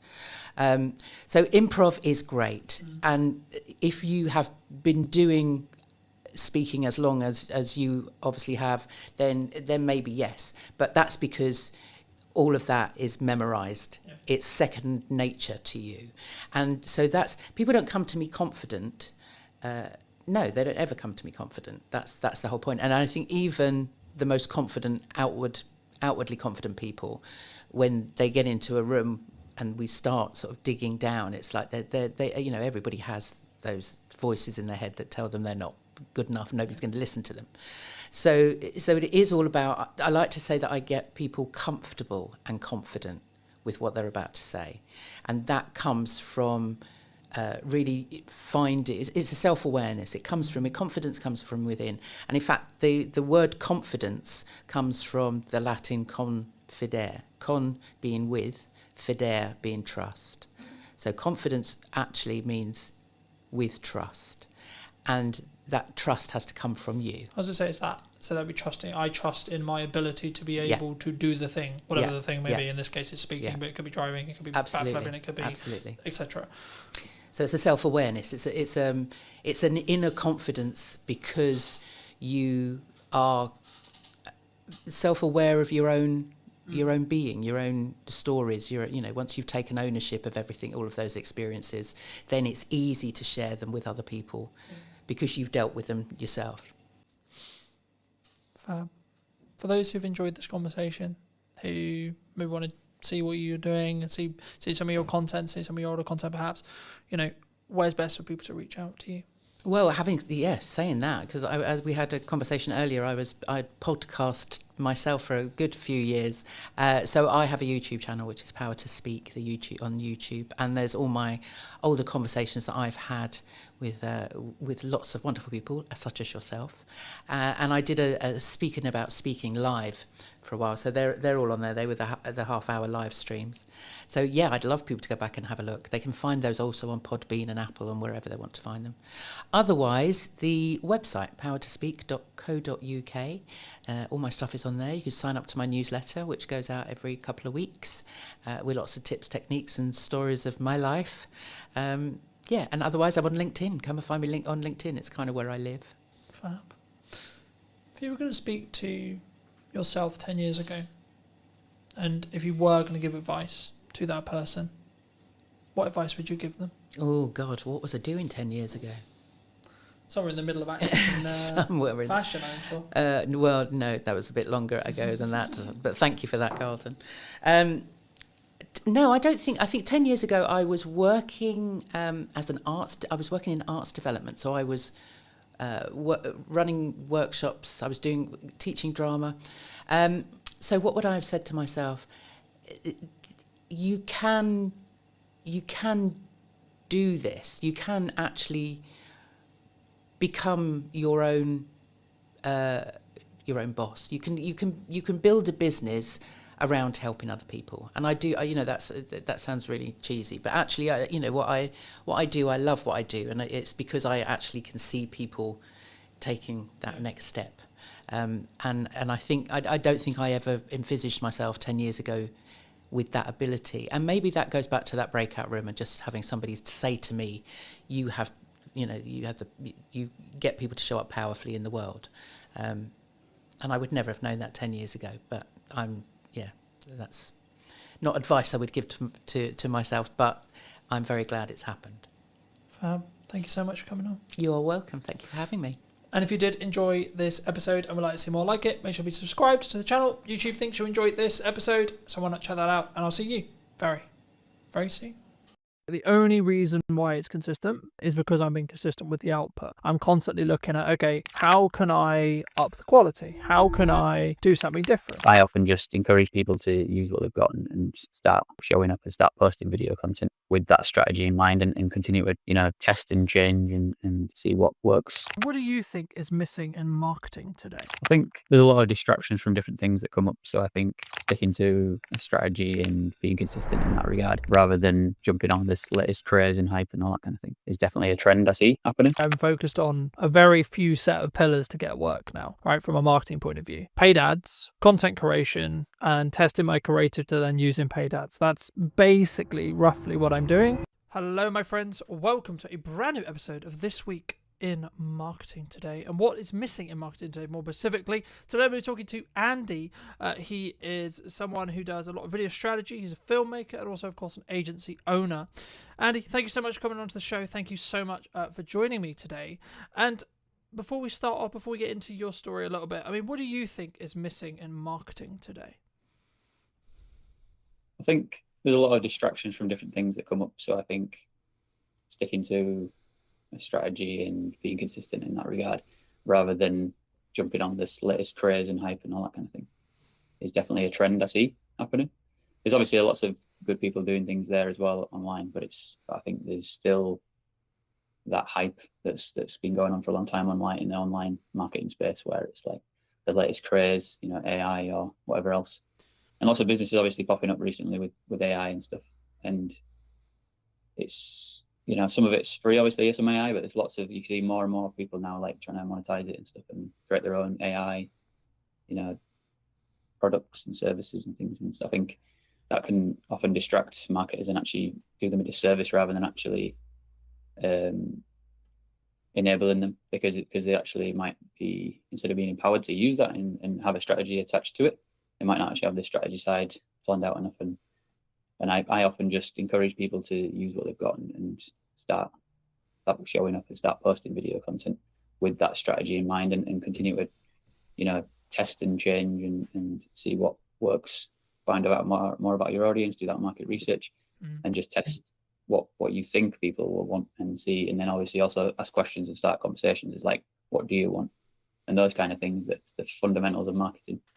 So I think if we just come back to the fundamentals of marketing, then that's just obviously a great place to start. It's the foundation, and then those other things can come into it and be useful. But I think a lot of time it's just people jumping straight into the. Yeah. Do you think? I mean, I guess my next question would kind of come along. I guess, like, should we trend jack? Because I think some people, within context and within like bandwidth, like my view on it very quickly is like, if you can do it whilst doing the stuff I'm sure that we'll touch on in respect to like the traditional marketing pillars, I think you should look for opportunities to get yourself out there a little bit more, and you should always try and be more visible, etc. But I mean, like, just building off your initial kind of answer, I mean, do you think people, they jump to trends maybe because it's easier? I think it's exciting and it's obviously shiny, and it's like it does get you more of your attention, and a lot of people talk about attention and like, oh, you have to do short form now. Yes, you have to grab people's attention, and it's like people don't watch for more than like 30 seconds or things like this, and it's people not understanding that if you understand the person that you're talking to, you can get them to consume long form content. And I think there's just different things like that that are going around, and it's been going on for years. Obviously, like people talking about their perspectives of what they see working, and it's like, yeah, that does work, but it don't mean that you have to always do short form. And it's like other audiences will want to watch that long form content, especially when they're like really interested in that one topic. So I think sometimes those different things that come into it, they're like different advice from different people.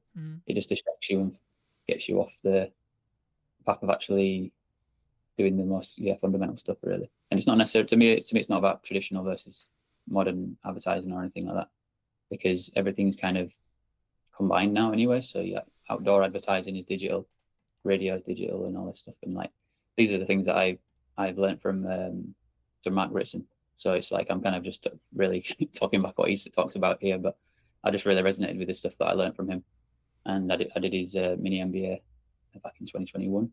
And that's what helped me to understand marketing and understand the importance of strategy. And also it's like it goes from diagnosis to strategy to tactics. But then, you know, some of these content he talks about how it's just oftentimes jumping straight into tactics and things. So yeah. I think the tactics side, right, is like this new shiny. It's like that. Oh, we're gonna do video. We're gonna do live stream. We're gonna do etc. I'm sure, like, because we're both video creators and etc. I'm sure we'll get on to like the reasons behind why video, but and then maybe even why you should do live, etc. But like, I think for me, the reason why some people don't do like the strategic stuff is, I hate to say it, but it's like it's the boring stuff, right? It's the stuff at the top, which sometimes will actually mean you don't do the live stream, don't do the video. It's the reasons actually sometimes about why you won't do something rather than why you would do something, right? Because I think it's very easy for me to say, or you to say, who are quote seasoned professionals, to say, oh, well, you should do video, oh, you should do live streaming, oh, you should do this, you should do that, etc., right? Because we can naturally go towards that. We can naturally do it quite quickly because we have a skill set in it. But if you're looking at it from a very basic level, I guess the question that comes from that is like, well, firstly, how would someone get started, like from a strategic point of view? Like, why market? Like, in a really nutshell, really basic way. Like, why does someone, and what does that actually mean? Like, for maybe someone who's maybe on the fence and like, okay, well, what does marketing actually mean? Like, at a basic level, from your perspective. Yeah, well, the thing about marketing, it's such a broad category. So it's there's many different things inside that. But the thing that most people think about is the communication side. And when it comes to video marketing, for example, it is the communication side that is kind of the main thing. But there's obviously things around still behind that, because even if it is video marketing you're doing, it's like before that there still needs to be the market strategy underneath it that's like just marketing in general. So there's different parts of marketing. One part of it is pricing. You got to figure out what's the correct price for my target audience, what's the most relevant, and based on like testing and saying your prices to people, and then also like market research of asking questions about, is it just price or is there something else going on? And that's kind of sales as well, but it's like sales and marketing kind of, you know, go back and forth from each other really. But then the price and the objection handling and different things like that, that's stuff that's fundamental marketing again, but going back to that, which then once you understand that and you're doing your pitches or you're doing your call to action and your video content, then you've done that work. You might say it might be more boring work, but it's actually the most impactful and powerful work. So if you can recontextualize it in your mind rather than it being boring, think about how it's impactful, because we all want our businesses to thrive. So then if you're passionate about building a business, remember that is a thing that you do actually enjoy, because you'll get something out of it, and you want to be in the process of building the company and growing it. So like if you just remember yourself that you're growing and building that company, I think that's the passion and the excitement that'll remind you that it's not actually a boring task I'm doing, because there's context to it and motivation to do it. So the task itself doesn't matter if it's boring so much if you know that what you're doing it for. I think that especially helps for people like me, myself, neurodivergent and stuff. So when we've got a meaning behind things, it helps us to motivate us to do tasks. And because I've got ADHD, task initiation is another struggle for me oftentimes.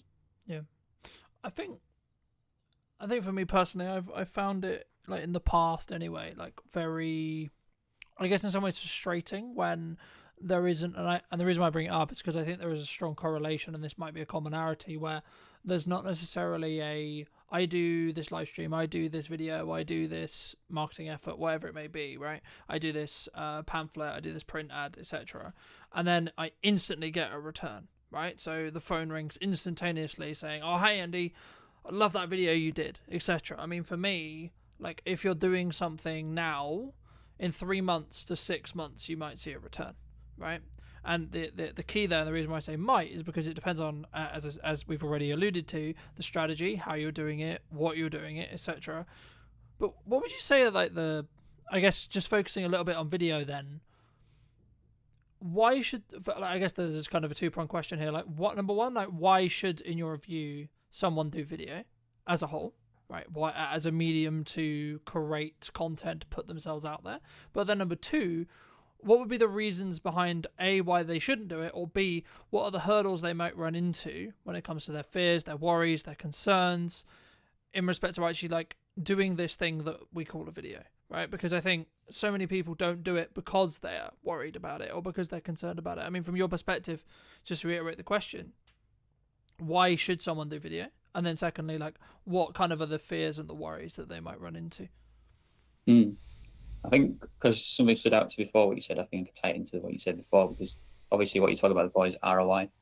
So any marketing thing we're doing, obviously ROI is often a motivator to do marketing, but then that's usually a short-term thing, return on investment. But then it's like something like a sales activation, or where you do a discount, or you just got like a campaign that's like short-term and you're trying to like get people to buy that particular product. And then there's also long term, which is the brand building. So there's those two sort of objectives, like categories of like, we've got objectives in building that brand and long term value, and then we've got the short term of like just getting this product sold. If we've got loads of a particular product to sell, for example, it's like a physical thing that we want to get that sold, then we can obviously, one strategy is to do discount, but that's kind of like the last option you should really consider, because you want to think about what's relevant to the audience. Like we were saying before with pricing, if you set the pricing originally, then you'll know that it's the right price and you can just keep it at that price and keep just pushing it. And then this brand building side is more emotional and more what it feels like of the brand and what you stand for, values and all that stuff. And that needs to be a message that's communicated over time, and a story that people understand who you are and what it feels like to experience that brand, on either in the marketing or in the product itself. So I think those things are important, whatever marketing you're doing. But then if you're using video, there's some of the benefits are that if you're a person like talking on camera like we're doing, it's like it can humanize the content rather than just text on a screen. Personality can obviously come through text as well, but it's like, I feel like it feels obviously more real. It's like a simulation almost of like real life. So I think that's one of the benefits of video content, and aligning that with the marketing stuff, with either focusing on sales activation or brand building. Yeah. Usually a combination of the two is the best approach. And then just tie. I mean, I agree. I mean, I think for me, whenever you look at maybe doing like a short-term campaign, as you like alluded to as well, like the video strategy or the ads or like the specific creative, so the thing you're going to be showing that audience, is going to be completely different in how it's designed, in my view at least, of like how we would create it if the objective is actually short-term sales. Like, we're recording this and it's going out live at the start of October, and you know, a lot of people are thinking about Christmas, right? Like, now, to be honest, I'm pretty much booked for Christmas, right, in respect to the campaigns I'm doing and the stuff I'm doing, etc. And the reason why that's kind of happened is because I did a lot of the Christmas marketing beforehand, right? So to give the audience some more context, I mean, for me, like, I start talking about Christmas, and there's kind of this joke in marketing, I'm sure you've heard of it as well, and others would have heard of it, where like you're starting to talk about Christmas towards the middle of the summer, because by the time you've done the prep and etc., and like maybe the actual production isn't until October, November, but all of the planning and everything else that goes into it will be towards that summer transition. But I think for me, like, the point that I really wanted to, I guess, echo but also add to is, what is your objective? Are you in a position where, for whatever reason, you're trying to develop cash flow quickly, you don't have a strong pipeline, etc., then actually maybe marketing isn't the solution. And that for that specific case, I think for me, in that case, it should be more cold outreach. It should be reaching out to your, creating an ideal offer, creating a glance time offer, that kind of thing, and more looking at that, because that will have a shorter return window in respect to the amount of cash that can be generated and collected by a business for work done. So let's say, for example, I'm in a cash flow crunch, and I'll go, okay, so I'm going to do a video, promotional video deal, for example, for X price. Cool. And then I'm going to go to like 150 people within my network and say, hey, would you like this thing? Right. And if it's kind of more a binary yes or no. But for me, the role, and this is why I think sometimes people get things wrong when it comes to marketing, is because like they don't see them as separate tasks, right? You've got to do marketing to get people to the point of sale. And I think for me, like, the overarching perspective when it comes to video itself is it humanizes, as you say, of course, but it also allows people to get to know you and build that parasocial relationship faster than like us. Like there's kind of two, obviously there's two ways, and it's about the depth of connection, right? So you meet the person, you have meetings with the person, you go to networking, etc., which will lead into my next question, or you consume their content and you build that parasocial relationship.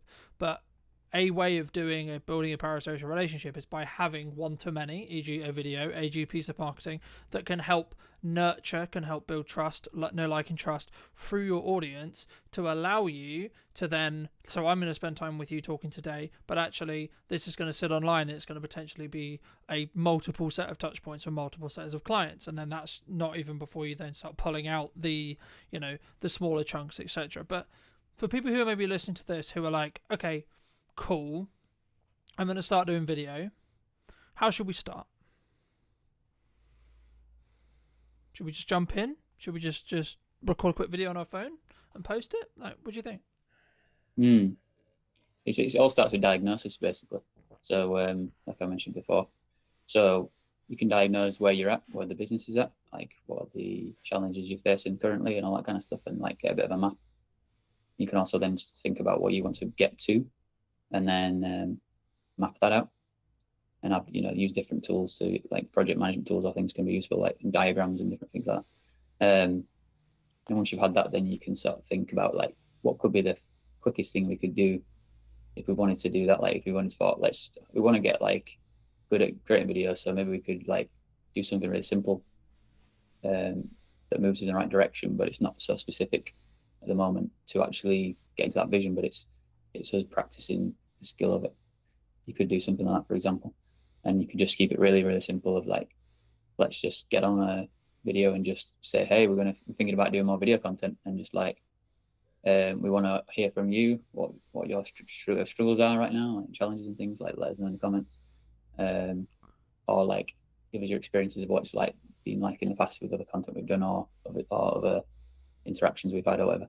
And just see how people react. Because I know that sometimes some people actually get like a really good response from that, and other people don't get anything.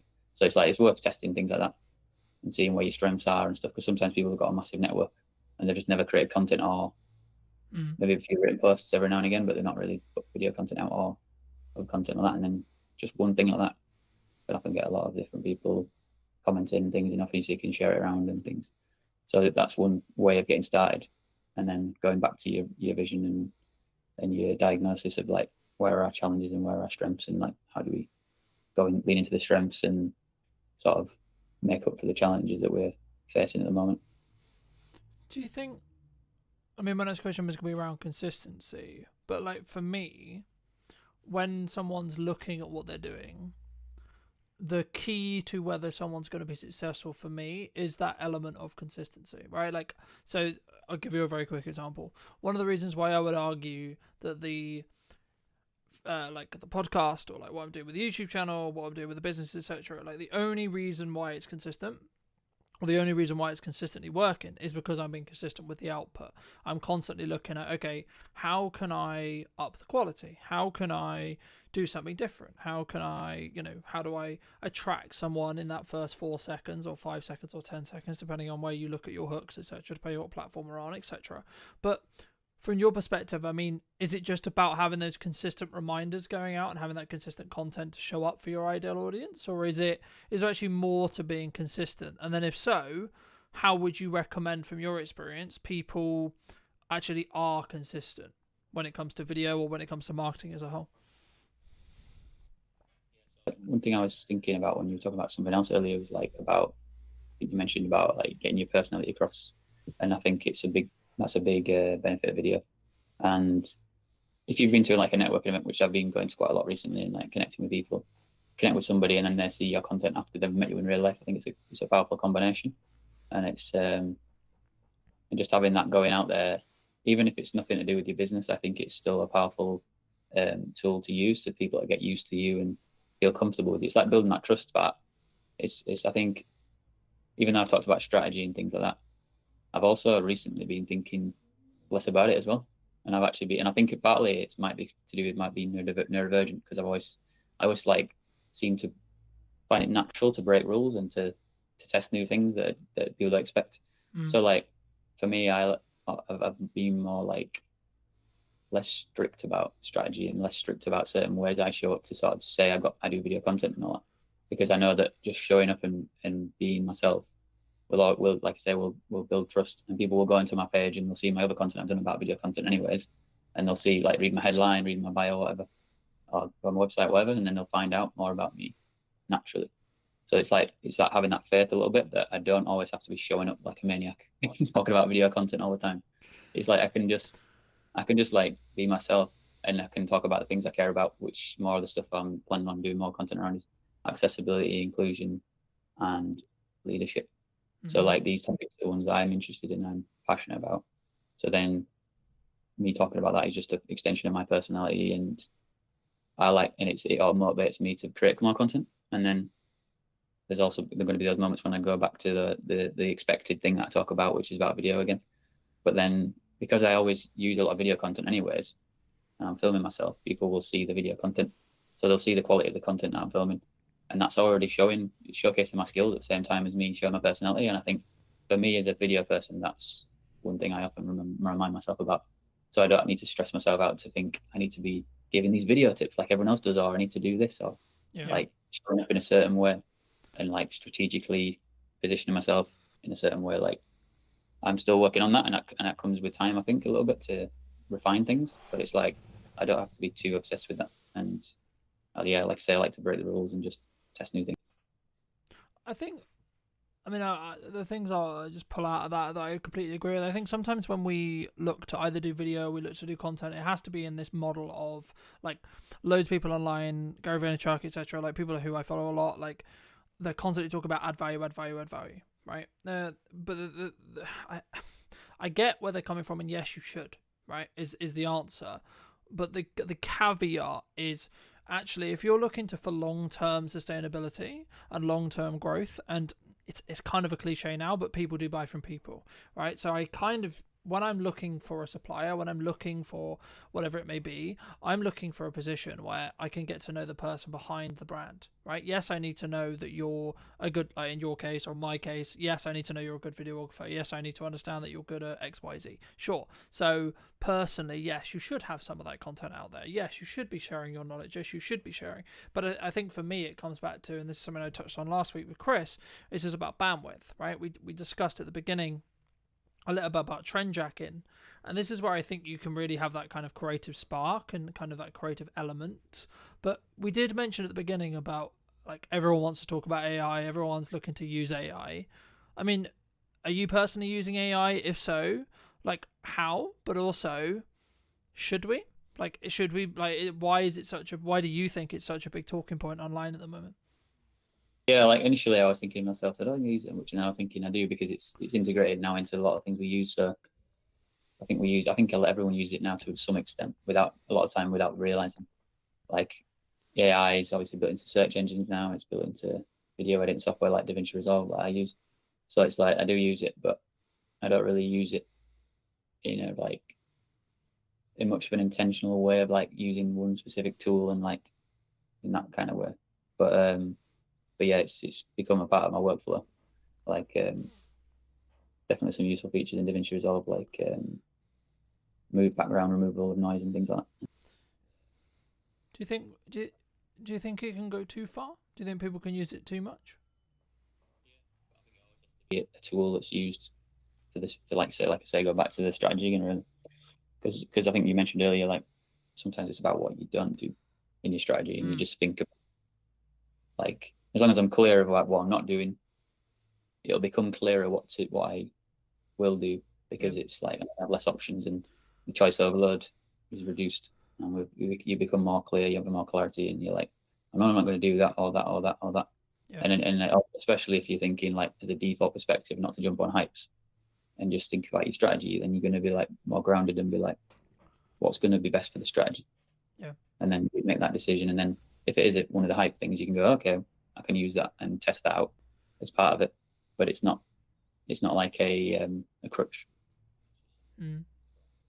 I think you have to experiment in marketing. Like that's the first thing I would say, and then the second thing though would be everything I put through that I'm thinking of doing, spending money on a trip, whatever it is, a piece of gear, so on, right? Or even nowadays, to be honest, looking at some client jobs and looking at some projects that I'm like maybe asked to consult on or asked to help with or asked to produce or whatever, and I think, is this going to make my boat go faster? Is this money worth the time, energy, resources? A. B, is the client the right fit?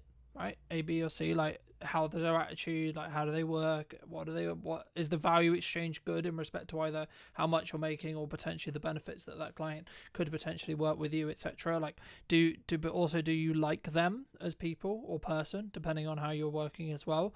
Because I think sometimes something that I definitely struggled with in the early days was doing a load of things, like all the things that we say we should be doing as business owners, right? I need to be super visible. Okay, so that means I'm going to go to 100 networking meetings, I'm going to go and do 15 one-to-ones a week, I'm also going to do content, I'm also going to do this, I'm also going to put some banner ads out, I'm also going to do paid ads, I'm also going to do this, I'm also going to like put letters through or leaflets through people's doors, etc. But the issue is actually what ends up happening in my experience is you end up doing nearly all of those things badly. Instead, what you should do is you should say, okay, well, firstly, how do I want to spend my time? What's a good use of me as a founder, me as a leader, etc., spending my time? Okay, so for me personally, me being in content, I will never be able to outsource. Everything else about the content I can outsource. How it's edited, how it's SEO'd, when it's posted, all those things I can outsource. Me personally being in the content, talking to you today, I cannot outsource. I never will be able to outsource that unless we get to a position where, of course, AI can generate my content for me. But again, I would argue those who already have an established brand will be the ones who win from that, because actually it's me AIing myself, if that makes any sense, but it would only be used in a context to allow me to accelerate what I'm doing. So it would still have my nuance, it would still have me, but that only matters because of the years of work I put into building brand, right? But I guess the question that comes from that is there an opportunity with AI to potentially, like, I guess, infinitely scale? Or is it something which you're looking at as, okay, I can look for efficiencies, but actually, because I'm seeing kind of two camps. One is, yeah, let's use it, let's optimize it, and then let's use it to go out in volume and use it, etc. But also people are going, actually, no, we're not going to use it, and we're going to stand and say, I mean, I was on a very marketing websites, an old marketing person who I used to know a long time ago, their website today, and they have an AI policy. I didn't go into it, but I assume what that says is either this is how we use AI, or we don't use AI at all, right? I mean, looking forward into 26, 27, 28, do you think that more companies are going to do that? It's about adaptability, really. Like we're saying with marketing, you do have to see what's going on and adapt. And whenever something makes sense, like I say, if it fits with your strategy and you think that could work to help us, that's a good thing, as long as you're not scrambling around and don't know what you're doing in the first place. Like with the overall strategy, you're all right to test and adapt. And I'm trying to think, what was the other topics that AI and it's specifically, I think, for me, like, about, do you need to be doing everything, right? Like I gave that story of, I was doing loads and loads of things, and then I was doing them really badly. So for me, I'm focused on a very few set of pillars to get work now, right? From a marketing point of view, paid ads, content creation, and testing my creative to then use in paid ads. That's basically roughly what I'm doing. I'm dabbling in a bit of blog writing, etc., etc. Like that's one of my unique kind of like testing things, and then I'm building out the YouTube channel potentially as another revenue stream, but also as another marketing source. So that's personally what I'm doing. Do you see people going down that route and just doing a small set of things very, very well, or do we think does one think that we need to be a bit more diversified as a whole when it comes to our marketing? I think it's more the first version, but also thinking about with your company, Brunton Media, it's your name, but at the same time, I think your content could be still not featuring you because it's a business. Yeah, and I think that's the way I look at my content is in the future, I want to get other people involved and it be a team effort. And I do enjoy doing it, but I don't feel like it has to be always me on camera. And as I go forward, I want to do more collaborations with different people. I'm going to be like putting more events together and things like that. That's definitely a part of my journey going forwards in the vision of what I've been putting together. And different communities I want to target and create those movements together in a way that gives back, and then also do a way to get my name out there and promote myself. I think it's a good thing when you can find ways to do both those things together. You're having a positive impact and you feel satisfied by the interactions with people, networking and being creative together and things, collaborating. But then you're also obviously putting your name out in the brand building side of things. And that's what I'm thinking about, is like things like podcast episodes, but also like creative sketches, like comedy sketches is something I want to do more of. And I'm going to be working more actors and things like that. And it kind of goes into the filmmaking path, which something I've always found tricky to actually execute on, because you kind of need like a bit of a team generally to make that work, especially obviously you're working with actors or whatever to really bring a story together. And it's something I want to experiment more with, and at the same time like be building my brand and stuff like that. So yeah, excited to do that. I think for me, this is something that I've heard a lot commonalities through episodes and etc. before, which is, I guess, the founder weakness, which is clients get to know, like, and trust you, right? So they get to know Colton rather than they get to know Bronte Media, right? Now, I was having a conversation with a client yesterday, and he was talking about the image perception of a Gmail account, right? Now, this is the first conversation I've ever had with a client where it's been actually like had a conversation or etc. with me about kind of, is there a level of perception? But for me, I can see it as when it's like Colton is the company, the Brunton Media, right? Like that's the main face. When you're starting out or when you're building it as a family business, then you should lean into your personal I guess nuances or who you are as a person, right? Because the likelihood is that when someone rings you, they're going to still ring you. When they connect with you on shoot, etc., or like when they hire you, they're going to work with you, right? The interesting step will be what potentially I do or you do or one does when they step beyond that, right? So first employee, second employee, third employee, etc., and getting to a position where, yes, Colton is the quote managing director or the person who is the top of the company, but actually it's how you, I guess, manage that risk from like if they're speaking about on behalf of Brunton Media in videos, for example, like how would one, because I know there would be a side of my head from like a comms manager point of view, which would be like, can I trust this person to represent the company, right? And I guess, would it be as powerful as me saying it in a video, like just building off your point, or is there a risk for that? So I guess the question that kind of, is that something you're thinking about? Is that like a risk that you can see other companies potentially run into? And if so, how do we maybe eliminate that risk or maybe bring that risk lower? Would you say? So the risk, what's the risk again? The risk of... So I guess the risk, I guess, like in crux is me as a founder, I have to be in the content, I have to be on the shoot, I have to be on the sales call, right?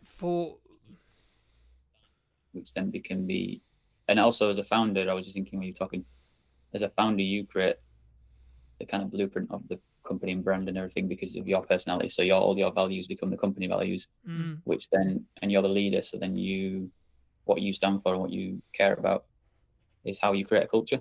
And then that's something that I've become more interested in, the idea of creating cultures and become more passionate about. I wanted to step into that and be a leader and stuff. And like in my past, I never saw myself as a leader.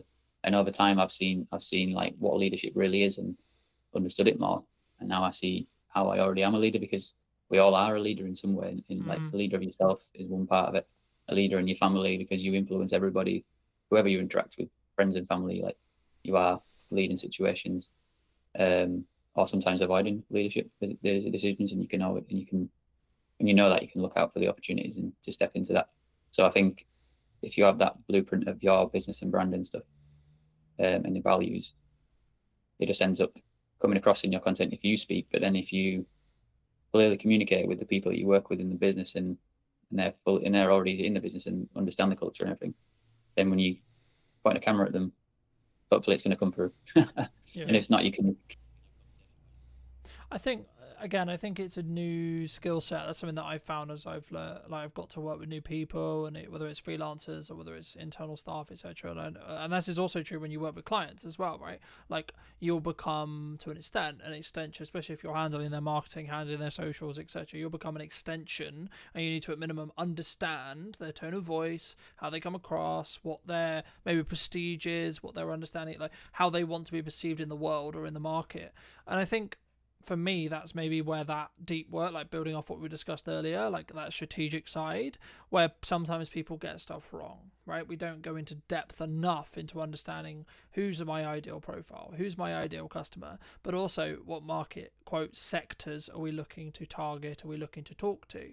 But for maybe, those who are maybe watching this and listening and saying, well, okay, I'm a small business, right? And I don't have like 100K or £1,000 or £10,000 or whatever it may be, right? They don't have that nominal, what they would perceive as a large figure or a large budget to get ahead. I mean, how would you recommend they either start or, quote, get ahead without necessarily just throwing money at it? Yeah, there's always something you can do, like I mentioned before, with that idea of starting with, you've got a strategy and you've got a bit of a plan and a map and everything, but then you just find like a simple thing out of that and think, is there something in there that we could move towards the vision, or something that's, I don't know, just anything really that you think in a way we could just start, and it can just be simplified and not overthink it, just to be like, let's just make a video about, even just a video about making a video, because it's the actual process that matters, not the actual results so much, because that'll happen eventually over time. And I think a lot of people too obsessed with the idea of being professional and stuff, and it's like sometimes people's content feels like AI, even if it's not AI, because it's trying to be overly professional all the time, because AI thinks in a structured way of like, very specific structured way of like, this is the way it has to be. So then it's like, it seems like people have that as well, like locked into it, these ideas rationally, rather than something beyond that could be more emotional, or could be more authentic and intuition going on and things like that. We step out of the fear and we just take action, and we just see how it goes, and showing up in a way that's not you're not scared, and you're just empowered to take action. People will resonate with that, and they'll respect you for it. Yeah, I agree. I mean, I think what I was thinking while you were talking, I mean, I think for me, it's about what do you want to optimize for, right? Are you trying to optimize for the algorithm, right? So getting that click-through rate, getting that high watch time, etc. Or are you actually trying to, quote, optimize for the human, right? For the connection, for the person who you're likely to connect with, even if it's one or two or three. And I think sometimes we don't feel great, right? We don't start the podcast, we don't do the video, because the nature of it is going to be, when we start, it's only going to be 5 views, it's only going to be 3 views, it's only going to be, my mum and my friend and Andy who likes my content, right? But actually, in reality, if I kept going for 2 years, I kept going for 3 years, number one, I'm going to get better every single time, I would hope, through time, but also is going to slowly build momentum, right? Those 3s will become 5, those 5s will become 10s, those 10s will become 100, then thousands, and so on, right? If you're consistent, in my view, right? And I think it's consistent in how much you're posting and what you're posting, but also like how you come across. And this is why being authentic to yourself is really important. I'm aware of times, I think let's wrap up soon. But for those people who have really enjoyed this conversation, who really want to connect with you, where's best for them to do that? Say LinkedIn, it's the place where I'm the most active. So yeah, just connect with me on LinkedIn. Fair. And if you were going to talk to yourself 10 years ago, what if you were going to give advice to that person? What advice would you give them? Well, I think the biggest advice would be to get diagnosed for ADHD, because I didn't know that back then. That I had ADHD, so that's the biggest impact that's been on my life, is to understand my ADHD. Yeah, and then in terms of business and things like that, I think learning about the fundamentals of marketing earlier on would have been a big help. And then also like about the time things you talk about, like put your energy into things that are specific about what your strengths are, putting time into that, and then finding like support systems around other things to get help with. Like I'm working with the VA now, so like if I'd have started working with the VA earlier on, I know I would have been able to accelerate growth, eat quicker, and become more effective with my time and energy. And I also don't think of time, and I don't think of it as time anymore. I think of it just energy. So I just think like, what energy do I have in this moment, this present moment, and use that based on what I want to get, what I want to achieve and stuff like that, and what are the priorities and different things like that. So I'm like thinking of, sometimes I'm just thinking of like, even like when I'm out and I'm at a networking event, I'm thinking, should I take longer and get a bus? Or should I just get a taxi and get back? And recently I've just been getting taxis because I'm thinking energetically, I'm thinking, let me just get the taxi and get back into stuff. And I've still got the momentum to finish work I'm doing or whatever, rather than saving money and do it and getting the bus or whatever. It's like different things like that, like time is on one hand and then the other is energy. And I've been sort of like noticing the difference when I'm making decisions based on what feels good in the energy. Well, and that's also like my personality too. Yeah, it's just as a final thought. I mean, for those who've got this far, I mean, thank you obviously for listening. But like something that really stood out to me from what you were saying, that also agrees with like someone else who I really respect business wise. He said, well, you need to specifically understand it's about fit efficiency, right? But also about how you set your mindset up when it comes to like what you're going to do. So there's kind of like two modes, the way I see it in business. A, we're trying to cut costs, we're trying to limit our risk, right? We're trying to bring down that overall cost. Or B, we're trying to push forward. How can we make more sales? How can we bring in more revenue? And I think once you're in that growth stage, now, this isn't to say don't have cash discipline. This isn't to say don't have a cash cushion, don't do good money management, etc. But I think it's a different shift in your mind, and that kind of builds off like what you were talking about, the bus versus taxi thing. For me, the taxi thing is obviously a more efficient thing when it comes to time, but also it's about flow state, right? If you've got, say, this really great networking meeting, or you come off this live and you're like, actually, hey, this was a really cool takeaway, etc. Like, then you should potentially put yourself in a position where you can like get back to the studio, get back home, so you can then film that video while that energy is there, rather than I'm gonna have a downtime, chill, go on the bike. So, but also you might want that decompression, and I think they're the two differences. But come and relax straight away, and it's relaxing to have a taxi. It's more convenient. I get in it, go straight there. It's less complications going on or risks of things going wrong or whatever. And then I can actually decide to rest or work when I get back. So I like having that because it's flexible, and it's like for me to figure out how to work flexibly. That's been a big part this year for me, knowing that I'm neurodivergent and realizing I need more time to process things and I need more space and flexibility and that kind of stuff. So that's like a massive learning this year, which I would have told myself 10 years ago. Definitely those kind of things. Fab. Anything else you want to mention before we part ways, Andy? I guess going back to just reiterating the part about energy versus time, and like thinking about what the energy and how it feels like, and following that can be a powerful place to sort of leap into, rather than us thinking about time all the time. Because sometimes I'll be pressuring myself through the day, thinking like wanting to do things all the way through the day, like because I'm thinking of it based on time, like I should be working from this time to that time and this time to that time, and it's like. But then I don't need to think of it that way. That's just a structural way I think. I can actually change that and flip it on its head and be like, what energy do I have in this moment? And then flip into that. And then, do I need to rest? and the rest. And then when I come back into things, I've got more energy again now. So then each task I'm doing can be more effective at doing it. And yeah, and then having other support systems around me, I can ask people to do things for me that I don't really want to spend my time doing, or I have resistance.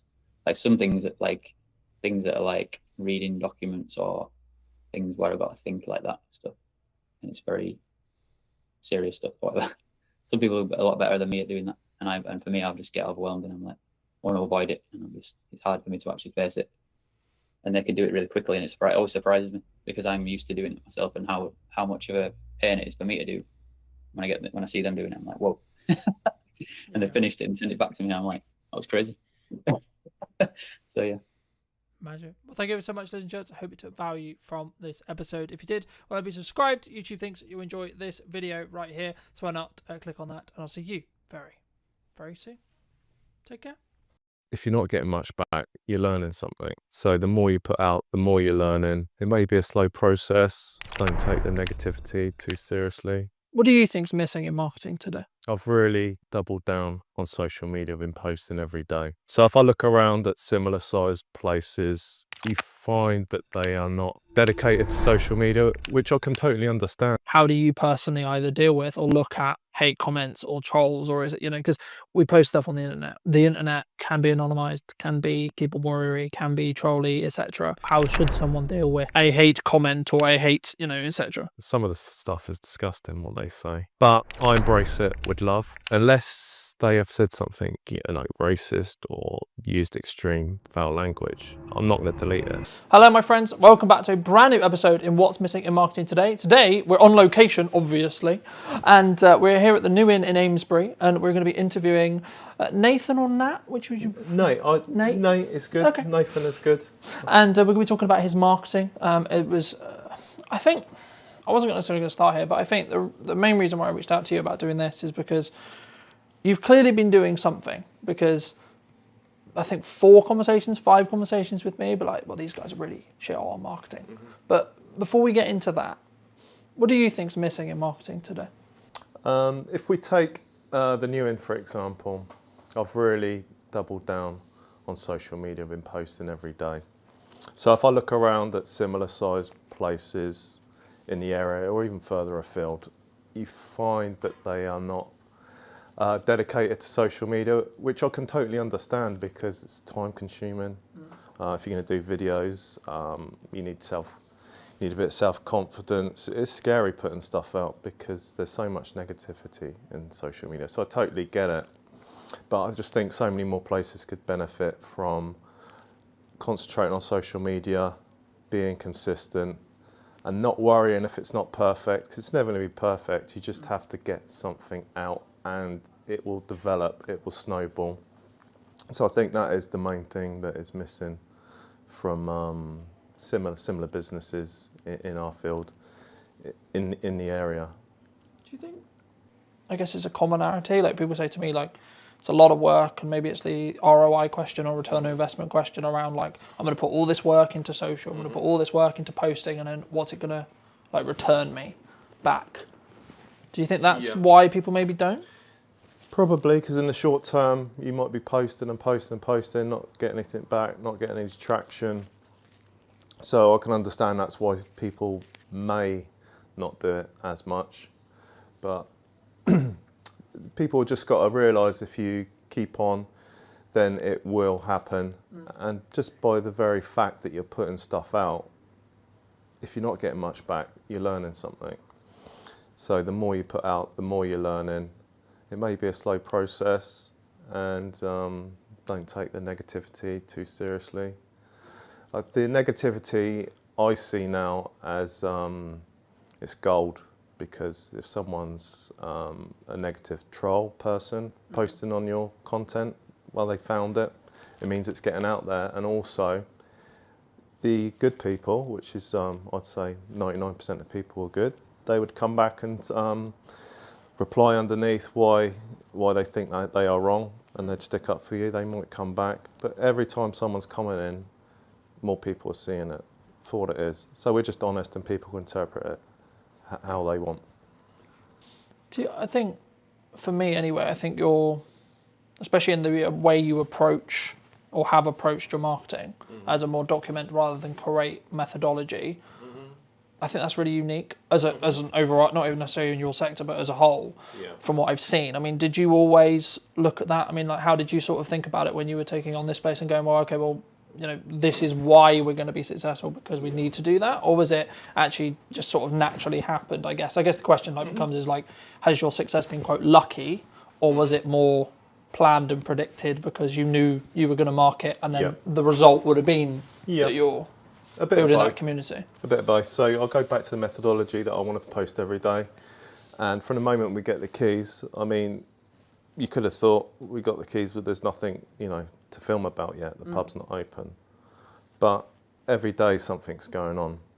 We're painting, we're doing the floor. I mean, it might be boring to some people, but for me and other people, they want to enjoy the journey. So many people have come into me since the pub's opened and said we've enjoyed the journey and how it's developed. And some people have even said, well, we missed that part of the process. So that it comes from that. It's just posting every day and just things happen. We film it. I've got 5-6 things probably lined up in my mind that I want to do, because just make sure you got something lined up. But then things just spontaneously happen. I'm looking around and seeing someone's doing something interesting, like discovering the cellar, for example, was the big one, or even simple things like putting up lights or laying a new floor. There is a satisfaction to seeing something that isn't right, it's tired, strip it back, and then see the end process in a short video. People find that satisfying. I find that satisfying. Why do you think people don't do that? And then you can either target this at your sector or in general. I think because I think there's so many opportunities to document rather than create necessarily. Because you're in it and it's every day. It might be boring. People thinking, who's going to be interested that I'm painting this wall? Who's going to be interested that I'm laying this floor? But when you frame it and you look at it, and even the wall in the car park, a tired old wall, but to see it gone from a tired old wall to being brilliantly whitewashed, I mean, that's satisfying. And then the hanging basket's going up. And then that's just a small piece. And all these small pieces make up from a pub that had been closed for a little while. So it's tired, it needed a bit of work, it needed some love. So every one of these pieces of jigsaw, which is interesting in itself, slot together, and then you can see the whole picture. And people said that they've followed the whole journey, every video. So that is nice feedback and motivation. And also it feeds into itself, because people coming back, making nice comments, and then that gives you motivation to keep going. So there's a synergy that is feeding off each other, which leads into the fact, like, the community is what has made this happen. Me sharing a journey and a community coming together, understanding what we're doing and getting behind it. To the fact that people brought in gifts, beautiful gifts that they've made, stuff that's up on the wall. Even people have brought back stuff that they've stolen from the new inn from 15, 20 years ago, saying, oh, we really buy into your story. Like, it reminded me that I took this when I was younger and I want to bring it back. So all around the walls and shelves, it's going to be gradually full of old stories and histories from the local community and the people in there. I think for me anyway, that's what will stand you apart from, you know, the corporate pub, right? Mm-hmm. But I think as well, like, maybe people who are watching this who are maybe not in the hospitality industry but are in maybe other industries. I mean, what you're talking about there and touching on there is the storytelling aspects of our daily life, right? Yeah. I think especially now in a, quote, harder climate, people want to connect to stories. They want to connect to people who, I guess, are building community around their businesses. Yeah. I guess the question that comes from that is, what advice would you have for either your sector or general for people who are looking to build a level of community, a level, because it can be quite buzzwordy, right, in that respect. And, you know, the concept of building story and something that maybe we both understand because we've been doing it a while, but for those who maybe haven't and maybe are starting on their journey, what would you say to those people? I'd say the advice I'd give people, I did it myself, is especially at the start, I don't so much now, it's like look at people that are telling the story well in your industry, in your sector, and look at it from the outside, because a lot of things that you think might be mundane are actually interesting. If you're not confident on video yourself, there's plenty of people around you, the bar supervisors or or even customers, that there is people that will go on video, and that is part of your pub as well. That's part of your story. So try and find those people. There will be someone around. I think you just have to sometimes put out that intention, right? You said very early that I'm going to post every single day. Yeah. Right. That's, for me, that's something which I've done for many years, but I think that's rarer, right? Yeah. I think people sometimes struggle, like the keys that I hear from people I work with or etc. is like, we don't know what to post, we don't know how to post it, or we don't have the confidence to post it. Yeah, they're the key things. How would you, I guess, fix those problems from your experience? So maybe either pick one or three, and I'd be curious to hear how you would personally recommend people try and fix that if they are looking to maybe daily post, or is it actually, go to weekly posting, get that done for a couple of months, then go to 2-3 times a week, and so on, and build it up from there. I'd say go into posting daily and commit to it. I mean, you can write a list of stuff that you think's interesting, you can ask people, and you can work through that list. The thing is, if you're going to post something, if you've got nothing to post that day and you just randomly think of something, you may not think it's that good, but post it anyway, because that's happened to me before and it's been like one of the most biggest posts. Just because I've put something out, I think, well, I don't know if it's that good or people are interested, but I've just posted anyway. And occasionally they can be your best post. And conversely, you might have a really good idea and think, I've got this story and I want to put it out there. You put a lot of time into it, and for some reason it doesn't take off. So I think you should commit to doing every day. I mean, everyone's different, but I think that forces you into actually posting and learning. And being in that, I guess, in unconfident action, rather than, oh, this post has to be perfect. This post has to be, the thing which is going to get loads of views, right? Yeah, don't worry about it, because you're going to be posting the next day. And if it's not perfect, it's going to be buried within a week if you're posting every day. And you're learning every time. That's the beauty of it. No, I agree. Looking a little bit more towards the pub, then. When you reopened it, was this the vision you had for it originally? Or has there been, I mean, you mentioned the cellar, right? Yeah. I think it's one of your highest performing videos, correct me if I'm wrong, but I believe it is. Yeah, I think it's over 700,000 views on that one, and subsequent ones, which I mean, is fantastic. it, was when you took it on, was like, okay, I've got this vision, I've got this plan. Yeah. Did that stay true, or has things changed and adapt since we sit here today? Yeah, I think it stays true, and it's been our vision. At which point I want to say that's my partner Gemma, who's the driving force of it, great business mind and organiser and manager. And then there's Kirsty, our other co-owner, who is has a background in catering, and she's a chef, so she's been brilliant, like getting the kitchen organised. And her partner Adam, who's been doing some maintenance and some DIY stuff. So as we talk forward, I want just to acknowledge that it's like a massive team effort, especially Gemma being the driving force. But that being said, we have me and Gemma and the others. We have had a similar vision, and it has come together as we expected. And on the opening night, I knew it was going to be, say, the soft launch. I think it was on the soft launch. I knew we were going to be busy, so I made it in my mind to take a moment and just like step outside and see it, which I'm glad I did, because I quietly snuck out the door. I went over the road and the pub was lit up for the first time, and you could see people in the windows mingling, enjoying, and you could hear the quiet sound of people laughing and talking come across the road.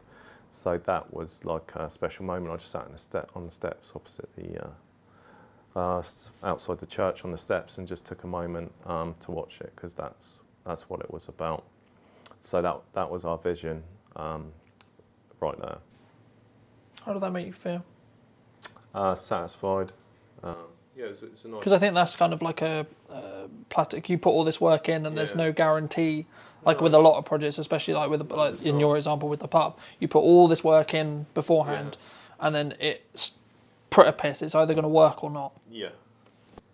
Yeah, that was a great warm feeling, and I was confident it was going to work because we had so much positive feedback from the community, and that fed into the fact that we'd work harder and get it open quicker and do more. So that was a rolling effect, which was great. And while we're working on the building, I'll be working outside sometimes, inside, the amount of people that walked past and said, "We can't wait till you're open. We love what you're doing. We love the stuff you're doing on social media." It's, you know, same people walk past every day and ask how it's going, popping in and showing their support, which was great. It was really, really encouraging. And even walking around the road to get a coffee, you'd get stopped 2-3 times. How's it going? To the extent it felt like I was like mini famous in Amesbury, which was really nice because it felt like people were getting the story, getting what we were doing, getting behind it and understanding it as a community and it's for them. We're just custodians of the place and this place is for them to come and enjoy, even if it's having coffee and cake during the day, if they're playing crib or they're playing pool or darts or whatever, or starting a football team or supporting local groups. That's what it's there for. I mean, that's really nice for me to hear, because obviously traditionally, what like a pub was a communal hub, right? That was traditionally what it was meant to do. And I think with maybe the advent of the internet or the advent of like, again, like I don't like leaning on quite harder times, but it would be easier to say that, you know, pubs are maybe slipping away and out of the community. So I guess in some ways you're an example of, no, we can kind of, I guess in some ways is it more the community actually? Because then my next question was going to be around like, when you look at the marketing you've done, some would say maybe the uneducated percentage, but some would say, oh, you've been lucky. Right, but I personally believe you've made your own luck with execution and learning rather than, oh, you're lucky. But do you count it as that? I think there is bits of luck, but the thing is you need to capitalise on those bits of luck. I mean, for other people those things may have happened and they might not have seen the value of converting that into a story, into sharing it with the community and the public. I mean, even with the bad things that happened, I knew I was going to post and I thought, I need to be honest.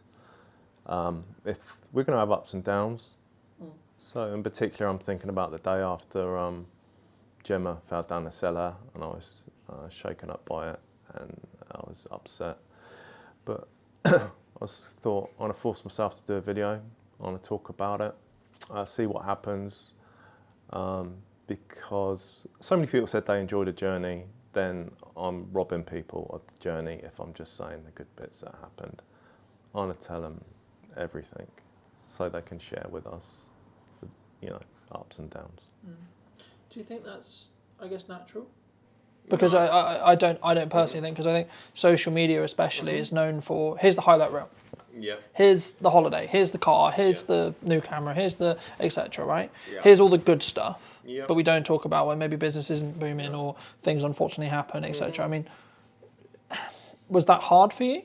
Like to actually capture those elements and actually think, actually, I guess in some ways, is there a moral question around like, yes, this is part of the story because it happened, but should we post it, should we not?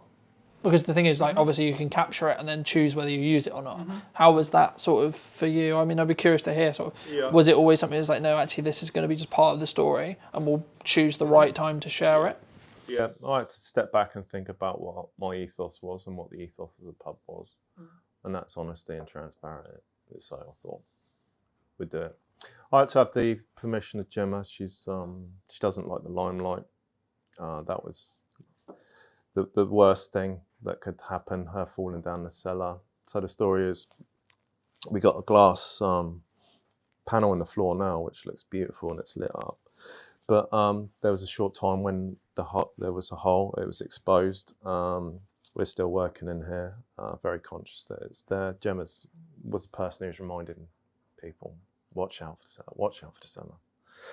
And I just have this vision of her walking over towards to put something on the table, to decorate the table. And I can still see the image now of, I know what she's wearing, like black leggings and a black hoodie with the New In Amesbury written on the back. And just seeing her there 1 minute and just like disappear was like sickening, because I know it's like a big drop. It's probably like 6.5, 7 foot, rough terrain down there. It's rocky, stony. So that, a real sinking feeling, and I can still, it's like an indelible image in my mind. So the moment she fell, I rushed across, and looking at that now, it makes me feel sick that like I actually jumped from there to the floor. I don't know how my back survived, but just jumped straight down there, and I was with her for the duration. And when I jumped down, I shouted for someone else on site, Tom the electrician, who called the emergency services. At the same time, I called a paramedic, a friend of mine who's retired on the Friday, and I'm calling him on Monday, and said, please get down there. And he was just down the road in Durrington, so he was here in about 10 minutes, which was reassuring, because I knew, you know, the basics of what to do to keep her still. Her breathing was really shallow to start with, and you know, she had a big concussion. So to have him there and to tell Gemma to stay still, which is a mission in itself, because she's saying, I've got a meeting in an hour, all this dead time. She said, I just need to get up. We've got a pub to get open. And we're saying that Des is brilliant. He's reassuring her to stay still. We need to get her out properly. So the ambulance crew arrived shortly after, and they said, we need the fire brigade to get her out that small hole. And the fire brigade arrived, and then they said, we need a technical rope rescue team. So over the next few hours, this pub was full of emergency services, and they were all fantastic. This road out here was just lined up with emergency vehicles. So of course, the jungle drums on the local Facebook groups were going wild with speculation of bombs or fires. You know what it's like. So that's also why I had to shortly after say, this is what's happened, just to knock that on the head. And as soon as we knew Gemma was okay when she went to hospital, I could put that out, and we had a great response. People that we didn't even know, so is there anything can we do to help? We'll come and we'll bring you this, we'll bring you that, we'll sit with Gemma. It was fantastic. People we know, people we don't know. The amount of flowers she got was incredible, which was really heartwarming. Yeah, and it makes me feel a bit emotional now, because that's what it's about, community. Yeah. Thank you so much for sharing that. And I think, I don't know if the response, I mean, the initial response as a human is always, oh my God, this thing's happened. Is the person okay? Mm-hmm. Right? But then I guess it takes another level of, you know, leaning into your values, your trust in your community to say, well, this has happened. Mm-hmm. You know, she's okay, but, you know, this was obviously an accident, etc., you know, in that respect. And I think it takes a level of, I'll use the word trust, to tell that to your community, because in another world, in another way, your response was very positive, but there could have been a world where the response could have been very negative, right? And it could have been very, oh, this, that, you know. I guess that bridges me on to a nice question, which is like, how do you personally either deal with or look at quote hate comments or trolls, or is it, you know, because we post stuff on the internet, we put our, maybe sometimes our vulnerability, especially in this case, out on the internet, and the internet can be anonymized, can be keyboard warrior, can be trolly, etc. Can be, yeah. You know, in that respect. And I think if people haven't been, quote, seasoned on the internet, then they maybe won't necessarily know. Like, everyone reacts differently, right? But I mean, if you were going to give advice to people, what would you, how should someone deal with a hate comment or a hate, you know, etc.? I can understand why that would put someone off, because it is, some of the stuff is disgusting what they say, but I embrace it with love, unless they have said something, you know, racist or used extreme foul language. I'm not going to delete it. I'm going to leave it there, and I thank them for taking the time to watch the video, and thank you for taking the time to make a comment and put a heart at the end. Other people see it and that they would like it. I mean, your initial reaction is quite different, but over the years, that is the way to do it. Either they don't say anything more, or occasionally they say, sorry, that, you know, oh, I didn't mean that, or they twist it back round. Very rarely do they double down. I mean, they can, but I'd just like double down on the love. And it's all good. You have to understand that some people are not, have problems in their own lives, and maybe they're using that as an outlet. Do you think that's a common reaction? To quote, kill them with kindness? I don't think so, but it's the only way to do it. Because it would be very easy from an emotional reaction point of view to go, well, I'm going to start having an argument in the conversation now. It is counterintuitive, but it is 100% the best way to deal with it. Then don't give them the power to make you feel angry. Just accept some people like that. And the thing is, you just got to just know that 99% of people are good, and they're going to say positive things, or if they don't agree with it, they will say nothing. So just, I mean, you need to have trust, but I can totally understand why people would get angry about it. My partner Gemma and other people would, but I say it's a good thing. Someone's seeing it, making a comment, that's fine. Looking forward. What are you specifically looking forward to? I mean, we're recording this just before Halloween. Is it just Christmas? Is it going to be into the new year? Like, what's coming for those who may be watching this when this comes out, that it may actually have happened by the time this comes out? Okay. So every single event we're going to look at, and we're going to keep driving forward. We haven't just opened the doors and that's it. We got the sports bar open now. Sky TV just went in yesterday. So we'll start advertising that now. We're confident that's up and running, because it's a nice games room with a pool table, dartboard up there. There's more work to do in there, pictures up and bits and pieces. I think the amount of response that we've had from the games room, sports bar, is been fantastic. So we got a bigger room that's a function room.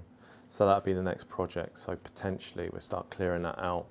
And I think that may be the new sports bar, because it's bigger. We'll be able to get a lot more TVs in there, dartboards. The response for darts teams has been unbelievable. I think, you know, potentially we could have 2 or 3 darts teams and a pool team.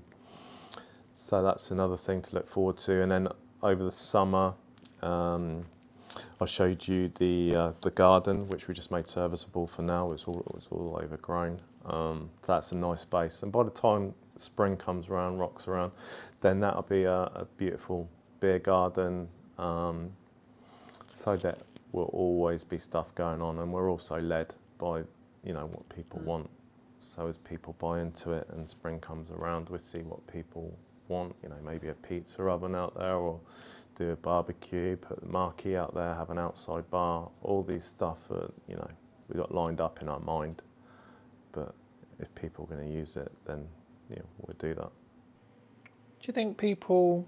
I mean, you're clearly investing time, energy, resources, money, etc. consistently here. Do you think that's rare in the hospitality industry, especially at the moment? Because it would be very easy for you to go, well, I put in X, so now I'm going to start wanting to pull some profit back. I think maybe. I don't look around too much what other people are doing, but there are some people that are doing what we're doing. Specifically in Amesbury, there's a new owner down at the Kings. He's investing some money in it, making it better. That brings me on to with the pubs, you need each other. Coming into this area, I thought I'd need to work on everyone to like work together. Because I know in previous years there's been a lot of backbiting and people competing each other in Amesbury. But the thing is, if you just have the new inn by itself and there's nowhere else, people want to come to a pub and have a meal and go to another place and come back or go to another bar. So you need the whole of Amesbury to be working together. And I want to make Amesbury busy again with the help of everybody around. Because we're not competing against each other, we're competing against people going further afield, out for a meal and a drink. We're competing about people staying in and buying cheap supermarket beer. We're competing with the cinema, we're competing with so many things, the internet, everything, but Amesbury needs to work together because we're not competing against each other. We need 4 or 5 nice venues, which we have got here. And everyone has been so helpful. When you open the doors and everything's brand new, no matter how much you plan, you forget something. On the first day we opened, someone asked for a bottle of wine, and we were like, oh, we ain't got a corkscrew. That's one basic thing that we've got. So I popped over to the George over the road, and they were like, no problem, here's some, have these. And same with the other venues. I'll try and list them all, like the Kings and the Dunkirk and the Anthropos and the Bell, and sorry if I've missed anyone, Piazza. They've all helped us with things that we might have forgot or change or support or sending people here, which is great. Even the offer of, we'd take some menus, and it's been fantastic. And that everyone buys into the same thing. It's been a great community amongst the bars, As I say, do you think that's... I personally think in some cases that's maybe more true now because things have got harder, because people need to band together a little bit more. But I think initially, the initial response, especially when people, I guess, first start, especially in like my industry, or the same would be true, I expect, in yours, where they're very self-focused, right? I've got my business to run. I need to make sure I'm making a living, etc. And I guess they don't, in some ways they don't appreciate or understand the reciprocity of, hey, there's other options, and hey, you should go and check out these other options. I mean, did you always have that mindset? And if you did, do you think that's rare in your industry? I think it's rare. I'm always trying to sell this point. I'm keen. Our background is security. Gemma runs our security company now from top to bottom, but I've done the security for 30 years on doors and bars and nightclubs. But I've seen so many bars open and close, and so many bars do well. And to see people trying to compete against each other like a club down the road, and like trying to undercut each other or go against each other on nights, you're thinking, this is crazy.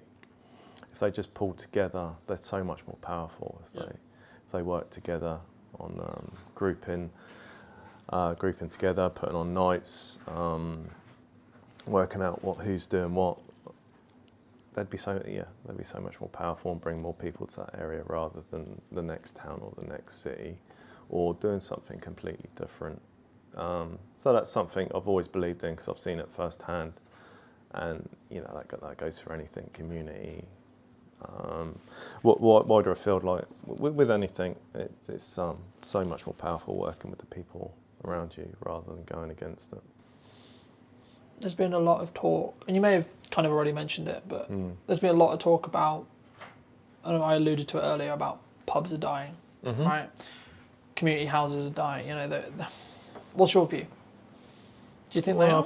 Well, it sounds like it if you hear anything in news, which I tend not to listen to anyway. It would seem that way, but for me, I think that taking on a new inn, I just thought you know, that's all background. That's irrelevant. I know this pub is beautiful. It's historic. The community needs it. It's part of the British history and institution to have a pub, nice pubs in a town. It is unique, and it's part of the fabric of the place. It might go up and down, but it's in our DNA. So I just took this as like a separate thing. I mean, it may not have worked in other places. We live quite close to here, so we have people that we know in nearby villages and people in Amesbury we know. So we did have a head start in that way. So yeah, I think that's important. What do you think traditional or other pubs potentially get wrong with either marketing or in general? I find it difficult talking negatively of people or things, but or maybe what they could do better then. In general, you think the big brands lose something. I mean, they've been successful and they've done fantastically well because they got to that state. But when you get bigger, then you do lose some of that independence, and you might go into a big chain and you may see different bar staff every time. That's the beauty of having an independent pub, when the landlord and landlady and you have consistent bar staff and owners, and they're actually there on site, because that is a big part of the pub, following that journey, getting to know them and the characters, and knowing even if you walk down the road and you're just going to pop in for a pint by yourself, you've met your friends or people you know may not be in there, but they know the person behind the bar, or they know the landlord, and you probably wouldn't get that in a big high street chain. Probably not. You may do, but less likely. If people are interested to see more of your journey, where would you recommend they go? The big one has been Facebook, but also we've got Instagram, YouTube and TikTok, and they are all the new in Amesbury. Under that should come up at top if they search for that. It's all documented on all four of them, but Facebook is probably the most popular. So yeah, they can follow on any of those 4 channels, and that'd be much appreciated. We've had people following from all over the place. A lot of American people said they've seen it and they've liked the journey, but you know, it's a bit far. And some people even said, like, when we come to England, we really want to come and see the place. And over the road to George Hotel, they have a lot of foreign visitors stay there, and they've been coming over to look at the cellar and some of the history. The history's always been here, but no one, well, maybe that's unfair, but no one's sort of showcased it for a little while. I've started to put pictures up on the wall of old pictures of landlords, landladies, what Amesbury used to look like, so people can come in and enjoy that. Fab. Thank you so much for coming on. And if you were going to talk to yourself 10 years ago, what advice would you give? Yeah, that's a difficult question, because you think if you told yourself something, then you wouldn't be in the place that you are now. And I'm really happy where I am now with the pub and the people around me, how this has panned out. With Gemma, my partner, extremely happy and very much in love. So if I went back and changed something, then, you know, I probably wouldn't. Thank you so much. And if you did enjoy this video or this podcast and you'd like to see more, make sure to be subscribed. YouTube believes you enjoyed this one, and I'll see you very, very soon.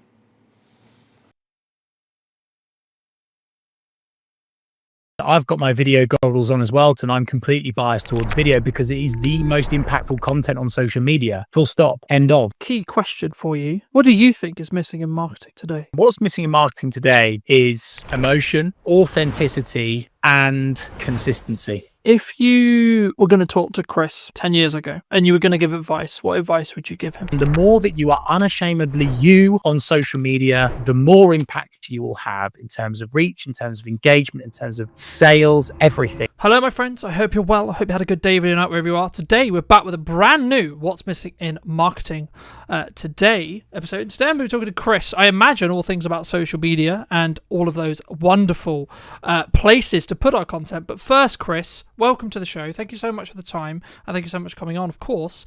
But key question for you. What do you think is missing in marketing today?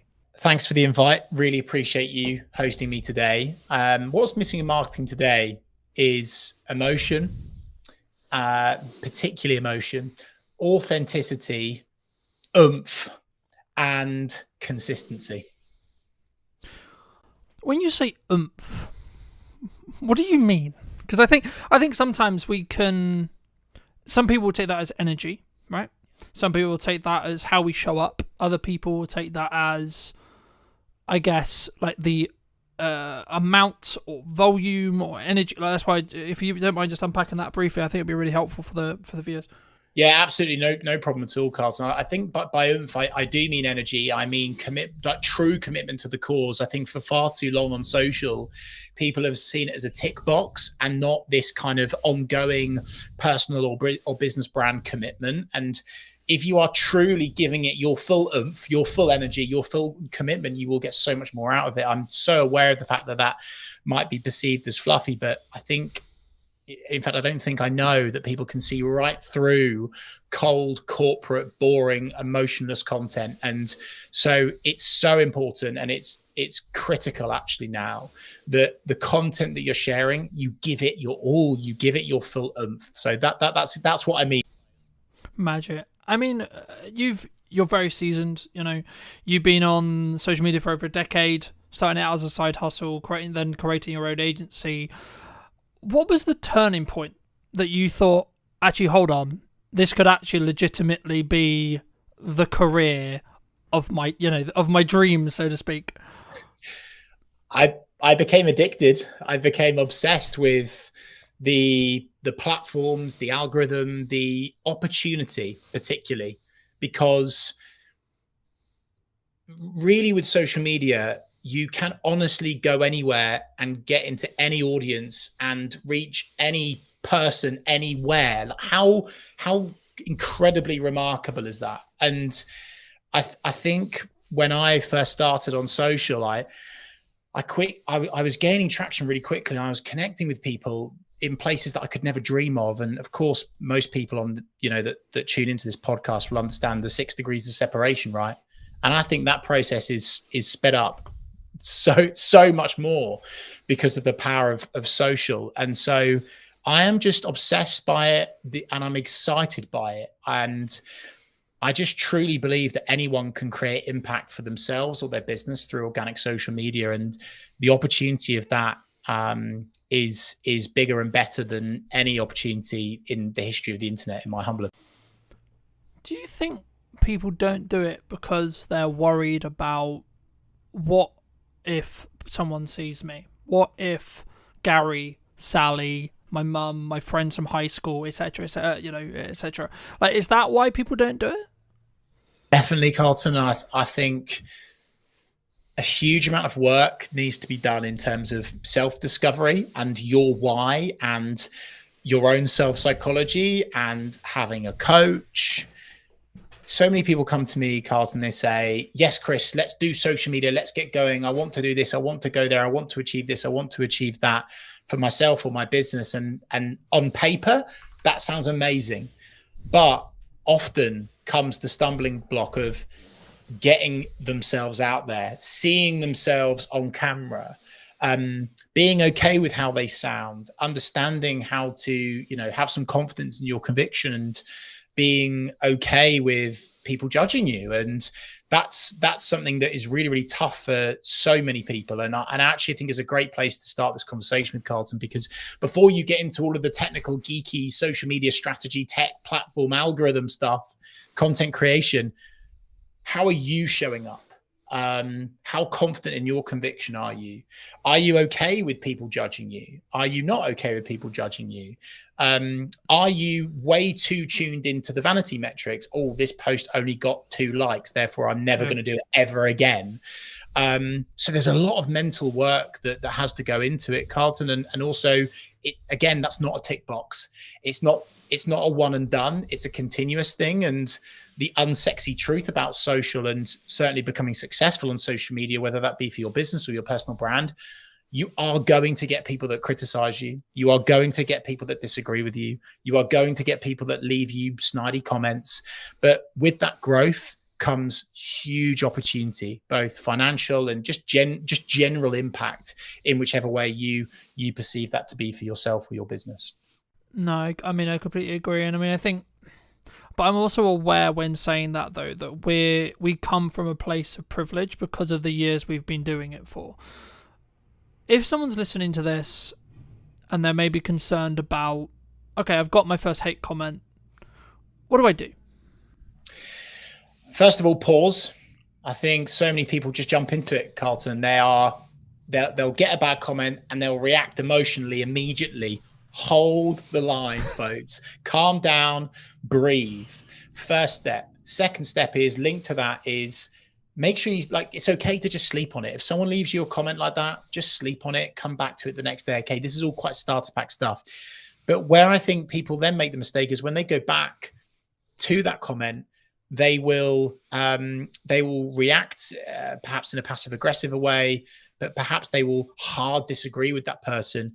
But the thing that's always worked for me, both personally and professionally, given what I do in the media world as well, is that I always respond with empathy, with kindness. And I understand that the reason why that person is leaving a comment on your business page or on your personal page, they're going through some stuff right now. Okay. So coming at it from a genuine place of empathy and killing them with kindness. And from a business side of things, it's an opportunity for you to show off your exceptional customer service skills by going back to that angry, frustrated customer or someone within your network or your audience with genuine kindness and empathy and care. And it can only help your brand, and understanding that actually, if you respond to that comment, it's going to help your post perform better and stay in the feed for longer anyway, right? So there's a whole lot of stuff on that, and I could go deeper into that, Carlton, but that's what I'd say to begin with is sleep on it.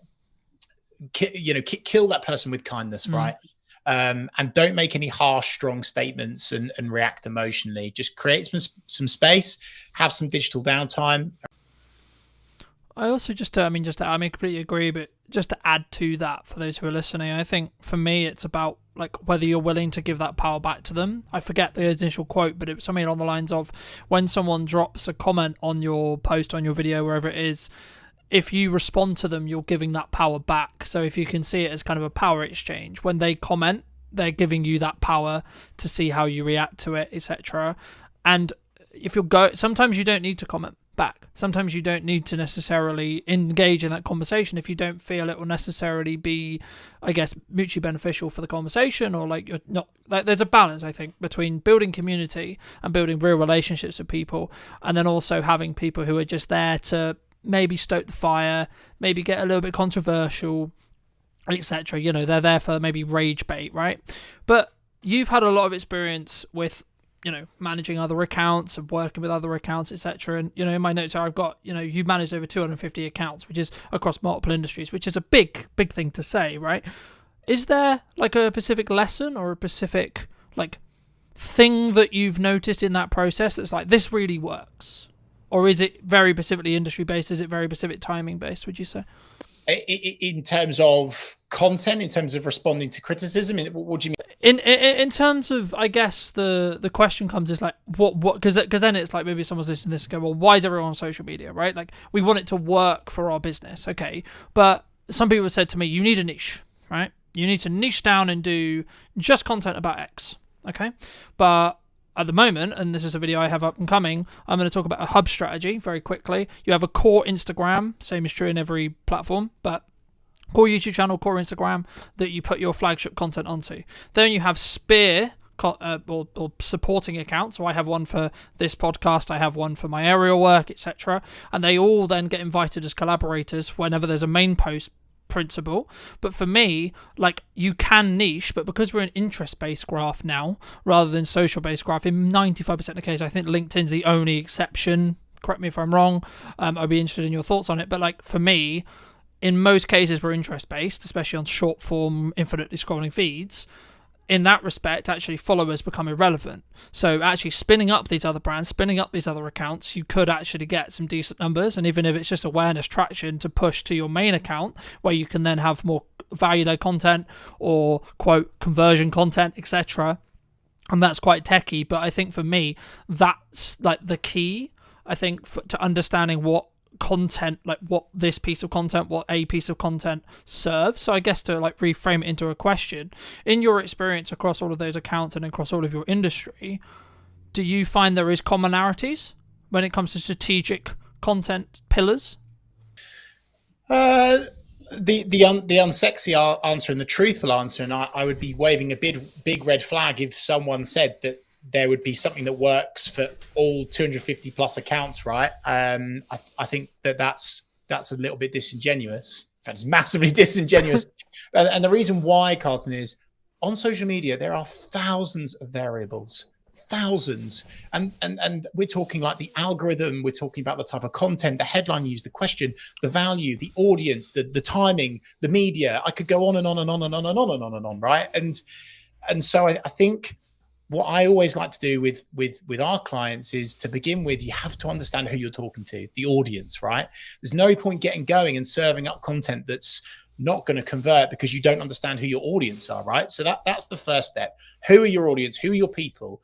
And then the second thing, and maybe the thing that could apply to the majority of those, is having this kind of mindset and oversight and umbrella, if you like, of serving and not selling. I think that's really important. Of course, there's times in content where you would add in a call to action or, send someone somewhere to do something. We have to do that to make money, right? But having that mindset of serving, not selling across a board of whether it's a business account, a personal account, small, medium, large organizations, that's something that I would say works for the majority of those accounts. Of course, execution of perfection, consistently turning up, not getting bogged down in this kind of perfectionism mindset. I think people have this misconception with social, Carlton, that the perfect social media post exists. And I'm holding my head because it just it happens all the time. And someone's like, "Oh, well, that wasn't that good," or "That didn't work." Yeah, but my feed looks beautiful, Chris. And we're now away from that, right? And I think and I'm so happy, Carlton, that you have the understanding around interest-based content and followers being almost not applicable now.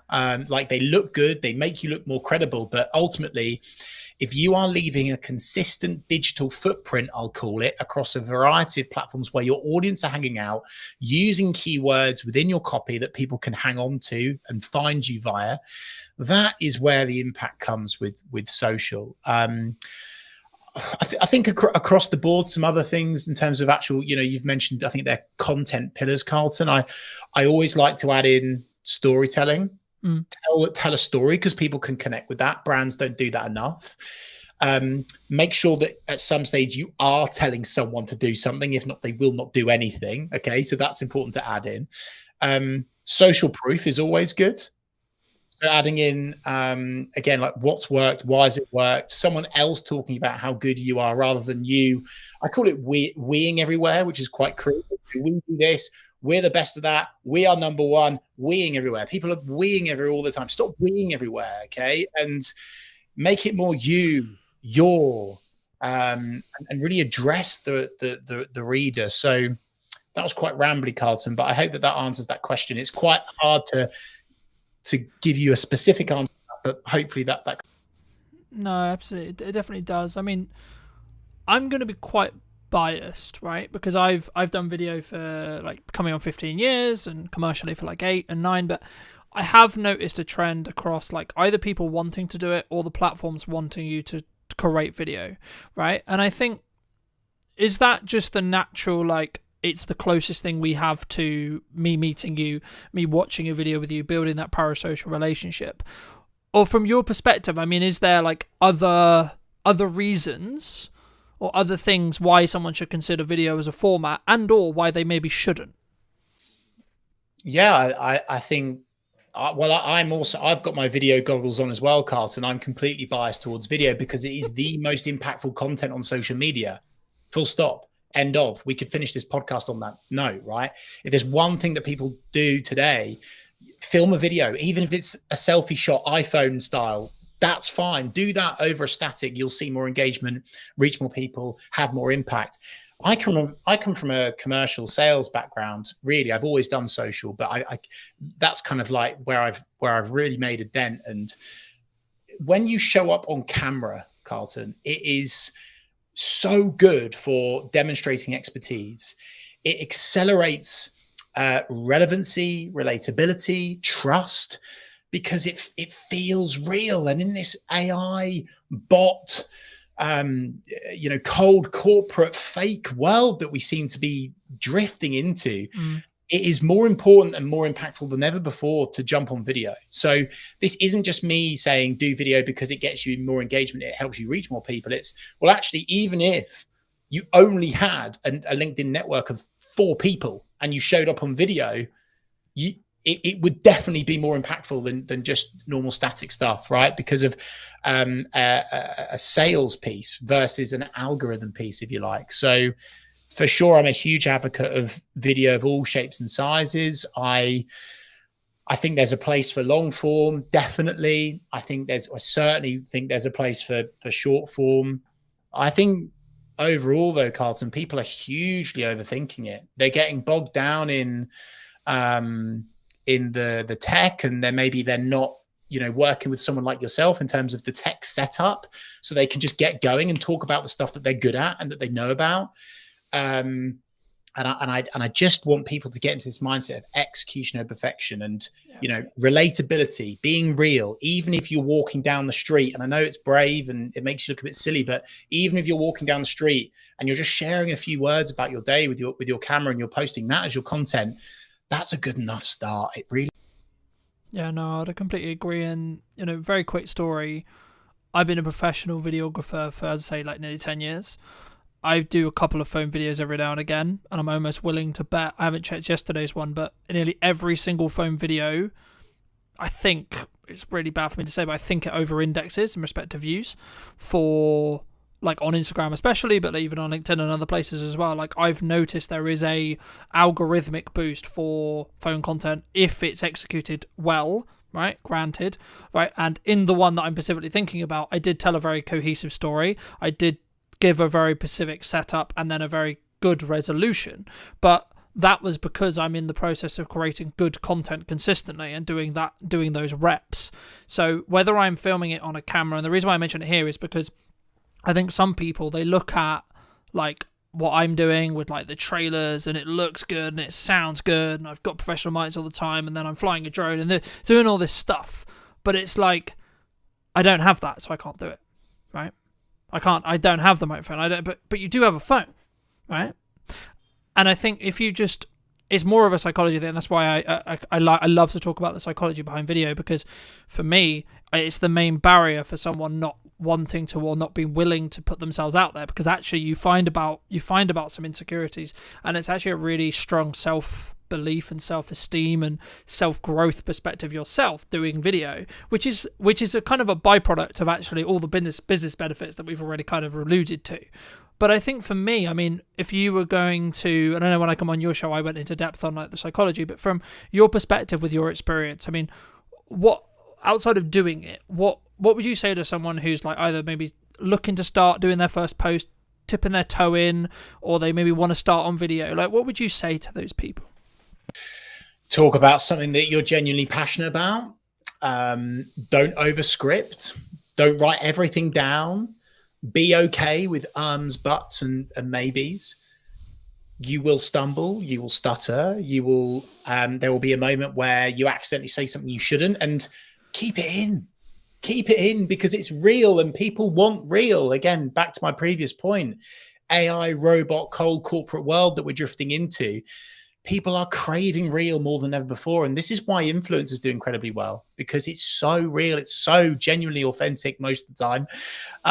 And so I think if I was to say to someone to start out, like of course, press record in your office, whether it be, in the workplace or at home or whatever, and just keep the camera on and record your day and maybe record some of your meetings from an alternative angle and see if there's a snippet from that you can take out. Maybe you're not looking at the camera. That's okay, because doing something is better than nothing. And I'm like so far on the other side of the fence with this. Like, some marketers are like, oh no, you know, it's got to be absolute quality, da da da da da.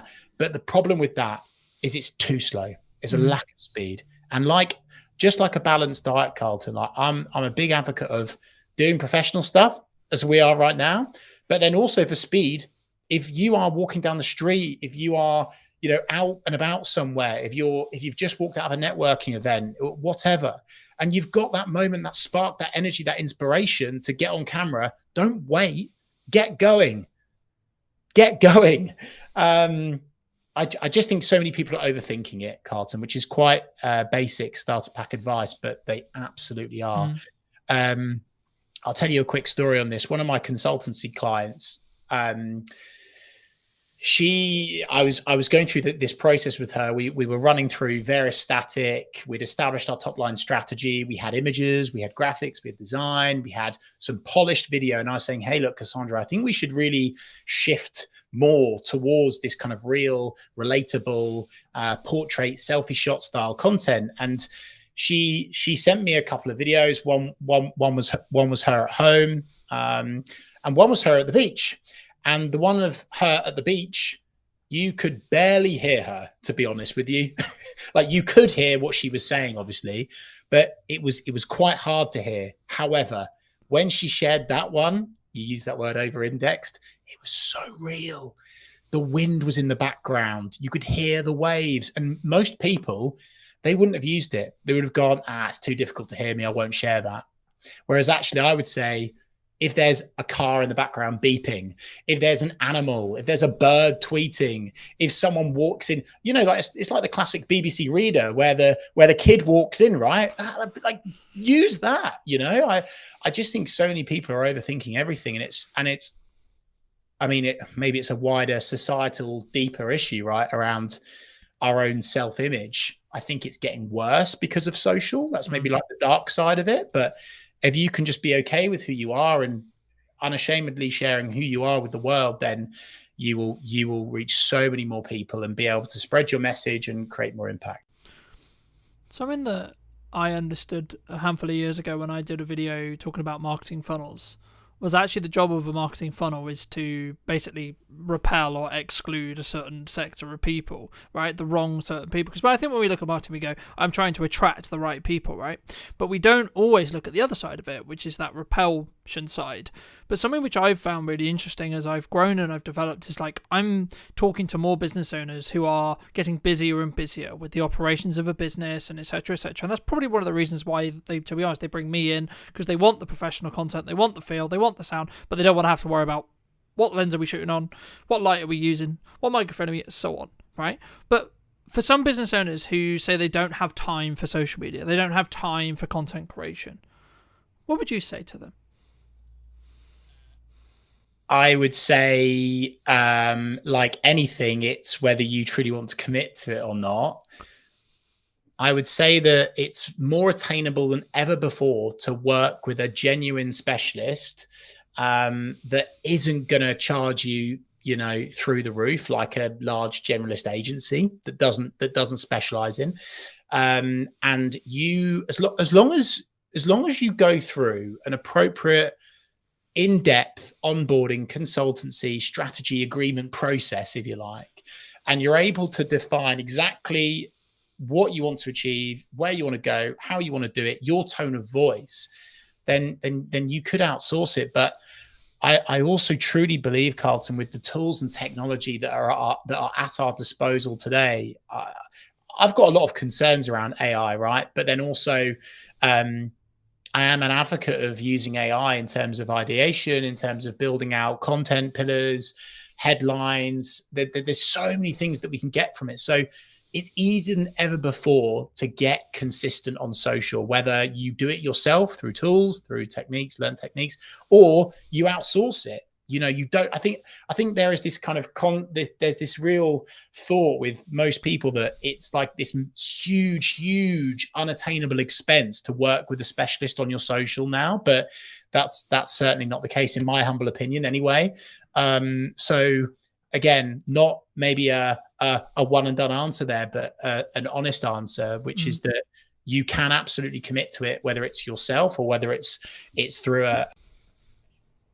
I think for me, my answer would be like leverage, right? Like, it's what are you leveraging? How are you leveraging your time, assets, resources, etc.? Like, you could, using like what I did for a long time, hire someone to follow you around with a video camera and document rather than create in a Gary Vaynerchuk style, or actually, like as you've already mentioned to it earlier, record what you're saying in a meeting. And this does one of two things. A, it gives you infinite content opportunities, especially if you're going to use things like Ops Clips to do the editing for you, because you're only doing it for short form. But also, it actually means you're going to show up better for that person in the meeting, because you're not going to spend time talking about how's the weather, how is the dog, etc. You're going to go, okay, how tangibly can I add value to you, right? How can I tangibly add value in that hour? Because A, you're creating content from it, so you want to add kind of generalized information, and you want to create the most valuable content you can. But also, I found personally, people take more value from the meeting because you are kind of in that performance mode, I guess you could say, right?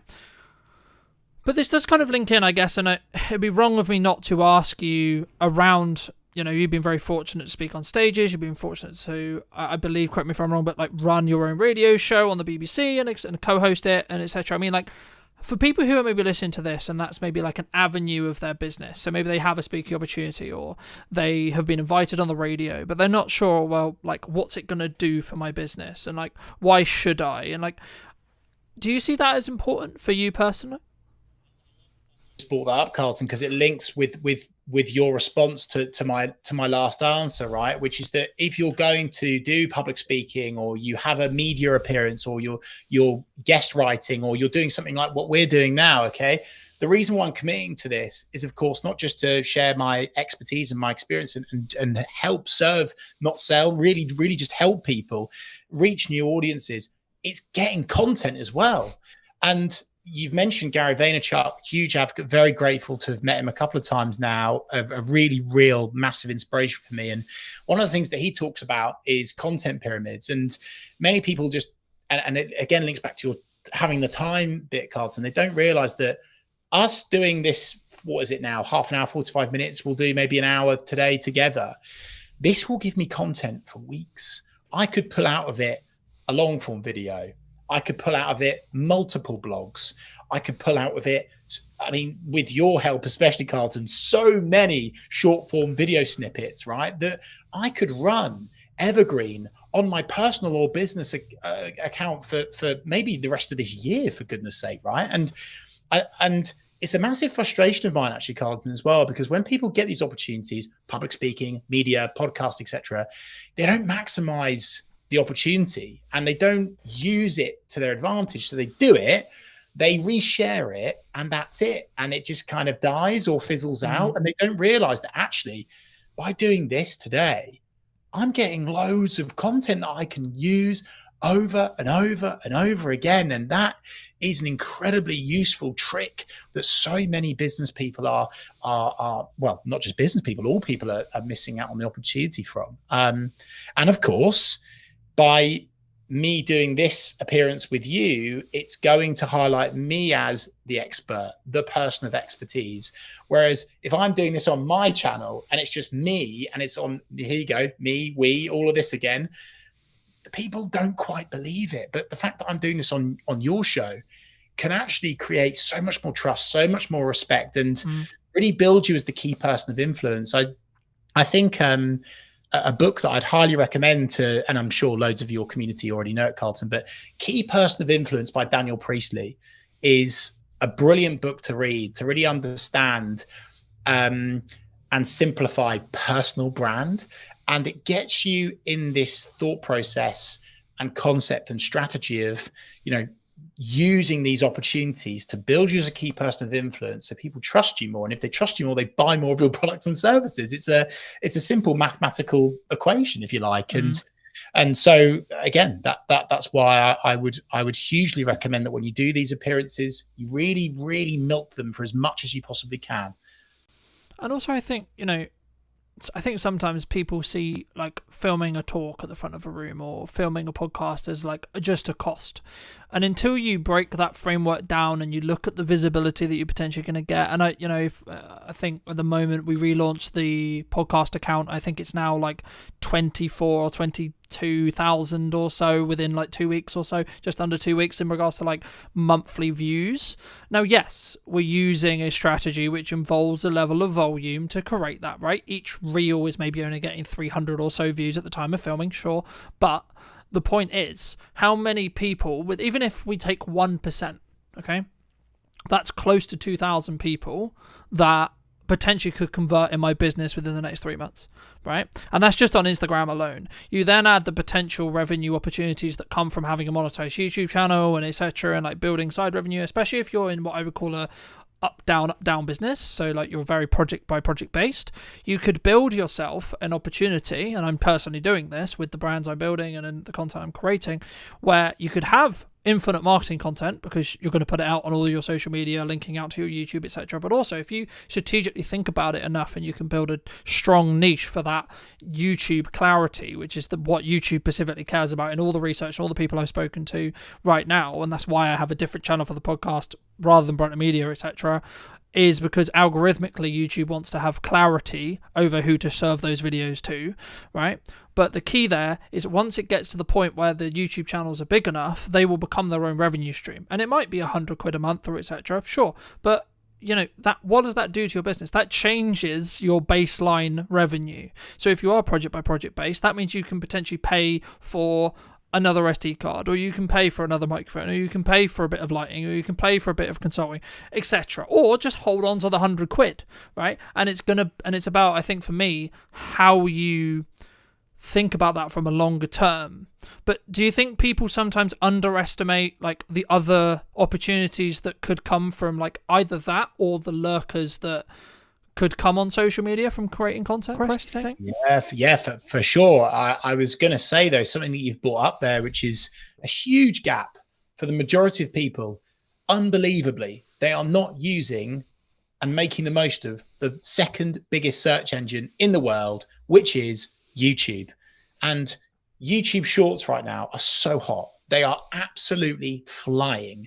They are getting so much organic reach. And so even if you were to set up your own personal YouTube account under your name, right, and you just share all of these little videos that you do from various appearances, public speaking gigs, talks, meetings, whatever, wherever, however, getting your name on YouTube and giving these AI tools, hey, by the way, something to grab onto because then you're the expert, boom. And that is a massive gap for so many people. So again, link back to your previous question, Carlton, we're doing this in a funny order today. That will hugely help people. So definitely jump on YouTube and really capitalize on that opportunity by using that video content. And the great thing is with YouTube is by tweaking, tailoring, optimizing, making something, amending something, is that it can go viral like that. Okay. So with LinkedIn, with Facebook, with Instagram, if you edit something, if you edit a social post, it will penalize you, right? YouTube is phenomenal because by simply adding a new thumbnail, changing the headline, adding more to the description, all of a sudden your video can blow up and it could completely change your business forever. And that's not pie in the sky, blue sky thinking stuff, right? That's very real and it's happening for so many people. And so again, another takeaway for people listening to this is please jump on YouTube. Please start publishing to YouTube. Yeah. And I think, we've talked a lot about like the commercial benefit of doing content, the commercial benefit of like why I should be looking at marketing, how I should be consistently marketing, but you've done some incredible work through your Big C initiative about, specifically raising, I believe this is correct, do correct me if it's wrong, raising up to about £40,000 for the charity involvements and etc. How specifically is that kind of, I guess, purposely shaped your work, or like how did that kind of come about? Like, because I think that's really rare in the business landscape, but also in the social media landscape as a whole. I don't think we sometimes think, hey, I could actually do something really good and really meaningful here. Love that, Carlton. And we're talking here about business and doing all this, but hey, actually, what charities are you passionate about? What do you want to change in society? What legacy do you want to leave? You can use social as a tool to support with that. I'm so proud to say that we've now got up to over 50,000. I think we're almost knocking on the door of 51,000, right? For a cancer charity that supported my mum before she sadly passed away in 2007. And my mission is I want to get to 100 grand before I retire, right? And I will get there.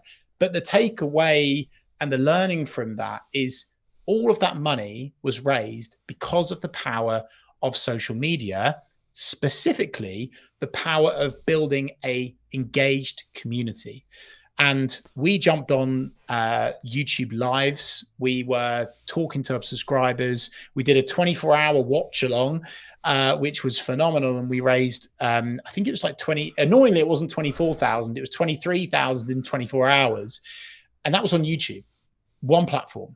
So again, like, if it's not enough to already jump on social media for your business, what about the stuff that you're passionate about? What about the charities that you want to help and support? It's definitely the right thing to do. Do you think AI is going to change this? Yeah, I do. I think AI has already changed a lot of social media. And I think that it's one of those things that you can either lean into, you can sink or swim. And I think that many people are already swimming with it, but then also some people are unintentionally sinking because they're using AI. They are they're really rubbish with their prompts, Carlton, and they're just kind of spewing up stuff and throwing it out there. And the algorithm is understanding and picking up, that's AI content. And there's certain things that you see and you're like, you've swallowed a thesaurus overnight. You're using the rocket emoji on every single post.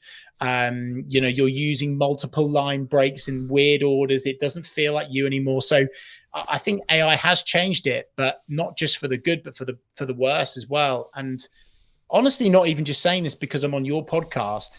It's why video.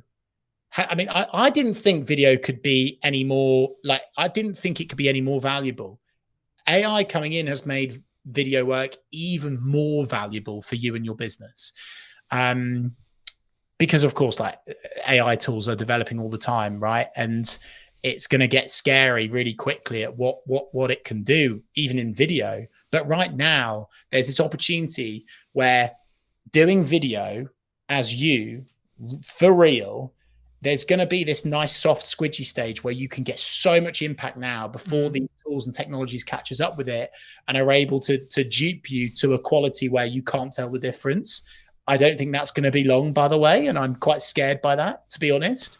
For the world, not for me or my business, everyone. But for the next year and a half, 2 years, I think there's a real moment where you can jump on video, make loads of money, create loads of impact, help support causes that you care about. I think AI has made things really good in terms of getting people going, ideation. But I actually also think it's really showing people up, and it's making jumping on video even better for showing off your expertise, your knowledge, your wisdom, your skills, because that's something that AI can't do. Yeah. How shouldn't we be using AI? How shouldn't we be using it?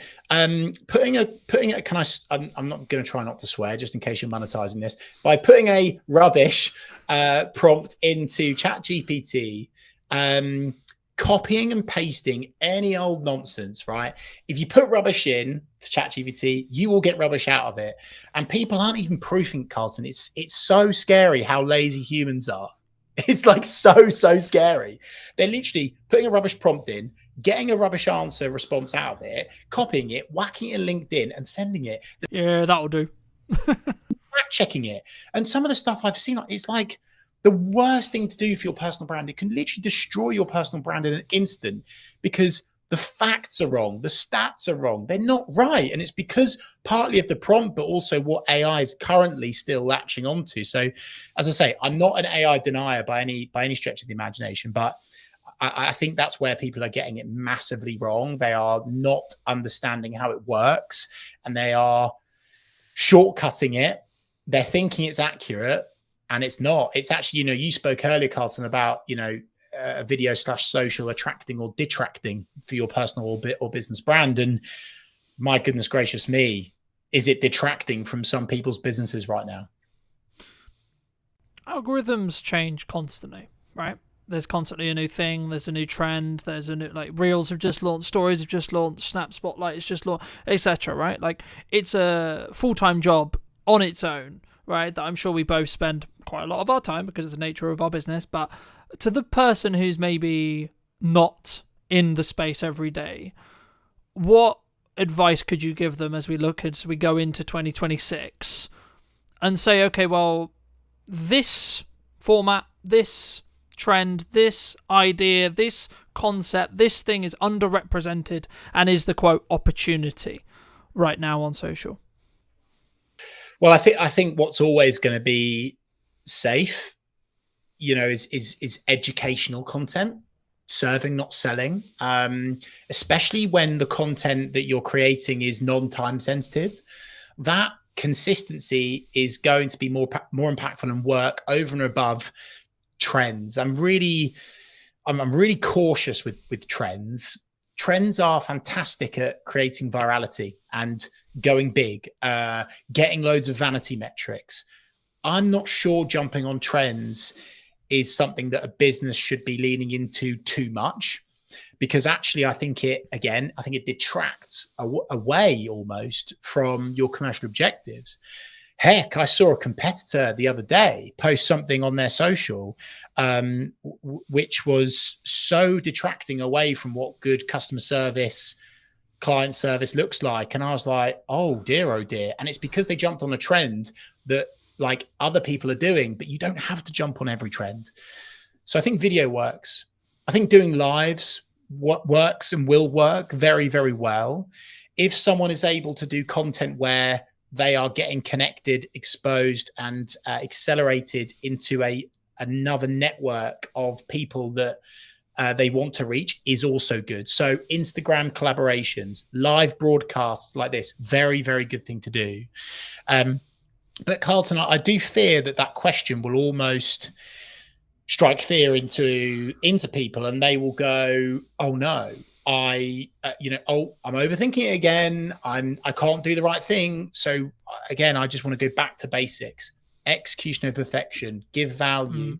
I'm creating now, as we speak, 52 videos, and I'm going to do one per week for the rest of next year. Like, I'm practicing what I preach on that. And I'm not worried about the trend at the time, because I want to leave a digital footprint. I want to leave little magnets, branches for my audience to hang on to with keywords of service areas that I want to sell more of. That's what I'm all about, right? Leaving this footprint that people can grab onto. So trends are great. You don't have to jump on all trends. And in terms of like what's safe for 2026 and what is going to work still in 2026 is short form video content. Make it real, make it authentic, whether you do it professionally with someone as good as yourself, Carlton, or whether you selfie shoot it. But again, balanced diet point. Do both. Why not do both? Yeah. Work with you, Carlton, or another video provider. Won't be as good, obviously, to batch create loads of video content, evergreen, non-time sensitive. So you're talking at least once per week, and build it and build it and build it. And that's how you can grow your account. No, I completely agree. And I want to build off just before we wrap up the trend thing, because I agree, but I also kind of disagree. And it's kind of a bandwidth question, right? So I'm going to caveat my answer with, if you have the bandwidth to do this and you have the systems in process to be creating all the polished stuff, all the value add, everything that me and Chris have been discussing for the last hour or so, then yes, do that first. That's always going to serve you. That's always going to be a good idea. However, if you want explosive growth from an awareness point of view, and you have the bandwidth to jump on a trend fast before it becomes saturated, then you can commoditize a load of attention that will then lead into your value-led content. And that's where it really comes down to, in my opinion, a yes and thing rather than a yes or thing, right? We've alluded to Gary a lot, and I will link some resources down below for those who are interested, but like, this is one of the things that Gary talks about a lot. It's like, yes and you should talk about your hobbies. Yes, and you should talk about, I think he had a video that got like silly views, like millions and millions, and it was like him talking about like a fruit, right?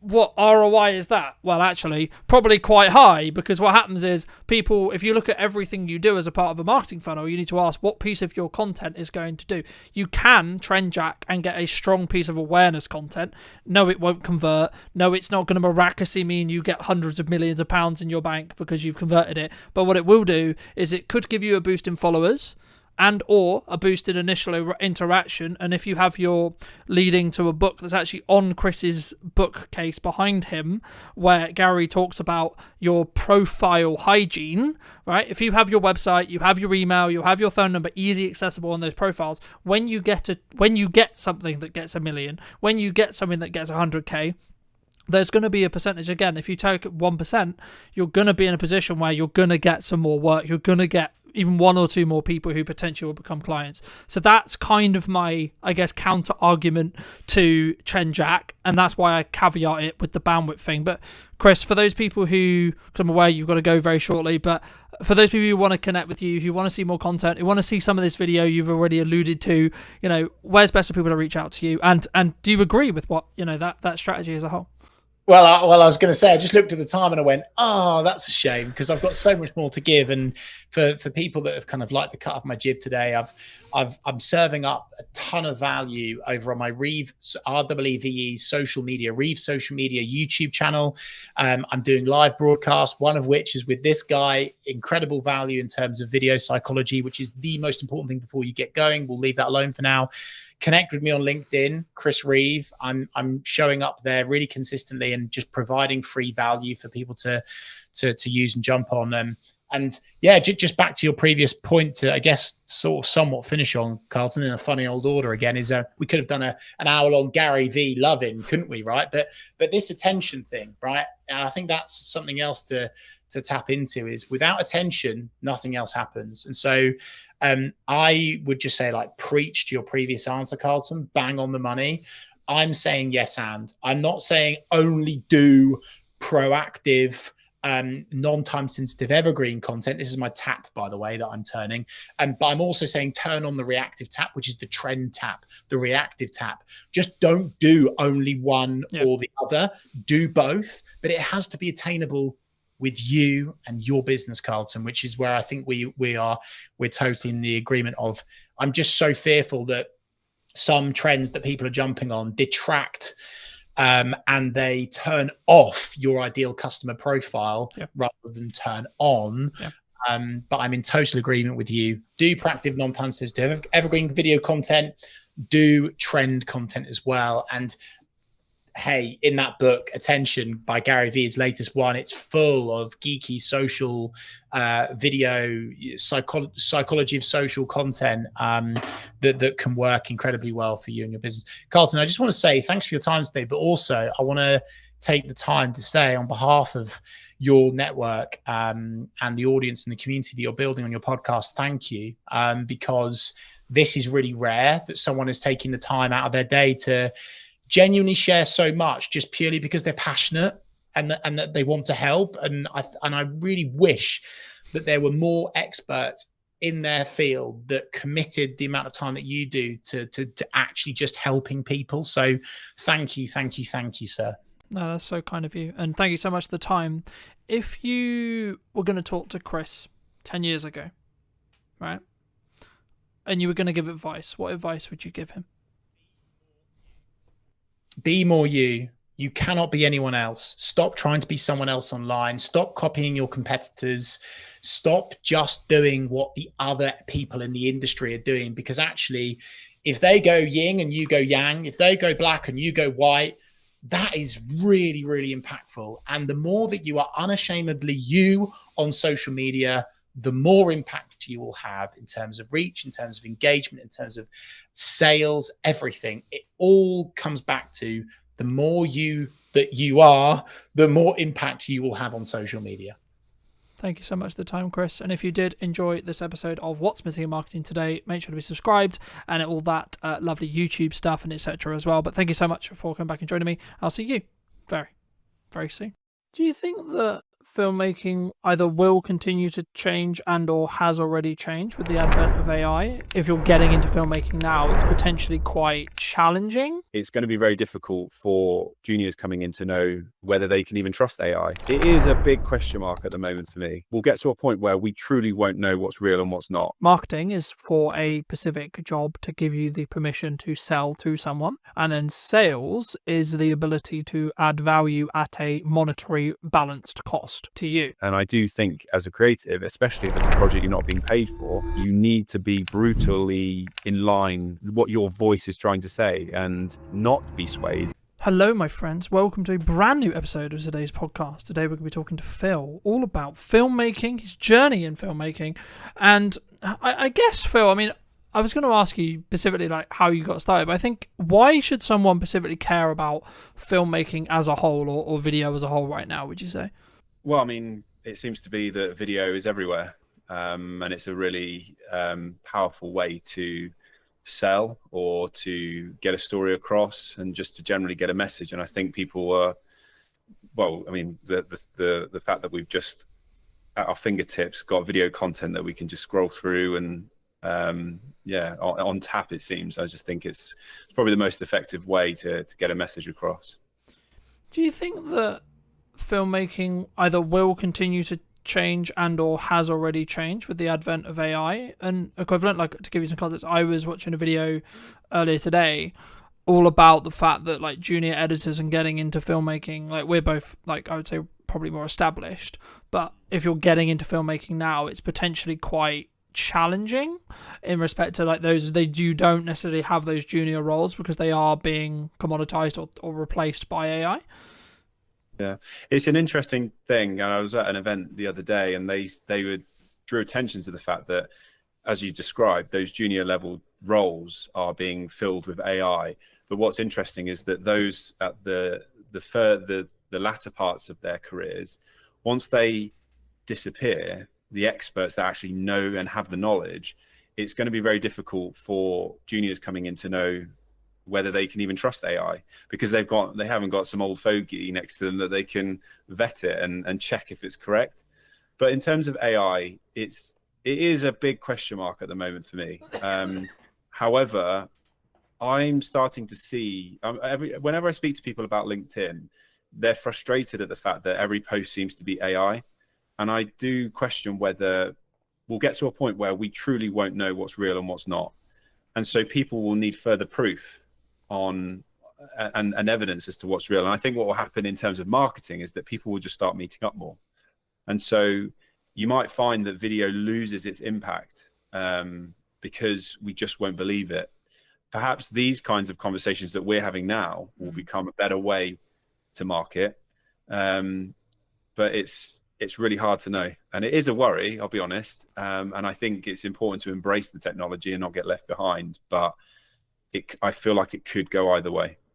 As I say, I mean, for me, I think it's kind of one of those things where you've got to kind of use it to like leverage what you're doing, but also be aware of where it's going. So then you can maybe pivot, change, adapt what you're then doing as a filmmaker, what you're doing as a marketer, etc., either for your clients or for you. I mean, I agree with your like the perspective or the analysis, I suppose, that people are more pushing towards in-person events and more community-based stuff, because I've noticed that with my own in-person event, but also in general, people really seem to, I guess, resonate more in some ways with in-person connection as AI becomes more dominant. But I guess maybe the longer-term thought process is like, is there can we marry the two in the respect to like actually a lot of the stuff and a lot of the grunt work will always be done by AI, and does it maybe cross over? Maybe the line is that maybe when it doesn't cross over into like the creative stuff, I guess, do you think could it replace the creative thought process? Because I don't personally, I think it will struggle to do that, and if it can't, then we're actually fine as filmmakers. I think we'll be just kind of optimized by AI in some ways. Yeah, there always has to be in some form some sort of director or operator, and I just think what will change the most is the location at which we're doing our job. So rather than like today going out and filming in person, it might be that we're sat behind a desk and we're the ones providing the prompts. But we can only really get our heads around what we know today. And if you consider how advanced it is already, give it 20 years, it's just going to be so radically different. And I do believe that it will be advanced enough to do all of the creative legwork, but it's just whether we as a race will choose to accept that or not. And I think that's where we are unique, is that we'll be emotionally driven, and I don't think, and morally driven as well. I don't think, and people will buy into it and will accept that we're not needed anymore, and it will be automated. And I think something will come through, and it will mean that AI doesn't have the same impact as it does. But at the moment, embracing it and helping and using it as a support mechanism is really useful.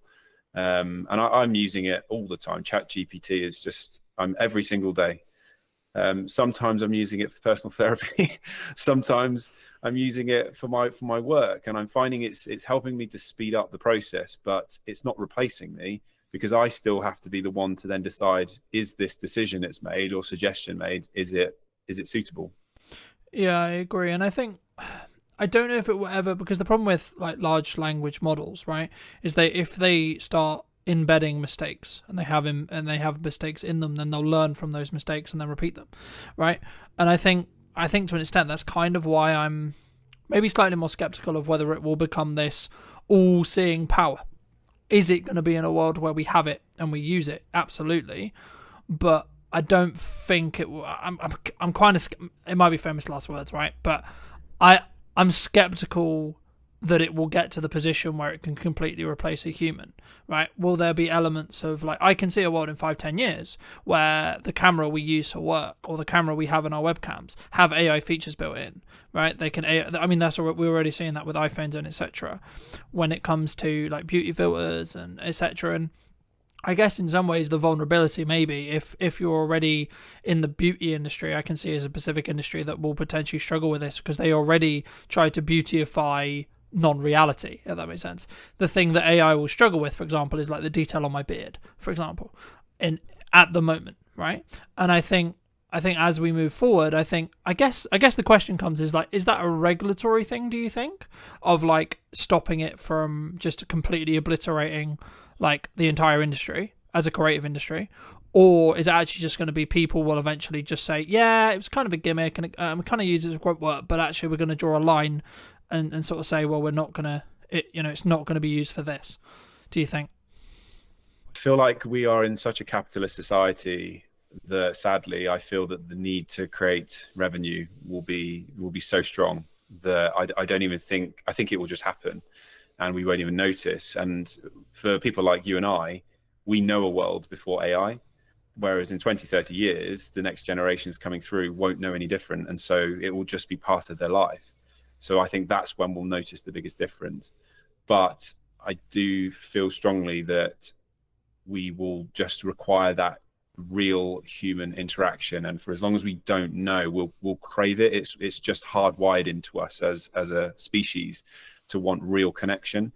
So I do think in some form we'll seek it out, and I reckon a new art form will come about from it. I don't know, or it might be, as we see quite commonly now, things that are retro coming back in. It's because even the younger generation are looking at simpler times.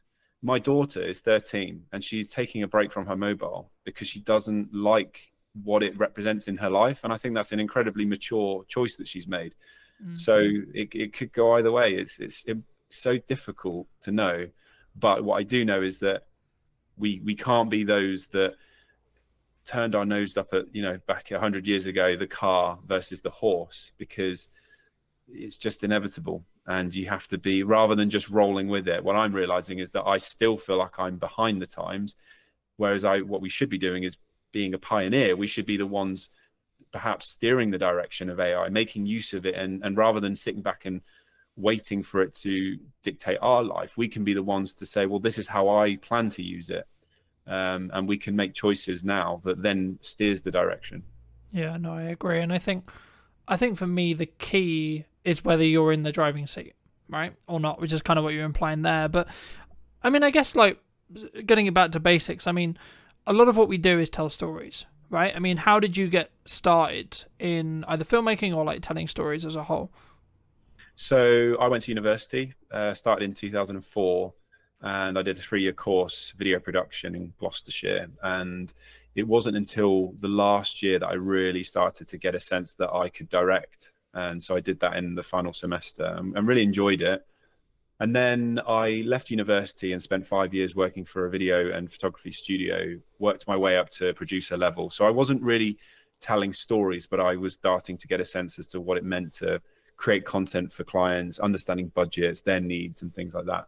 And then I set up my own company in 2012. And that's when I started to get that itch and that need to want to make content for myself, or to prove that I was more than just a corporate video producer. So I made a music video in 2014, which was my first ever real creative, in inverted commas, personal project after university. And then I made a Christmas film called Love is a Gift in 2014, which went on and did very well, oddly, when I re-released it in 2018. And that's when I started to get a bit of a reputation for being a storyteller and a director. So since then, it's always been in my head, this sense that I want to tell impactful stories.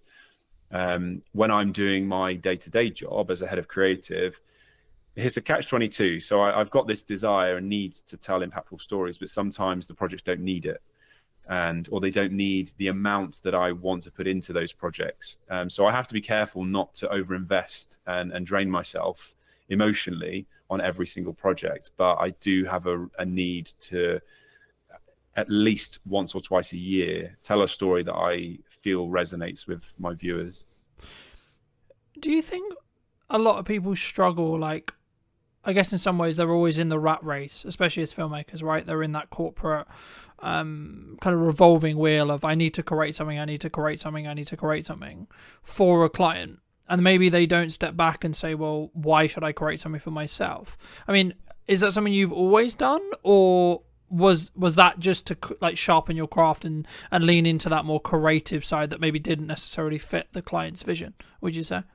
When I started making, kind of the reasoning behind, I guess, why you still create, or why you did create your own stuff, rather than, because I guess in some ways some people would say, well, you don't make direct money from it, so why would you invest the time, energy and resources in doing so, right?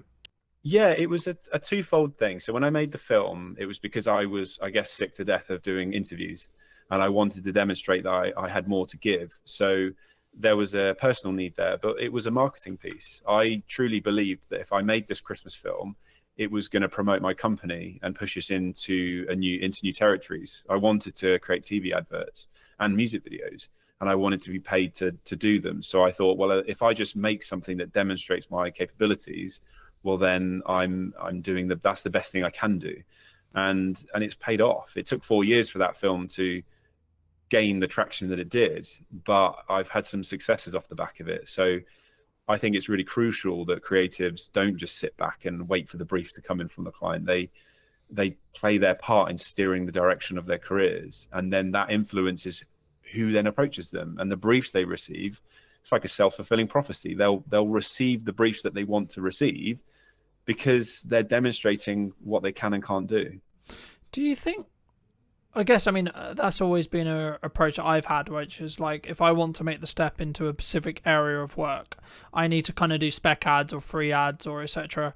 around that thing, or a personal project to sort of prove, I guess, in some ways to that industry for me to have the right to then potentially pitch for stuff. Do you think business owners, creatives, I don't want to use the term they're lazy, because I think that's it's kind of up your own arse kind of opinion of saying that, but I guess the approach could be like, if their back's against the wall, maybe they don't appreciate that marketing is the understanding, or maybe they don't have the runway financially to think about what we're doing in 3 months' time, right? Because a project like that, I haven't done one to that scale, but I expect it didn't exactly take a week, right?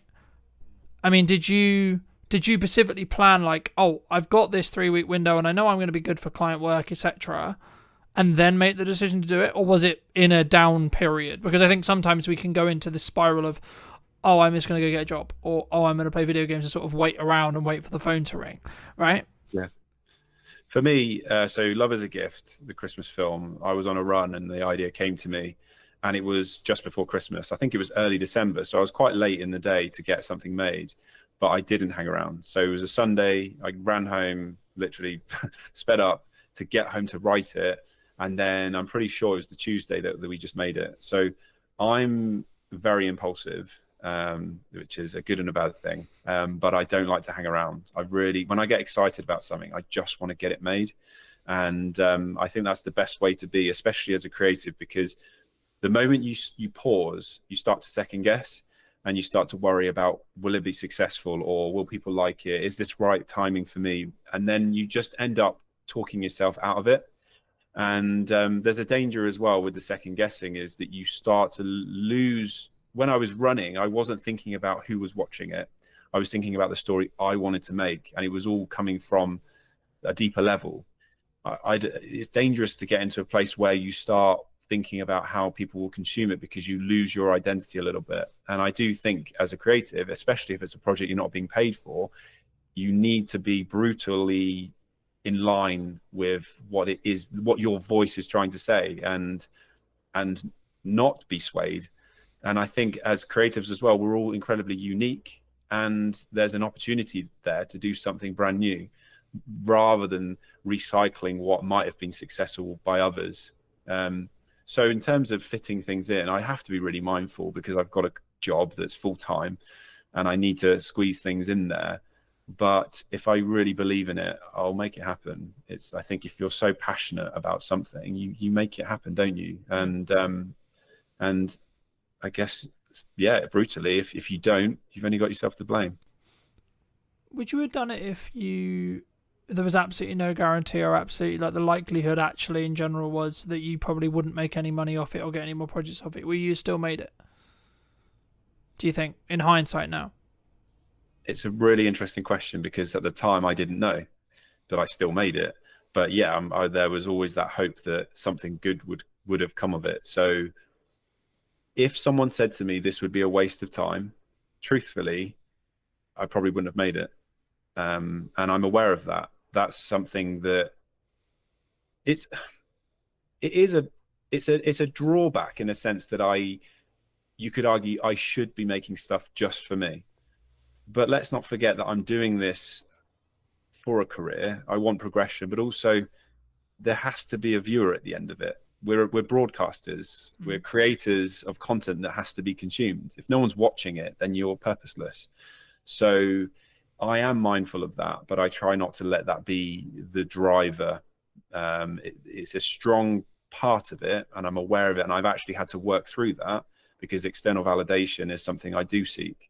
But I'm better these days. And actually, the film I made last year was the first one I truthfully made it for myself. I wasn't conscious of whether people would enjoy it or not. I truly felt this story was strong, and I was working with an actress who I knew would be able to help me tell that story, and I just wanted to make it.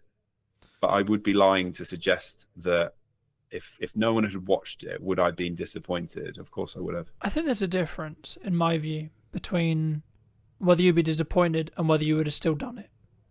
Because I think in the act of doing it, you develop your own skill in being able to create a piece like that. So there's benefit there. Number two, maybe you haven't given it the timeline yet. Maybe you haven't actually marketed the film, right? Because I think sometimes when we look at filmmaking as a whole, the short film genre is maybe something that I would say is probably kind of prone to this. Filmmakers look into, I want to make this perfect piece, I want to make this amazing short film or amazing feature film or amazing music video, whatever it ends up, the product ends up being. But you don't necessarily, in my experience at least, on average, until you specifically think about it and you really plan it properly, I think you should personally plan the marketing of how to get the right people, or people in general, to see the thing you're going to create first. And I'll give you an example. So I'm doing an event on probably by the time this comes out it would have already happened, but on the 11th of September. And my plan wasn't, let's film or plan out everything I'm going to do in the event. like piece by piece by piece. My plan was, let's build the marketing. How do I want to market it? How do I want to get the word out that I'm doing it? And then I'll sort of figure out what I do in the event after the fact. Do you think, to phrase it into a question, do you think filmmakers, people in general, especially like solo operators, video production companies, maybe less or so, but especially solo operators or people who are starting to get into the space, maybe they don't look at that marketing piece enough? Do you think? Massively, yeah, and I do think it's a missed opportunity as well. I've worked with many production companies. I've had my own, and there's a lack of strategy behind the content that's being suggested, and thought as to who's watching it and why, and how does that fit amongst a much broader marketing plan. And so thankfully now I'm in a broader creative role, and that's exactly what we have to do. And video is just part of the puzzle. And that's been a real eye-opener for me, because video was always my world. But now I've realized it's not the be-all and end-all. There's so much more that surrounds it. And so I do feel that production companies should be way more vocal, or should be understanding of that broader marketing plan, so that when they're pitching ideas, it's not just, this sounds nice, let's hope for the best, because the client deserves more than that. So that is a trap that solo shooters, and actually lots of production companies that are well established, fall into. They focus in on just that one particular project they've been asked to produce, but they're not thinking broader than that. And I do think clients should demand that as well. It's really important. Do you think that would be a way for us to protect us from like the future of our income, the future of our business, the future of our career from AI to an extent, if we focus on that strategic side? Potentially. However, ChatGPT is incredibly strong at coming up with marketing plans and content strategies. But again, there has to be somebody, I suppose, that controls it. That I question whether a business owner would have the time, I suppose, to be thinking, well, what is my marketing plan? What strategy am I going to be putting into this campaign, especially if there's lots of campaigns? So yeah, that's a really good argument there. If video producers can get on board with that and bridge the gap, so that perhaps you don't want to get rid of marketing agencies altogether, but for those smaller projects where they just need a video or a suite of videos, yeah, that's a really good way to add value. And whether they charge for it or not, I don't know. But then a client or a customer would come to them seeking that value. Because for me, when I saw, and I've been very honest in content before, I'll be very honest with you and everyone listening. I mean, I saw what AI was doing, and I saw what AI was becoming capable of, and I'm seeing some of the stuff coming out of Google VO and etc. And I was like, shit. All right, was the honest truth. And then I was like, actually, hold on. There is, and that's kind of why I focus on that middle ground, because with the strategic side, because I think everyone wants to chase the golden goose, right? Everyone wants the large projects. Everyone wants the big paychecks, etc., etc. In the years of experience I have personally, they only happen if you can be ROI focused. And for those who don't know, ROI means return on investment, and it's basically just focusing on, because at that point, if you can, no one can ever guarantee like a strong ROI, right? You can't. But what you can do is you can stack the odds in your favor, right? So something that I'm trying to do a lot of at the moment is be very omnipresent in my marketing, right? Like, this is the first one that was streamed, right? I'll be curious to see where the podcast is in a year when it comes to the quality of streams, how I stream, how I record it, etc. But the key for me is to either utilize strategies from either older content to distribute on other discoverability platforms to give me the opportunity to potentially reach a larger audience, for me personally, and or potentially everything I'm experimenting with, everything I'm trying to move forward with, I can then, when I work with a client, I can say, well, actually, this is working for me. Have you considered doing this, this, and this? I mean, is that also, I guess, part of the argument or part of the thing you would personally say about why someone should make a music video, should make a short film, should make, their personal documentary, their personal project, etc.? Not necessarily about them, but they should make that personal thing that they're not necessarily getting paid for, would you say?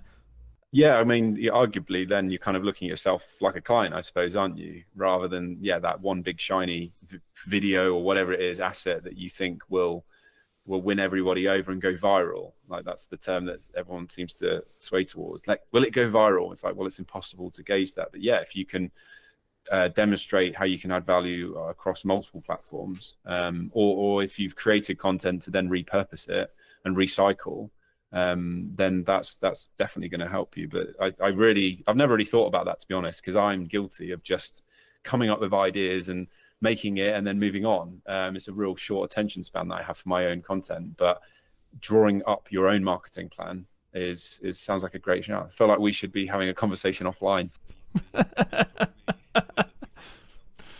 I don't know whether I'm just unique in the way I think, right? But I've always treated and continue to treat Brunton Media as the highest paying client, right? Now, the reason why I do that is because it allows me to be what I believe and where I am as the cutting edge of what I know is working in marketing, and then using video as a vehicle to do that. And I think for me, that's maybe one of the reasons why maybe I'll win a project over someone else, for example, right? But you've been very fortunate to work with some quite well-known names, right? One of which being Lewis Capaldi. I mean, how did that kind of come about? Because I think, especially maybe starting out people, they look at that and go, "Oh my god, wow, that's such a great opportunity." I mean, if you don't mind, just how did you sort of get that gig? Did you like put it into tender? Like, did someone reach out? Like, how did that all work? It's going to annoy you because I was just very lucky. I didn't have to do much. Well, so my Christmas film re-released in 2018. It went viral and I got a lot of press coverage. Then I was asked by Good Morning Britain to make some content for them. And I went on TV again, and that was broadcast live, which was incredible. And then I was approached by a director agent, and she started to toy with the idea of representing me as a director. But at the same time, what I didn't realize was behind the scenes, she was putting me forward for music videos. And one of them was Lewis Capaldi.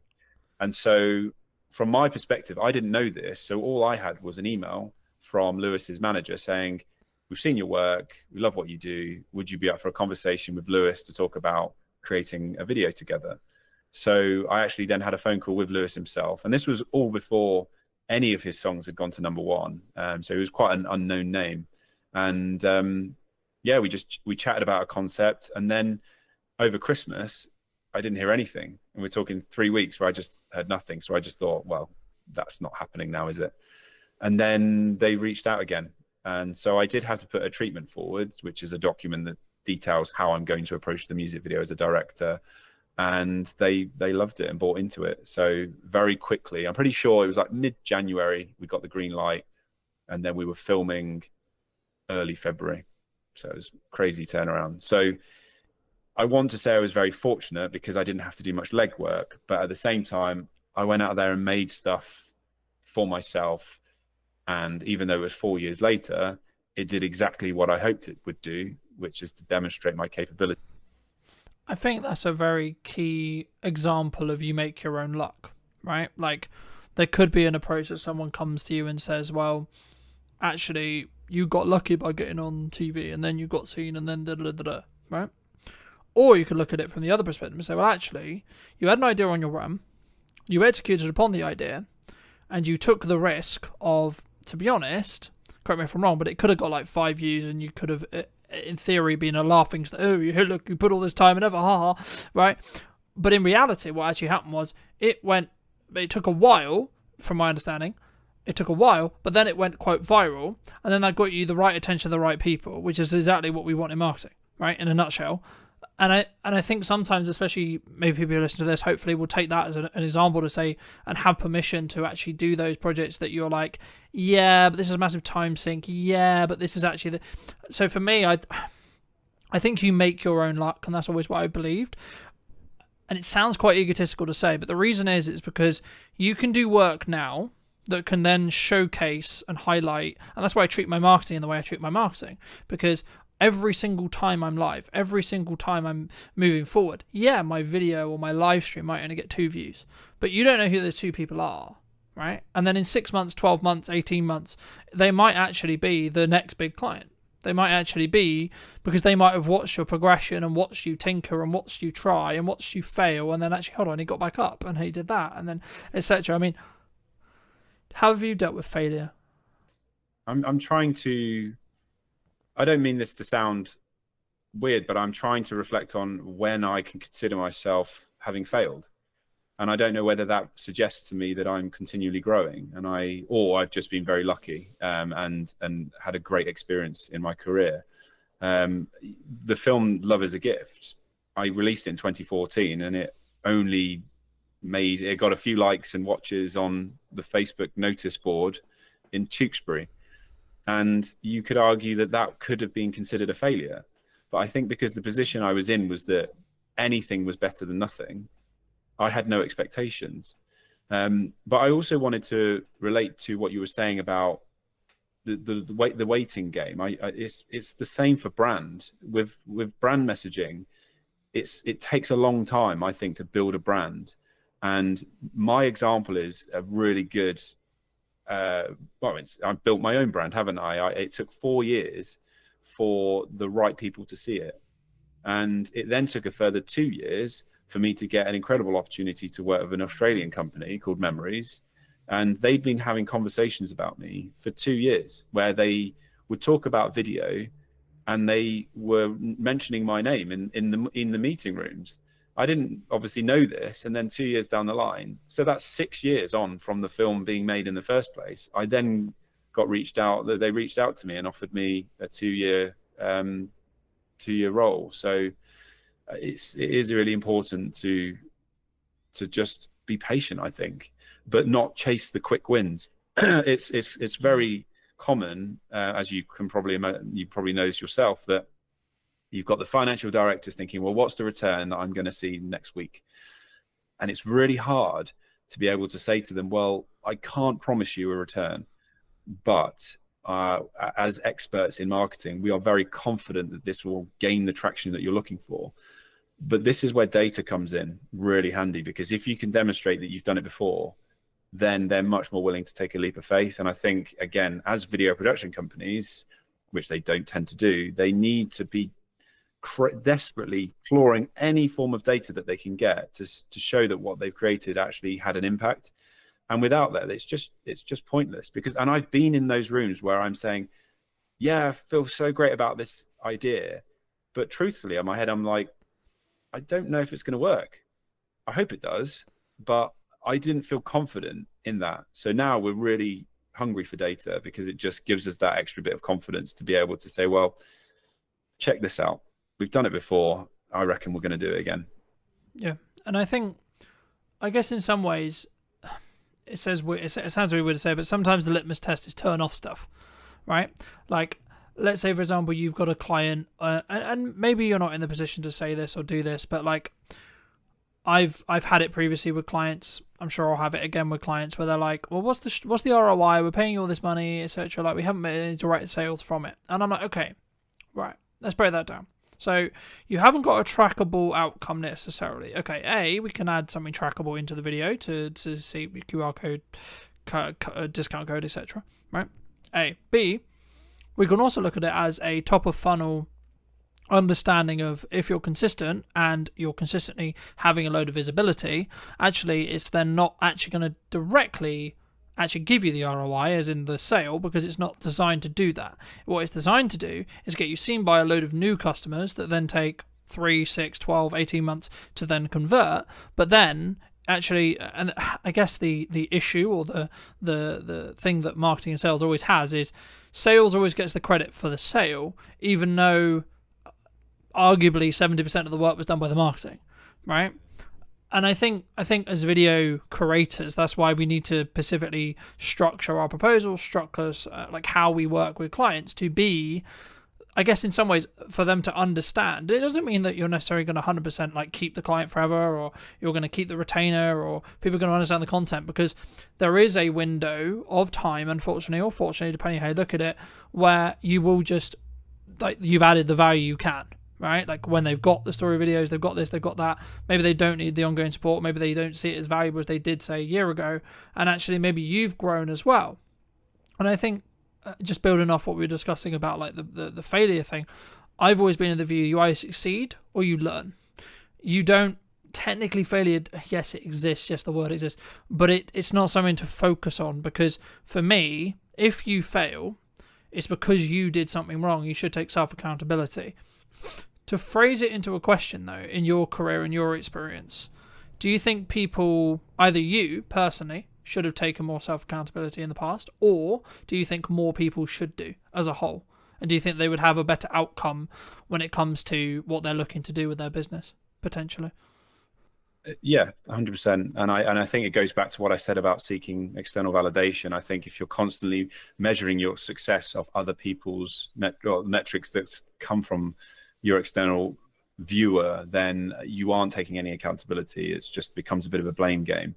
But it's totally agree with what you've said about failure being learnings as opposed to actually deemed a failure. And it's quite empowering to hear you say that, and for me to reflect on the fact that I cannot pinpoint a time in my 20-year career where I consider myself having failed. And that's actually the first time I've reflected on that. So that's a big win for me today, to be able to feel quite proud of that. But yes, we're all in charge of our destiny, and I think we should be taking accountability. And if there are moments where things don't quite go the way that we planned, well, we just reflect and move forward, don't we? And it's the same with all aspects of life, relationships, and just personal stuff. It's every obstacle is just it's something you can look back on in later life and almost be grateful that it happened, because it just gave you some further clarity.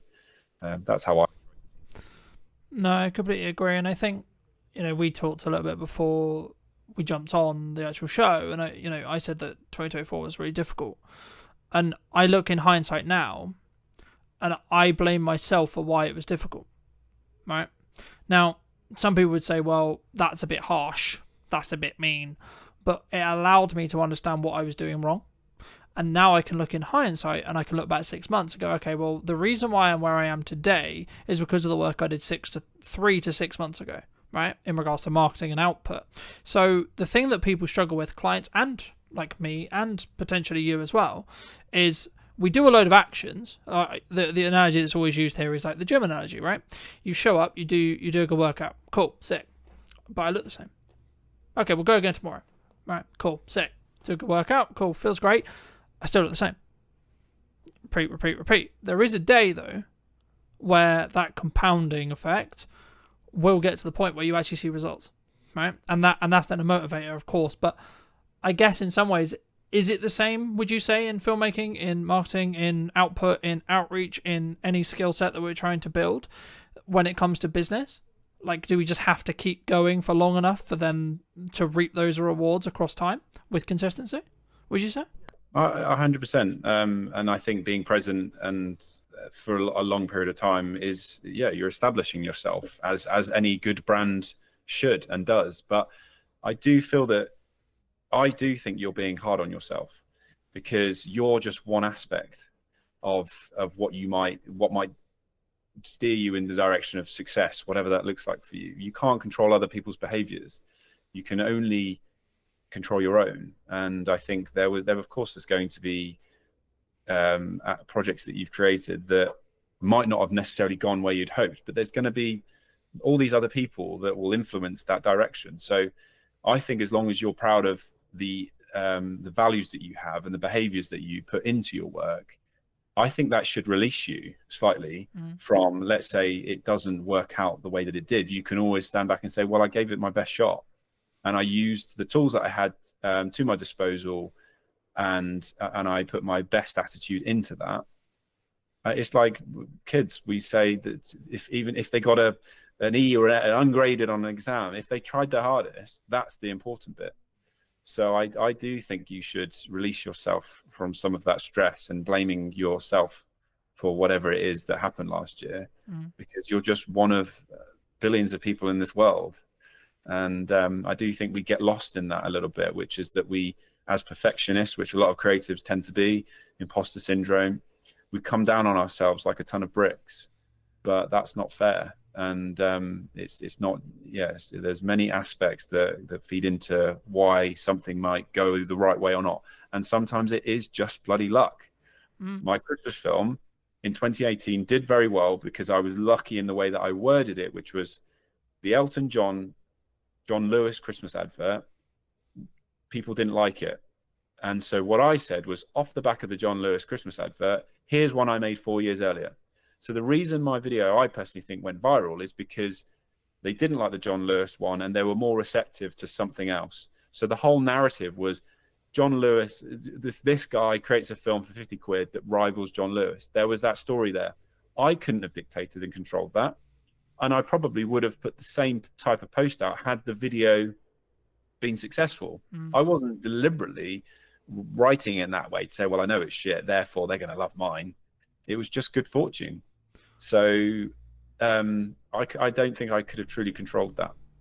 No, and there is market, like to an extent, there is market conditions that do have a perfect storm, right? But the reason why I say luck is in our own control is because we prepare for an opportunity and then we can execute upon the opportunity. So, like flipping it the other way, if you're going to take maybe my point of view on it, I would argue by the fact you had the film and by the fact that you saw the way I actually remember the John Lewis advert that you actually questioned or that you're talking about. I don't know whether you saw it and that's why you made the post, or whether it was because I don't know timing, but like in a world you could make the argument to say, well, actually you saw the market's reaction and then you went, actually, let's put this post out and see what it does. I would say actually that's your preparation towards you so that's your preparation related to the opportunity. So we can't control necessarily the opportunity, sure, and that's the element that is lucky. But to give you some more context, and maybe the audience who don't know, in 2024 I was marketing mostly wildlife stuff and etc., which is still a passion and still a good thing, but I wasn't truly focused on who I was serving, right, as a whole, in respect to how I can help you with marketing, how I can help you with video, what's the ROI on video, all these things and these key things. And I think for me, in hindsight, of course it's in hindsight, right, then of course that would then have a knock-on effect to potentially the work I got. But actually, arguably, with that hindsight, I picked up a couple of clients who were in the more nature realm space that I'm still working with today. So actually, I don't regret it in that respect. So I think you have to look back to see what lessons you can learn, but don't hold yourself to this perfectionized constant. I mean, in business we're like constantly known for it. It's like, I turned over X amount this year and I'm going to try and do better next year and I'm going to continue to move forward and forward and forward. And I guess it's at what point would you say then there's more to life, right? Is it just covering your expenses? Is it actually developing a emergency fund or having some investments in building for the future, etc.? Or is it actually down to the person, would you say? Talking about like actually the focus on where we go. I think it stems back to purpose and having a sense of purpose and feeling that you're adding value back to society.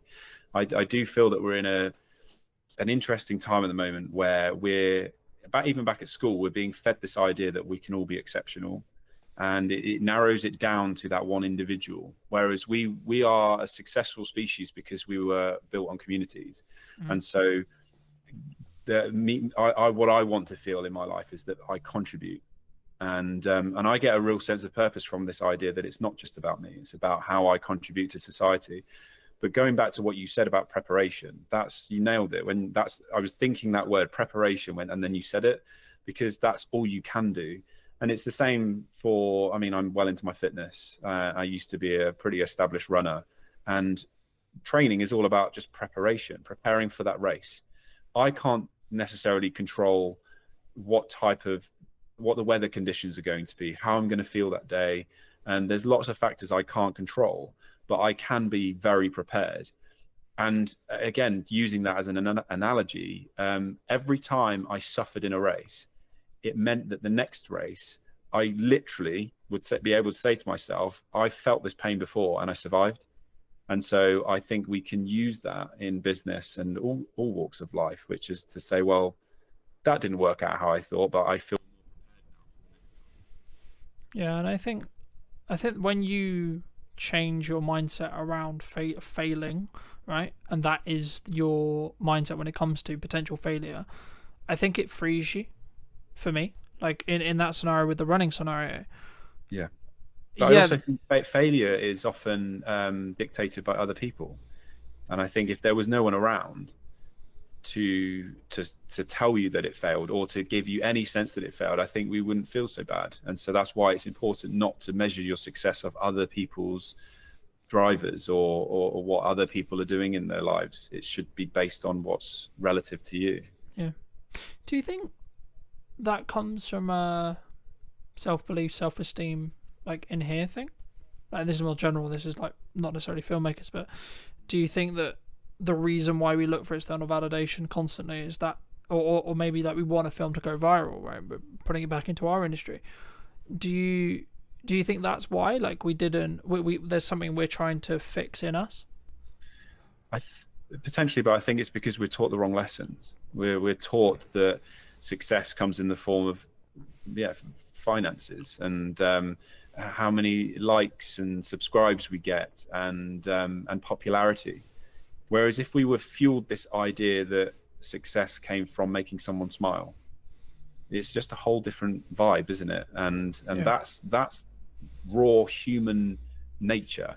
And I do think we all have it in there, but we're just being fed this dopamine hit constantly, and the need to want to be popular, which is just that again is a human natural thing, an instinct to want to be popular. We want to survive in our community. So I do believe that from an early period in our life, we're taught the wrong lessons. Yeah, I think that's true, and I think it takes some rewiring sometimes to, and also from speaking personally, like some internal work on why do I look for X or Y from that perspective. And I think you have to take it into two, just maybe lean a little bit back into business. You have to take it from two sides. One is, I'll use your example. I'm actually completely cool if this video gets 3 views. I've spent tons of time on it. I'm really proud of it, and I'm not going to tie what I believe to be a successful project on what the internet or the output or etc. actually deems it. So if it gets 3 views, still great project. If it gets 50 million views, still great project. Fabulous, right? And then there's the other side of it, which is like I'm doing it for a client or I'm doing it for myself, which is like, cool, I need it to push a needle somewhere, okay? So I'll give you, I've just picked up live streaming in the last handful of weeks, and I've weaved into what I was already doing into live streaming. So I'll give you an example. A handful of weeks ago, I knew that I got a couple of private texts from a couple of clients that I would call maybe on the fence, right? We don't have any open projects. We've done some projects previously. We're in between projects, etc. Cool. And the part of the text that really stand out to me was like, oh, your videos are really connecting with me, right? And I was like, okay, hold on. So I don't know what he watched. I don't know where he saw it. I don't have any context at all outside of he watched a video, at least one, and it meant something to him. It connected with him, right? Now, if I'm looking at purely transactionally, that probably means they're more likely to use me in the future, or they're more likely to do a project with me sooner rather than later. Sure. But actually, on a nice level, actually, cool, I just made that guy's day. I made that person's day. I added some value to them. I helped them move forward, or help them pre-context or re-understand something related to the video. And I think for me, when I started really focusing on that bit, how much can I help, how much input can I give and give and give and give without not necessarily expecting anything. Now, it comes from a place of financial planning and financial health, sure. But actually, once you can get there, you can then actually probably make more money. If you're just looking tangibly and that's your objective of success, you can probably make more money by continuing to do that, because you don't have to constantly ask for business, right? I mean, just as I'm aware of time, so I think let's wrap up soon, but for people who are maybe listening to this and thinking, okay, I'm going to start creating my own projects, I'm going to start creating my own content, where should someone start, would you say? Well, I mean, we've all got smartphones. They're very capable now. We've seen it with 28 years later. Obviously, they had some pretty sexy lenses on it, but it was shot on an iPhone. So we can all be going out and making our own content. But I think in terms of learning, it's important to surround yourself by other creatives who are perhaps further ahead, and go in really hungry with a positive attitude to want to learn. But just to watch and see what's going on. And I think being broad with that as well, and getting a different spread allows you to understand, well, what is it that I want to be doing and what do I enjoy? But I truly think the best, if you want to be a content creator, you have to create. and you can't sit back and wait. It's on your terms. And I think especially younger people, they've got less ties, perhaps, financial restraints. I think it's a great opportunity to use that time to explore. But it's also being mindful of the fact that you might not figure it out for a long time. But if you imagine there's an infinite number of doors in front of you, all of those doors could be open, but it's up to you to open those doors. You don't have to walk through every door, because that could be careless. But if you're just stood looking at the doors, then that's the bit you can control, is to open those doors and see which is the one that you want to walk through. So, and I know it's a cliche, but I do believe that those, you can have an incredible skill set, but if you're an actual arsehole, people aren't going to want to work with you. But if somebody who knows nothing but has an incredible attitude, I'll remember them. I'll get them back on board. I've done it before. There was somebody who had an incredible attitude, and I put them in front of the right people, and now they're living in London, having an incredible time working on TV commercials. And that was her attitude. That's what mattered to me. So that goes back to what we said before. It's about behaviors and how you feel you can contribute back to other people and make people feel something. And those people as well, they're the ones that are best at selling, because they can sit in a room and it's not about them. It's about, well, how can I want to add value to your life, to your business. And they truly, truly believe it.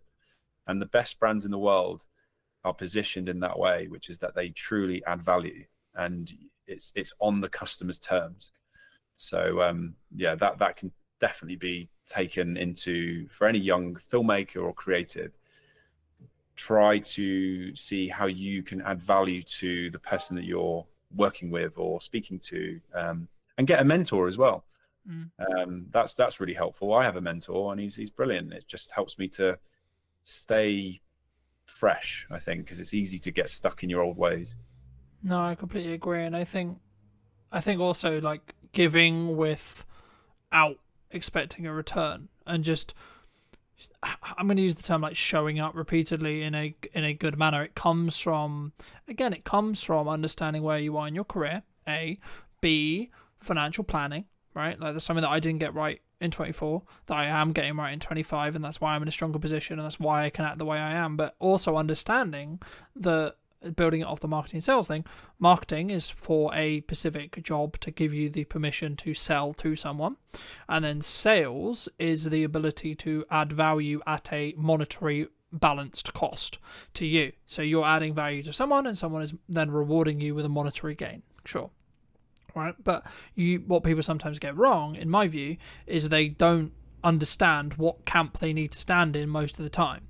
Because if you're really strong at marketing, you actually can be less strong at sales, or have an easier time selling, because you'll A, have more qualified leads, e.g. people who actually want what you sell, and B, they'll have less questions or less objections, right? And this is where you should know how to objection handle to an extent, but I find it a bit corny where there's a lot of content online going, this is how you objection handle, because that's just about, in my experience at least, pressure selling people, which in turn means they're probably not really going to get the value, and you're going to, like, the fuse on that client is going to be a lot shorter than someone who's consumed your content for say 6 months or 12 months and then understands completely what value you could add to their business, and they'll be like, actually no, we're going to give this person like 6 months to before we actually, like, they'll always look at ROI, they'll always look and judge it, sure, but they're going to maybe give them a little bit, like me or you, a longer window to actually add that value, because that's how long it took them to potentially convert, if you want to go down into the business road. But for those people who've enjoyed this conversation, for those people who want to connect with you, want to reach out to you, want to talk to you, want to maybe hire you to do stuff, etc., where's best for people to reach out to you? Probably the best starting point is to go to my website, which is philbeastall.co.uk. Phil with one L, Beastall's BEASTALL.co.uk.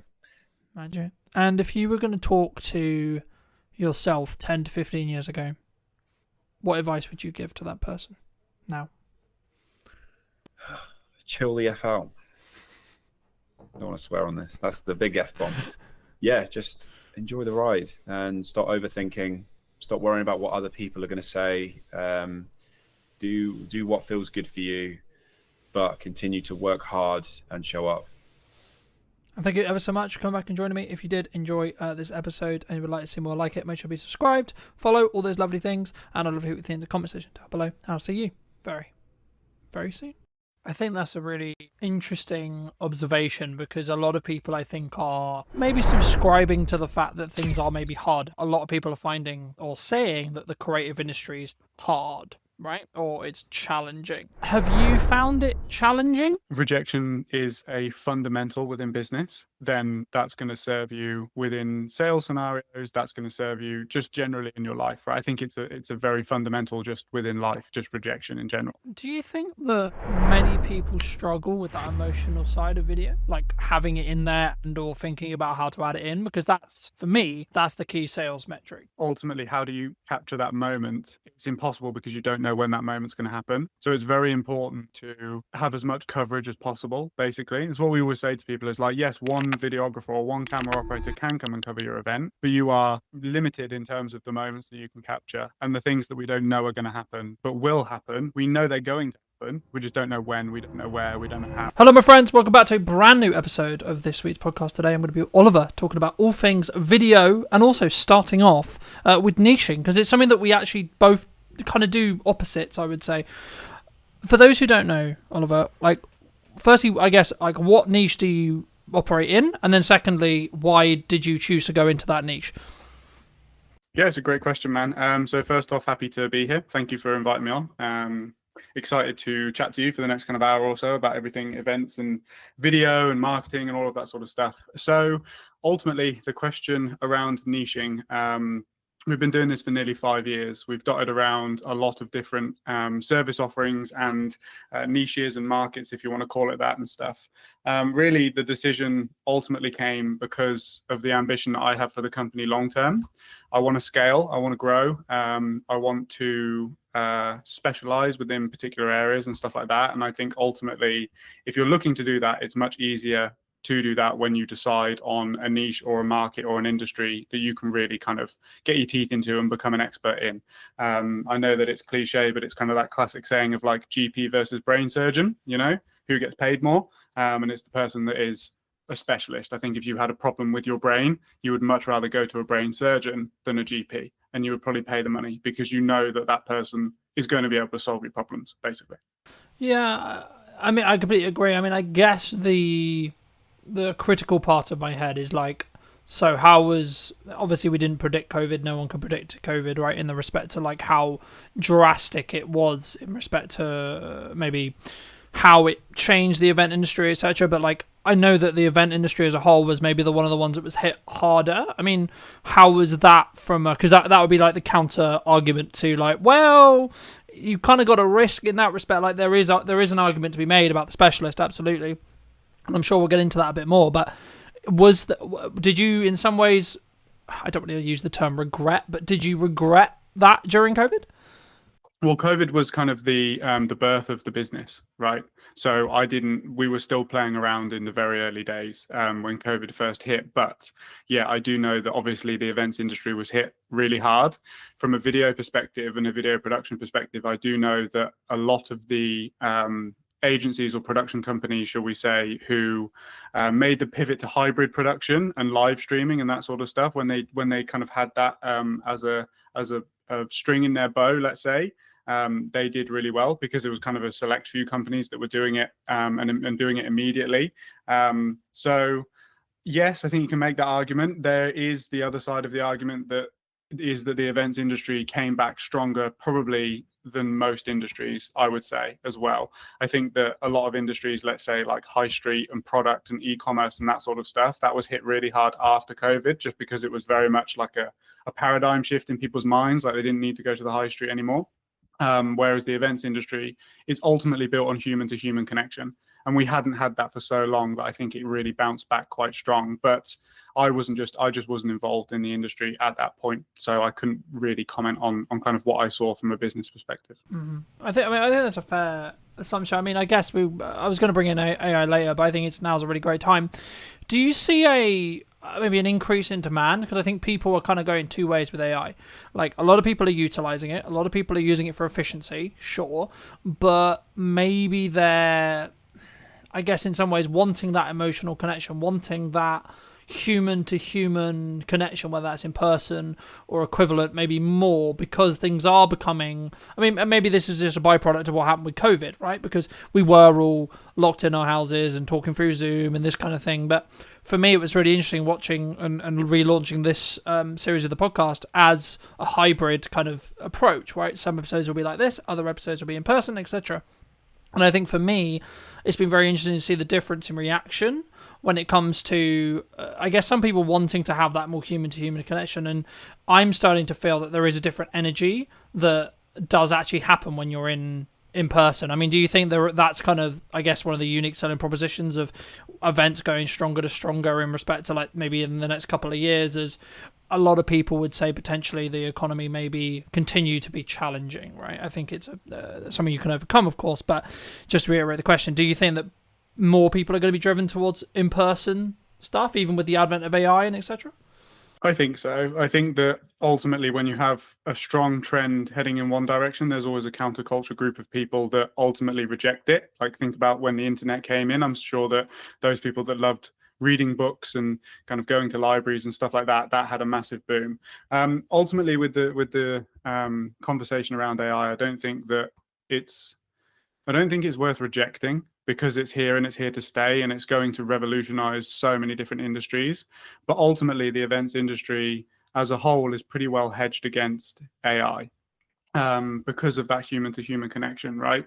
I think that it will do a lot with regards to, let's say, the ticketing process, the operational, the logistics, all of that sort of stuff. I think that will really help because there's probably a lot of human error that's made as a result of just having to check so many names and so much data and all of that sort of stuff. However, I think that what it will do is it will weed out the events that don't really have a strong selling proposition. And I think that the events that do have a strong selling proposition, i.e. festivals or really solid business conferences and stuff that people get a lot of value from, I think that those will be held in an even higher regard than they already are, because of the fact that it's so different to what people are used to experiencing on a day-to-day basis. I think that's a really interesting observation, because a lot of people, I think, are probably maybe subscribing to the fact that things are maybe harder, right? Like I've been filming a handful of podcasts across the last couple of days, and a lot of the conversations I'm having in them is about a lot of people are finding or saying that the creative industry is hard, right? Or it's challenging. Have you found it challenging? And if so, how did you change, like when it was maybe challenging? Maybe it isn't right now, but if it isn't, how have you pushed through that?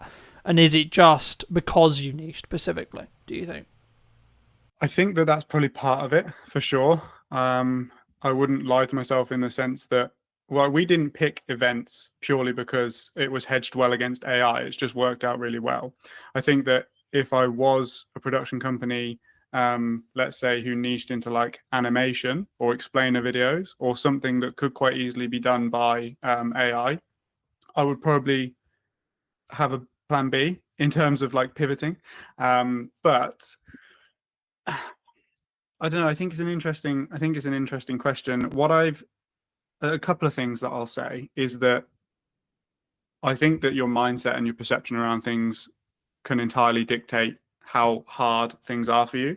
So if you believe it is hard, then you will unconsciously do things that affirm that belief. So I think that's something that people have to look out for. Ultimately, there is going to be, and there already is, a gap in the market for people that do things not with AI. Like some of the YouTube series and stuff that I watch, at the start of the video, they have a disclaimer that says like proudly produced by humans and stuff like that. And for somebody that values that and values the human input into creativity, for me, that's an even stronger reason to continue backing and watching that channel, right? So that's kind of just like a micro abstraction just there. What it's definitely done and what I've seen is on the post-production side of things, we're certainly less involved than we used to be.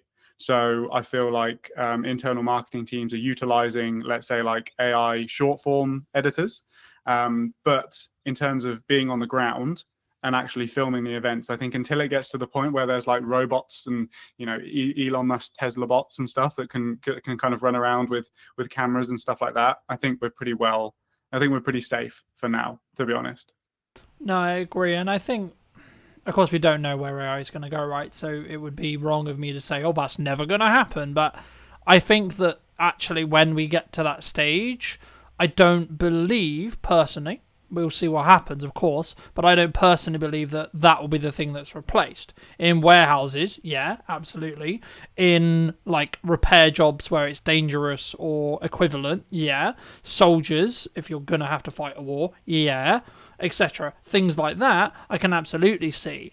But just quickly on the event side, I mean, do you see people maybe underutilizing the concept of, like, a hybrid event still? Because it's not, I guess, as cool, I was going to use the term, but, like, not as maybe ROI positive if you want to, like, lean into it business wise, because we're not in COVID anymore.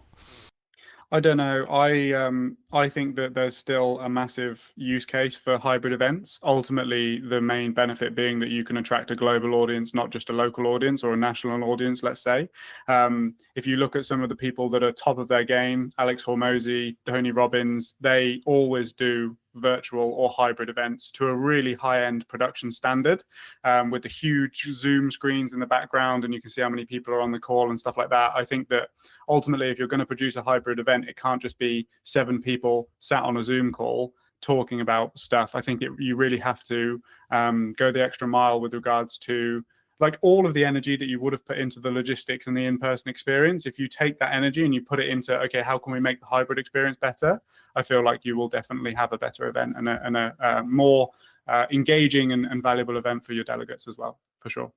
I think that, yeah, I think that's the key. I think it's about, like, actually branching out a new audience and maybe having, from a strategic side, maybe looking at, like, here's a online ticket versus here how you can be in the room, right? And having a different tier in that respect. But when we look at marketing, right, now, obviously maybe we're going to talk directly at events, but, like, it could also, I believe, be used more generalized. What do you think I'll ask it in an event way, but it will probably branch out outside of that as well. What do you think people are missing in event marketing right now? What do I think they're missing? Like, what should they be doing, in your opinion, that they're maybe not doing? Well, ultimately, it's totally dependent on where the bottleneck is within your marketing system, right? This is what we say on every single discovery call with a potential client or a prospect, if you want to call them that. Like, are you getting enough eyes? I.e., is there a ton of people filling the funnel, but you have a conversion issue? Like, there's not enough people converting into actual ticket sales or sponsor conversations or whatever that might be, or have you got fantastic conversion metrics, but you haven't got enough volume? Like, I think ultimately, what a lot of people struggle with event marketing is that they try and produce stuff efficiently that is going to appeal to everybody. But at the end of the day, what a sponsor wants to see versus what a visitor wants to see versus what an exhibitor wants to see versus what a speaker wants to see, they're kind of your main 4 stakeholders, right? They're totally different pieces of content. And I think that events and event marketing teams specifically should take a lot more time to consider where is the bottleneck and really what are we trying to do over the next 12 months in the lead up to our events. And produce content purely for that. I feel like they're trying to solve 4 problems, whereas if you just dial down and solve 1 problem, and then you'll have another problem off the back of it, but you can continue to do that, right? And it will just work in this cyclical cycle. I think also one of the biggest impact factors when it comes to video specifically for events is speed to market.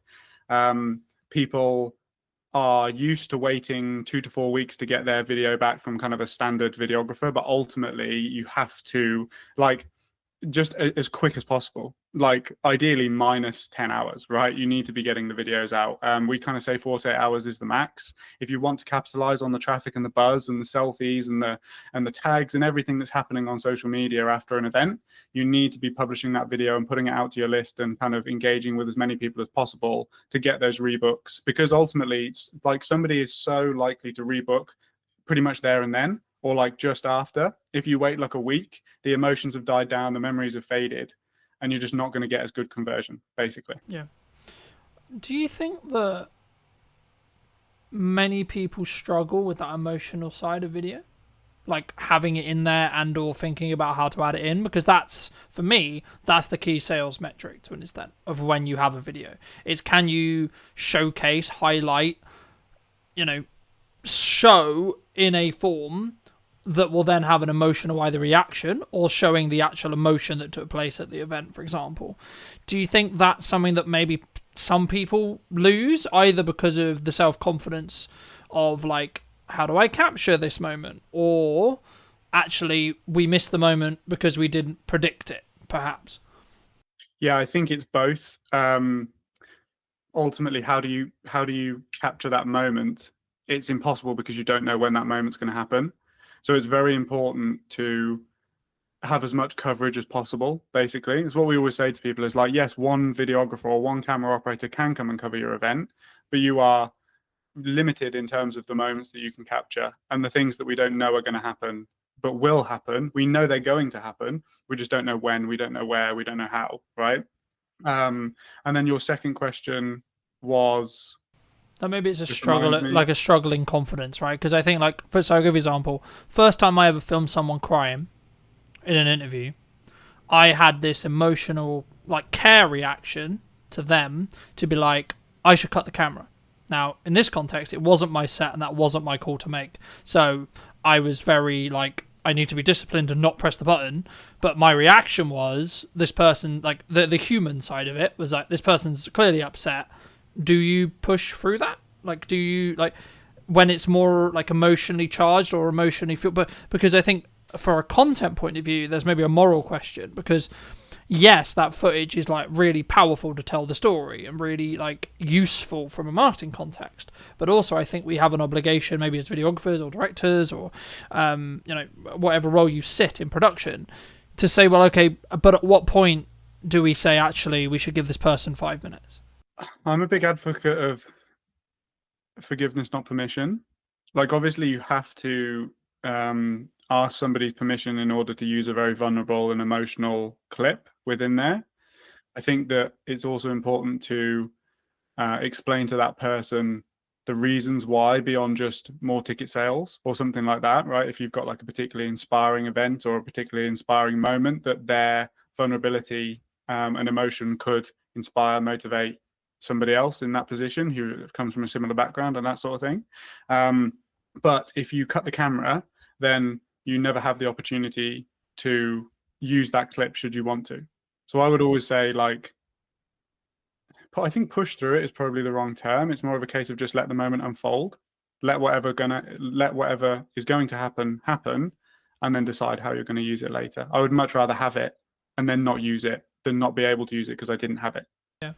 Do you think, I mean, I know we discussed briefly when we were setting this up as well, and I'm going to get a little bit into mindset to give you some clarity, but for me, I think I've always been a very disciplined person, and I think it bridges quite nicely onto what we were discussing there about like the emotional stuff. But like, I agree with you in respect to like, if it's not, because you can get retroactive permission and with the context you're potentially going to use it for, and actually that's probably a nicer way of saying how you're potentially going to use it.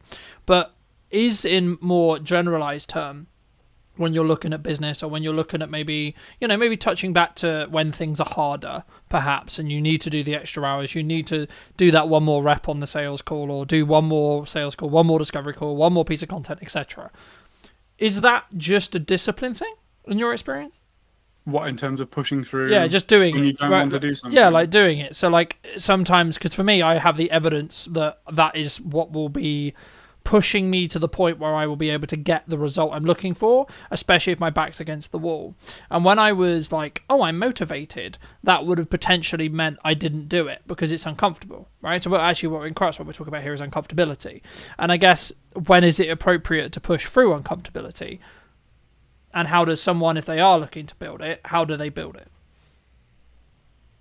I think that, I mean, discipline is definitely something I can speak on because it's something that I've had to learn massively. I definitely come from a type B, go with the flow type background. And that's not particularly conducive to somebody that can sit down and work and focus for an extended period of time on things that aren't particularly exciting and aren't particularly engaging to work on. I think that what's really important if somebody's kind of getting started is to find out where your limits are. So everybody is, I think we've kind of gone through this like hustle culture. And then on the back of that, we've kind of got this, like, for want of a better word, like snowflake culture now at the moment, which is very much like, if you don't feel like doing it, don't do it. If you're nervous, that's okay. You don't have to do things, etc., etc. There's definitely that kind of energy around at the moment, and I think that it's really useful to know where your limits are and push yourself to the edge, so that then when something like that comes up, you can ultimately kind of just look with a bit of foresight and say, okay, yes, like today I might need to work 12 hours, but that might mean that tomorrow I can only work 6. So would it be better for me to just do 8 and 8 and feel better on the back of it, right? I think that you ultimately have to go through a process of kind of understanding yourself and your energy. One thing that's been really helpful for me to do that is kind of tracking energy versus hours versus focus on a day-to-day basis. Now, obviously, this is kind of qualitative data, right? You can't, there's no like Whoop or something that's going to tell you kind of like how you're feeling that day. But I think if you learn to see patterns in your behavior and you learn to see patterns within the way that you go about doing things, you can kind of predict that, okay, maybe today I need to take it a bit lighter, right? Like events, to bring it back to kind of what we do, are so intense. The hours are insane. I'm lucky that I'm an extroverted person, but even I get kind of burnt out, speaking to so many, like running so many interviews in the day, asking the same questions and all of that sort of stuff. So when I come back from, let's say, like a 3 or 4 day event, I know that I need to take a couple of days, right? Just to kind of recalibrate. And I know that I need to fall back into a routine that is healthy and sustainable for me in the long run, So I think it's that push and pull, it's that balance. Ultimately, it's just a case of knowing yourself and kind of knowing where your limits are, but constantly reassessing those limits so that you are getting the most out of every hour that you put in. Does that answer your question? Yeah, absolutely. I mean, I think for me, there's different stages in your life, right? There might be, I'll use your example, like you've just come off an event, you're absolutely like, this is my 4th interview out of 5 this week, right?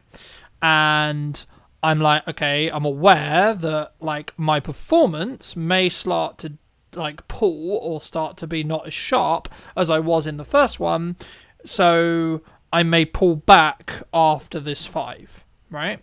And that's a key understanding. But also, like, what else is going on around those interviews? Well, actually, all I've got is editing time, so doing the editing things that I need to do, and then the general working out or other, social activities, etc. So actually, in reality, my focus can be given to this hour, and my prep can be given to this hour, and etc. So the key is, for me, is actually like, it's about working hard and working smart, sure, but it's also about understanding. I work in sprints personally.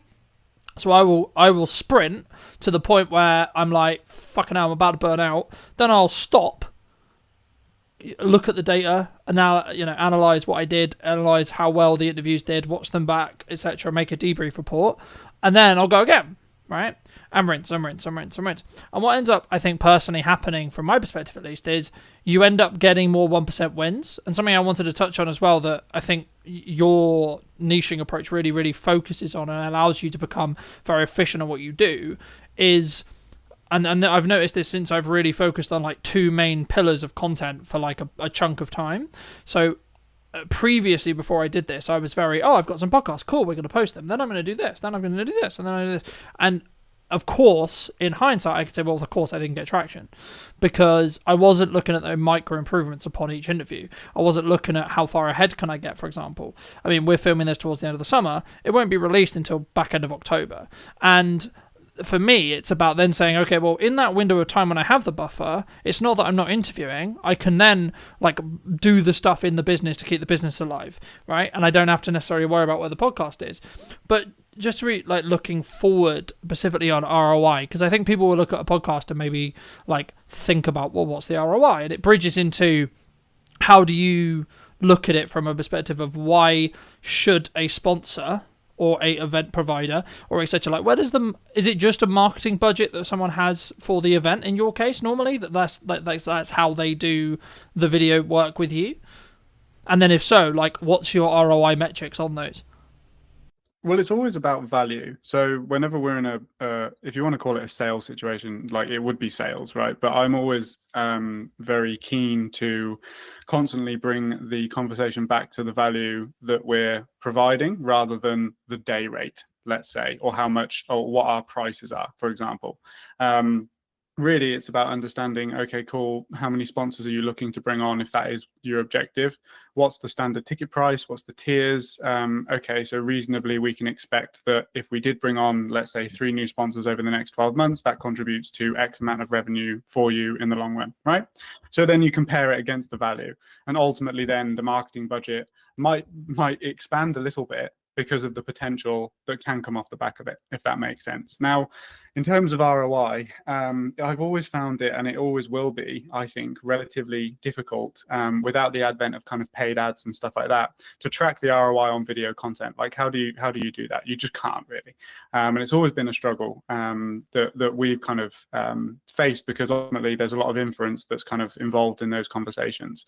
But yeah, a sponsor could want lots of different things from an event. They could want straight ROI, let's say, like if it's a bank and they just want people to come and bank with them, and they're going to put all of their money in, and they're going to generate the interest, off of the fact of that being there. It could be brand alignment, right? It could be the fact that a sponsor is looking to tap into a different market, a younger market, an older market, and aligning themselves with a particular brand that carries that audience is going to do that. And then in the long run, they can expect XYZ returns for that and stuff like that as well.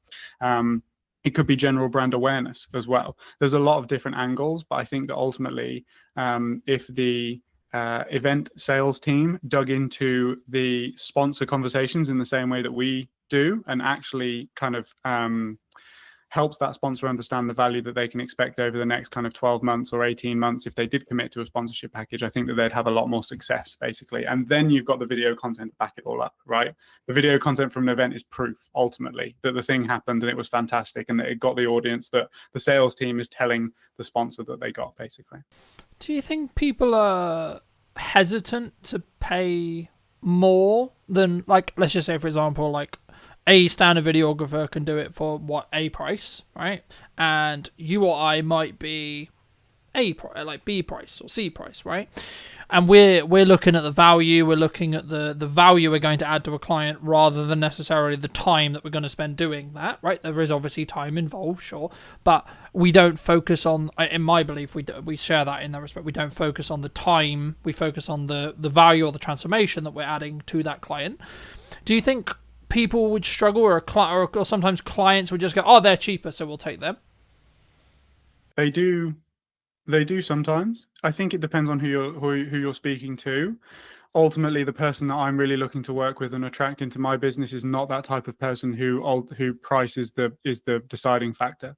So I don't really concern myself with those sorts of people. If I do find myself on a conversation with that type of person where they're basically playing like a race to the bottom, is essentially what we're talking about here, I will confidently sit there and say, look, we can be beaten on price, and the reason is X. If you don't understand that, that's fine. You're just not in the right position for us at the moment. That, come back to us when you, like, without sounding cocky, just come back to us when you understand that didn't get you the result that you're looking for. So you're actually wasting money. You've wasted money now. Like, and then we're going to have a different conversation in 12 months time.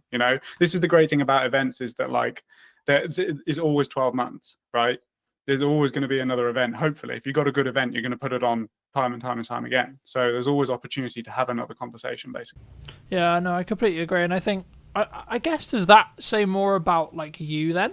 Like, having the ability to say no to a client, or saying, actually, maybe we're not the right fit? Because I was having a conversation a handful of weeks ago with a new client, and he said, well, one of the reasons why he went with me, even though I was more expensive, was because I don't work with everyone, which I found really unique.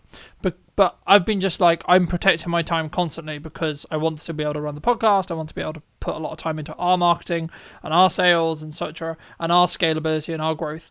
So for me, I'm like, actually, I only have a finite amount of, like, availability for clients. And I think for me, that's always been the case. But I didn't always, I sort of had to grow into the confidence, I guess, of saying, well, actually, I can say no to this client if they're not the right fit. Did you personally always have that, or was that a skill that you've developed through, however many years? I don't think it's a skill that we've developed. I think it's a confidence that I've grown purely just because we've got good systems. Like, we've got systems that book calls on repeat.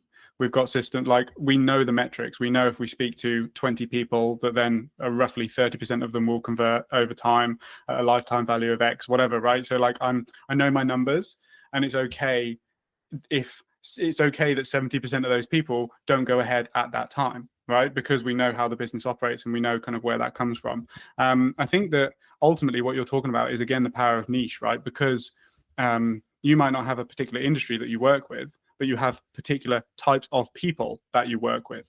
And that's kind of the power of it, is that, you're not saying yes to everybody. And I think that that makes the people that you are saying yes to feel even more included in your service, because they know it's for them. There is value in paying more, right? From a client's perspective, there's an assurance behind it. There's confidence behind it. There's there's just power behind saying no. Yeah, I think it also goes into that perspective of it comes with a level of prestige if you want to look at branding or marketing as well. Like, why do we perceive Rolex in the way we perceive it? Why do we perceive Audi, BMW, so on, in the way we perceive it? Do you, either for clients or yourself, look to trend jack or look at what is, quote, trending when you look to do your own marketing? My marketing? Yeah, personally for you. No, I don't. Okay, and why don't you? I don't. Because the type of people that I will attract through following trends are not the type of people that want me for me. I would much rather a video that I produce get 50 views, but all of those 50 people love that video and get invested in the things that I'm saying and be the types of people that I made that video for, than 100,000 people when, like, really none of them actually wanted to watch it. They wanted to watch the trend. That's what they're trying to watch, the trend. They're not interested in the actual content itself, right? Now, there definitely is a place for trends. It's just such the fact that we don't have the resources, i.e. time or money, to jump on particular things. My available resource for marketing my own business is extremely limited. So I'm going to do activities that I know are going to get the biggest return. And ultimately with a trend, I don't know whether it's going to work or not, right? Yeah, absolutely. Because I think sometimes, not us maybe, but a person, starting out videographer, starting out business, they look at the potential likelihood that they could get something to like 1 million views, let's just say, for example. And they're like, oh my God, that's going to change my business overnight. And not speaking as someone who's had a video hit 1 million, but I know people who have, and I go, how much money did you get for it? Nothing. Right? So I guess the follow-on question then, you spoke about like that you're only going to do the things that really work. Okay, if you don't mind sharing, what does really work for you then in marketing? Cold outbound. Okay. Has always worked for us, because I've always been a fan of outbound, because you go to the market doesn't come to you. I think there's definitely pros and cons to both, but essentially if I message 20 to 50 people per week, they are the exact type of person that I'm looking to work with, right? Versus, let's say, we also do paid ads. So I don't want, we also do inbound marketing as well. But like, for example, I dialed up all of our inbound paid ad leads this morning. One of them was qualified. And I think I spoke to like 20 people. So you have no control over the type of people that are coming in, which is a bit more of a waste of time. But the flip side of that coin is that when you do find that person, they've already consumed your content. They already know who you are. They're already interested in working with you because they've clicked through. They've made that action themselves, right? Whereas on the outbound side of things, you probably have to do a bit more persuading, because it's a case of like, who are you? I don't know you. You've just connected with me on LinkedIn and now you're messaging me, right? Yeah. For me, I love cold outreach because I want to have it as a skill set to have in my back pocket for when I need to use it or want to use it. What advice would you give to, say, a starting out creator, starting out videographer, etc., or someone in the creative industry who looks at cold and goes, that's terrifying? Because I think that's really common, right? And it might come from like the rejection side. It might just be the nature of they haven't done the reps yet. But what would you say to those kind of people who are like, because you're obviously a massive advocate for outbound, cold outbound, right? I would say that rejection is a fundamental within business. So the amount of experience, if you can become comfortable with people saying no, then that's going to serve you within sales scenarios. That's going to serve you just generally in your life, right? I think it's a very fundamental just within life, just rejection in general. What I would say with outbound is that you are people severely underestimate the volume that is required in order to get returns. People think that they're just going to send like 10 messages and get 5 clients. It does not work like that. For example, our metrics on purely cold people is like a 4% appointment booking rate, and then off of those appointments, I'll convert maybe 30% of those people into actual clients, right? So let's say that you did 100 outbound cold approaches. You're going to book 4 people, and you might sign 1 client. So it's going to take you a long, like it takes volume, it takes time. And then obviously with that volume becomes skill. You learn what works, what doesn't. You learn how to say things. You learn how to deal with objections in the DMs as well. Like a lot of people aren't saying no because they don't want to work with you. They're saying no because you're a stranger. It's just like when somebody knocks on your door, right? You're trying everything in your power to get out of that conversation. But ultimately there could be somebody that knocks on your door that could change your life. You just don't know. And I think you have to take the perspective of like, this client is going to benefit. It's the same as in a sales scenario, but like you've got to do everything within your power to get that person over the line, because ultimately you know that you can come in and change their business, right, through what you do, because you're good at what you do, right? Yeah. And I think for me, I mean, the mindset I heard from a fellow guest a handful of weeks ago was something along the lines of, I'm doing them a disservice by not allowing them to understand that I exist, right? Because exactly, and this sounds hugely egotistical. It does, right? It does. But the key is I know I'm really good at my thing, and I know I can create really strong results. So actually what I'm doing by making it appealing, obvious that they should work with us is actually I'm making sure they don't make a mistake on who they hire, because I don't want my potential client to lose money. Right? And with that rewire in my head, you then can approach cold differently, in my view. Now, there is an argument to say, like, is it in stages? Like, would you only do it when... Because I guess the perception for cold is you only do it when your back's against the wall, you need to make money quickly, right? But actually, in correspondence to what you just said, that's counterintuitive, because you just said it would take a long time. So, is that true? Or is it actually just something that you just gain the reps of and you just do consistently, and that's why it works? No, I think that it's for us, it will always be a system that we have within the business. I mean, again, it's purely just based on experience, right? But it's always been the thing that's worked for me the best, be it cold email or cold DM. The thing that people don't get is that, like, for one, you have to be intelligent about how you message people insofar as you're not going to piss them off, right? You're just looking for a yes or a no to essentially have a call and see if it could be a good fit to work together. You don't need to do like tons and tons and tons of follow-up and like ultimately just get that person in a position where they don't like you because you've messaged them so many times or whatever. But you have to look at cold in a sense that it's contributing to a larger overall system. So if you have content systems in place, inbound content systems, like let's just take somebody on LinkedIn, for example. So somebody could connect with me on LinkedIn. I could message them. That could ultimately be, no, I'm not really interested right now. They would then get drip fed my content over the next kind of 3 months. And then in 3 months, I will go back to I will basically then go back and I message all of the people who are now somewhat warm to what we do. And it's just that constant thing over time. It's like Chinese water torture. You're just slowly drip feeding stuff onto them so that they get more familiar and more familiar and more familiar. And don't get me wrong, 4 times out of 100, somebody will book a call cold. And that's fine because they have a low action threshold. But ultimately what you're doing is you're putting them into a maybe system that's converting them into a yes over time. And I've had tons of people reach out to say, hey, I know you messaged me 6 months ago, but I'd love to jump on a call now. And that's great. That happens on probably a bi-weekly basis, right? Yeah. And I think for me, it's in some ways, even if it isn't the right time for that prospect, that person that you're messaging, actually what you're doing is you're saying, hey, remember me, right? Every time you message, and that should be the way. Or, hey, I saw this thing, hopefully it'd be valuable to you, right? Or whenever you maybe share a piece of content, I always look at it of going, how can I add as much value in the window of time they're going to potentially give me, whether this is in a short form clip or the entire podcast. And I think for me, that's what makes me maybe unique, I guess you could say, in the respect to I don't like to fluff around, and I try not to, if that makes sense. I don't like other people who do.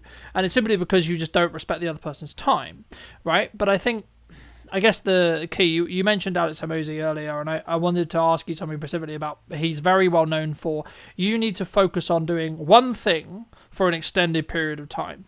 And what does that actually mean in tangibility reality, and does it actually work, I guess, is then the follow-on question. So like, is it going to be you just focus solely on cold and you don't then look at content, you don't look at etc., or actually is it you get to a certain level of doing it consistently, you have a system, and then you can add another thing? Do you think? I think it gets to the point where the system's working and then you outsource it and then you build the next one.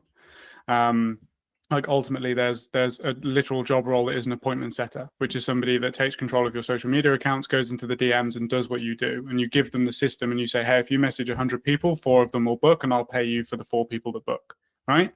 So I think that's kind of the process. I don't necessarily agree with this whole thing of do one thing and focus on it for a long period of time, because there are gains that you are probably missing out on by not having an inbound system. Like if you purely just do cold, right? Really, content is one of those things that we've always struggled with, purely just because I do it so much for the clients that then when it comes to doing it for myself, it's kind of you're not you're not as open to doing it, right?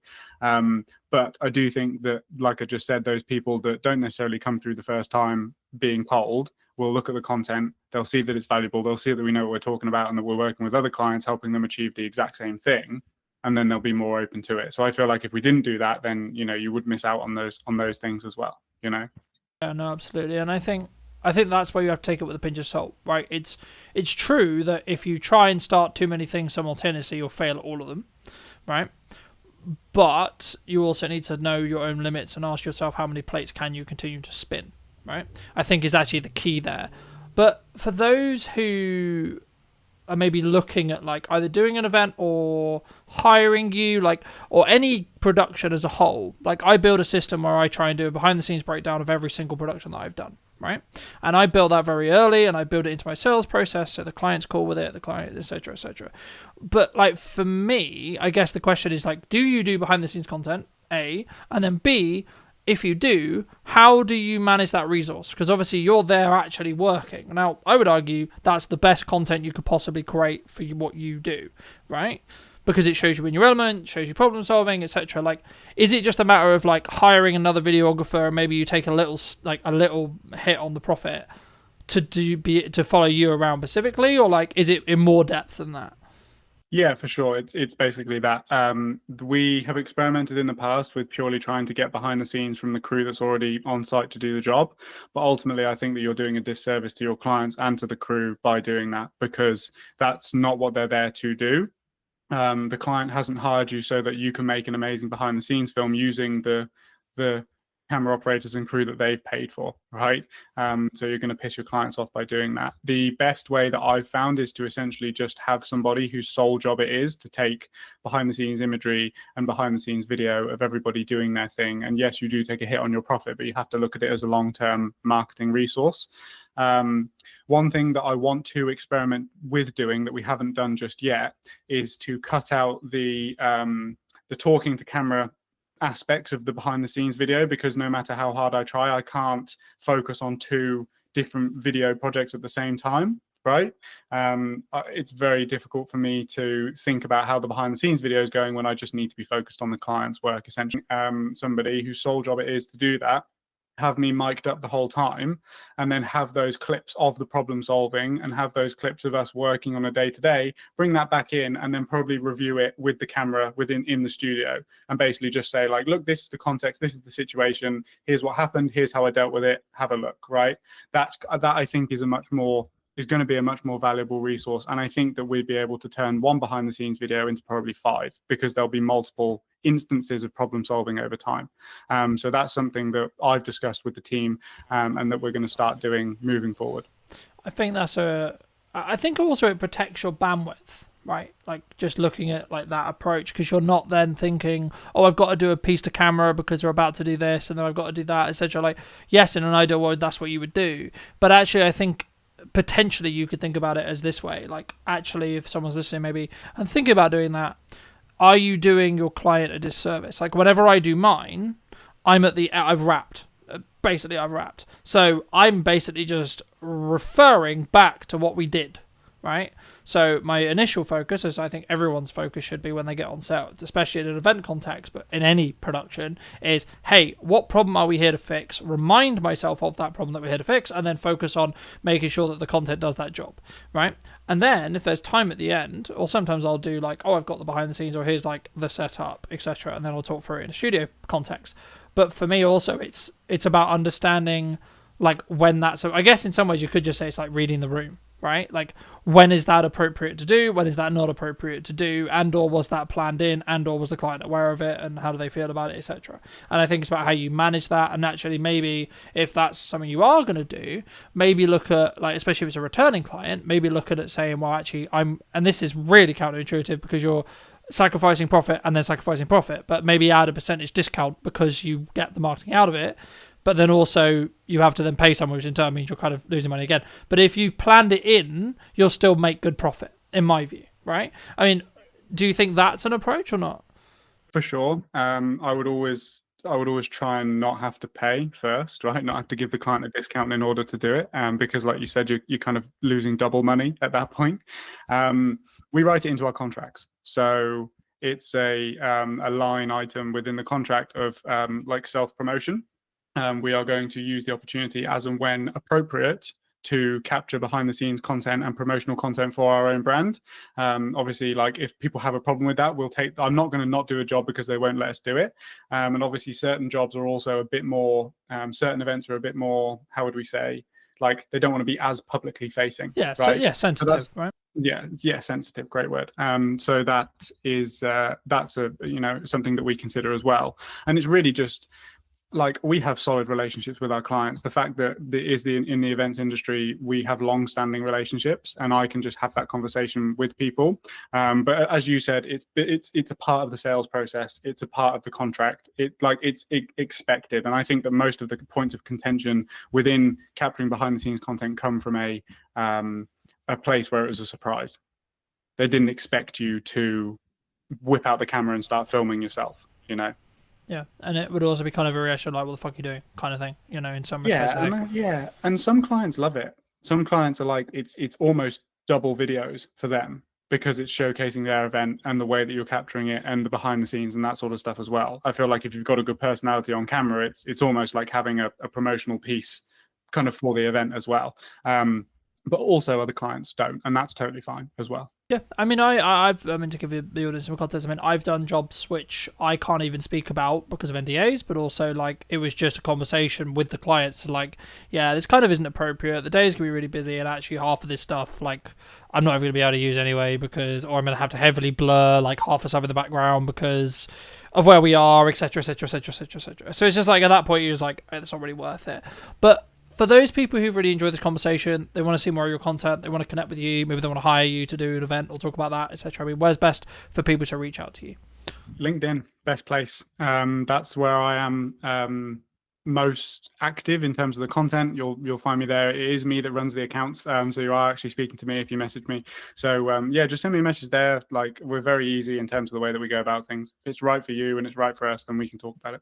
Magic. And there's a final question I'll add on, but it just jumped to mind as something that maybe you're challenging that I'd be curious on your perspective on, because I've watched some videos where you're talking about it. I mean, a vulnerability potentially of both of our businesses, we are very founder led, right? Clients want us involved in every single stage of the process. Is that just like the nature of it sometimes? Are you just like, okay, it is what it is? Like, that's, I guess, what I'm going to have to live with to be able to make the money I make and be able to run the business I run? Or is there a way you can transition it? I think that you can transition it for new people. I know that you left a comment on my YouTube video that I made, which is basically, it's just like, it's not an expectation that we're there. But I think ultimately, if you have a strong personality that people connect with, and half of the reason why they go with you is because it's you, then you are going to run into issues doing that with certain people. I think like pre-existing clients who have always known you to be the one that's there, but then also certain clients are totally okay with it and they understand it's a natural progression within the business process, right? It's something that I can't necessarily speak on too confidently right now because it's something that we're still figuring out. Obviously, if we're looking to scale to the point that we are, then I can't be involved in every single project because I just don't have unlimited time. And I think that's my hypothesis for this, is that the brand, whilst it can still be founder led and come from the vision and the mission that the founder originally had, I think that the brand has to have its own characteristics and qualities and quality assurances for the clients and stuff like that as well. And I think that's where the leverage is with regards to me not having to be on set every single time in order for a client to sign with us, basically. Yeah, and I also think to an extent in that respect you need to be overly transparent with the fact that you might not be, right, especially in your space, because obviously an event may be happening at the similar time to another event and actually you may want to actually serve both, right? And I guess, I mean, feel free to weave that your next answer into this as well, like that might be just like an advice piece that you need to give to some people of how you manage that. But I like to end the podcast by asking the guest, and you in this case of course, what would you say to 10 years ago to the younger version of you now? What advice would you give them? I would say that it's going to be a lot harder than you expect it to be, and that the people that you look up to online probably aren't giving you the most accurate depiction, as I don't, of the reality of running a business and doing this. But ultimately, it's the most fulfilling thing that you're going to do. Like, I love this. There is not a single thing that I was having this conversation with my cousin the other day because he's 19 and he's trying to figure out whether he wants to go to university or what he wants to do with his life. And I said, well, you have to ask yourself, and ideally you're getting yourself in a position where you would continue to do the thing that you do every single day, regardless of whether you get paid or not, because I would still do this, right? There's certain things that we wouldn't do, right? Like dialing paid ad leads and stuff like that. But, yeah. Like ultimately the goal and the end destination, I would continue to do regardless of whether I was being paid or not to do it. So yeah, it's just set expectations to my younger self that it's going to be way harder than you expect it to be, but it's going to be more fulfilling than you could ever think it could be. Magic. Thank you ever so much for the time, my friend. Pleasure. Thank you ever so much, ladies and gents. If you did take value from this video, you'd like to see more like it, I'll be back next week with a brand new episode. And feel free to let me know in the comment section down below what you thought. And I'll see you very, very soon.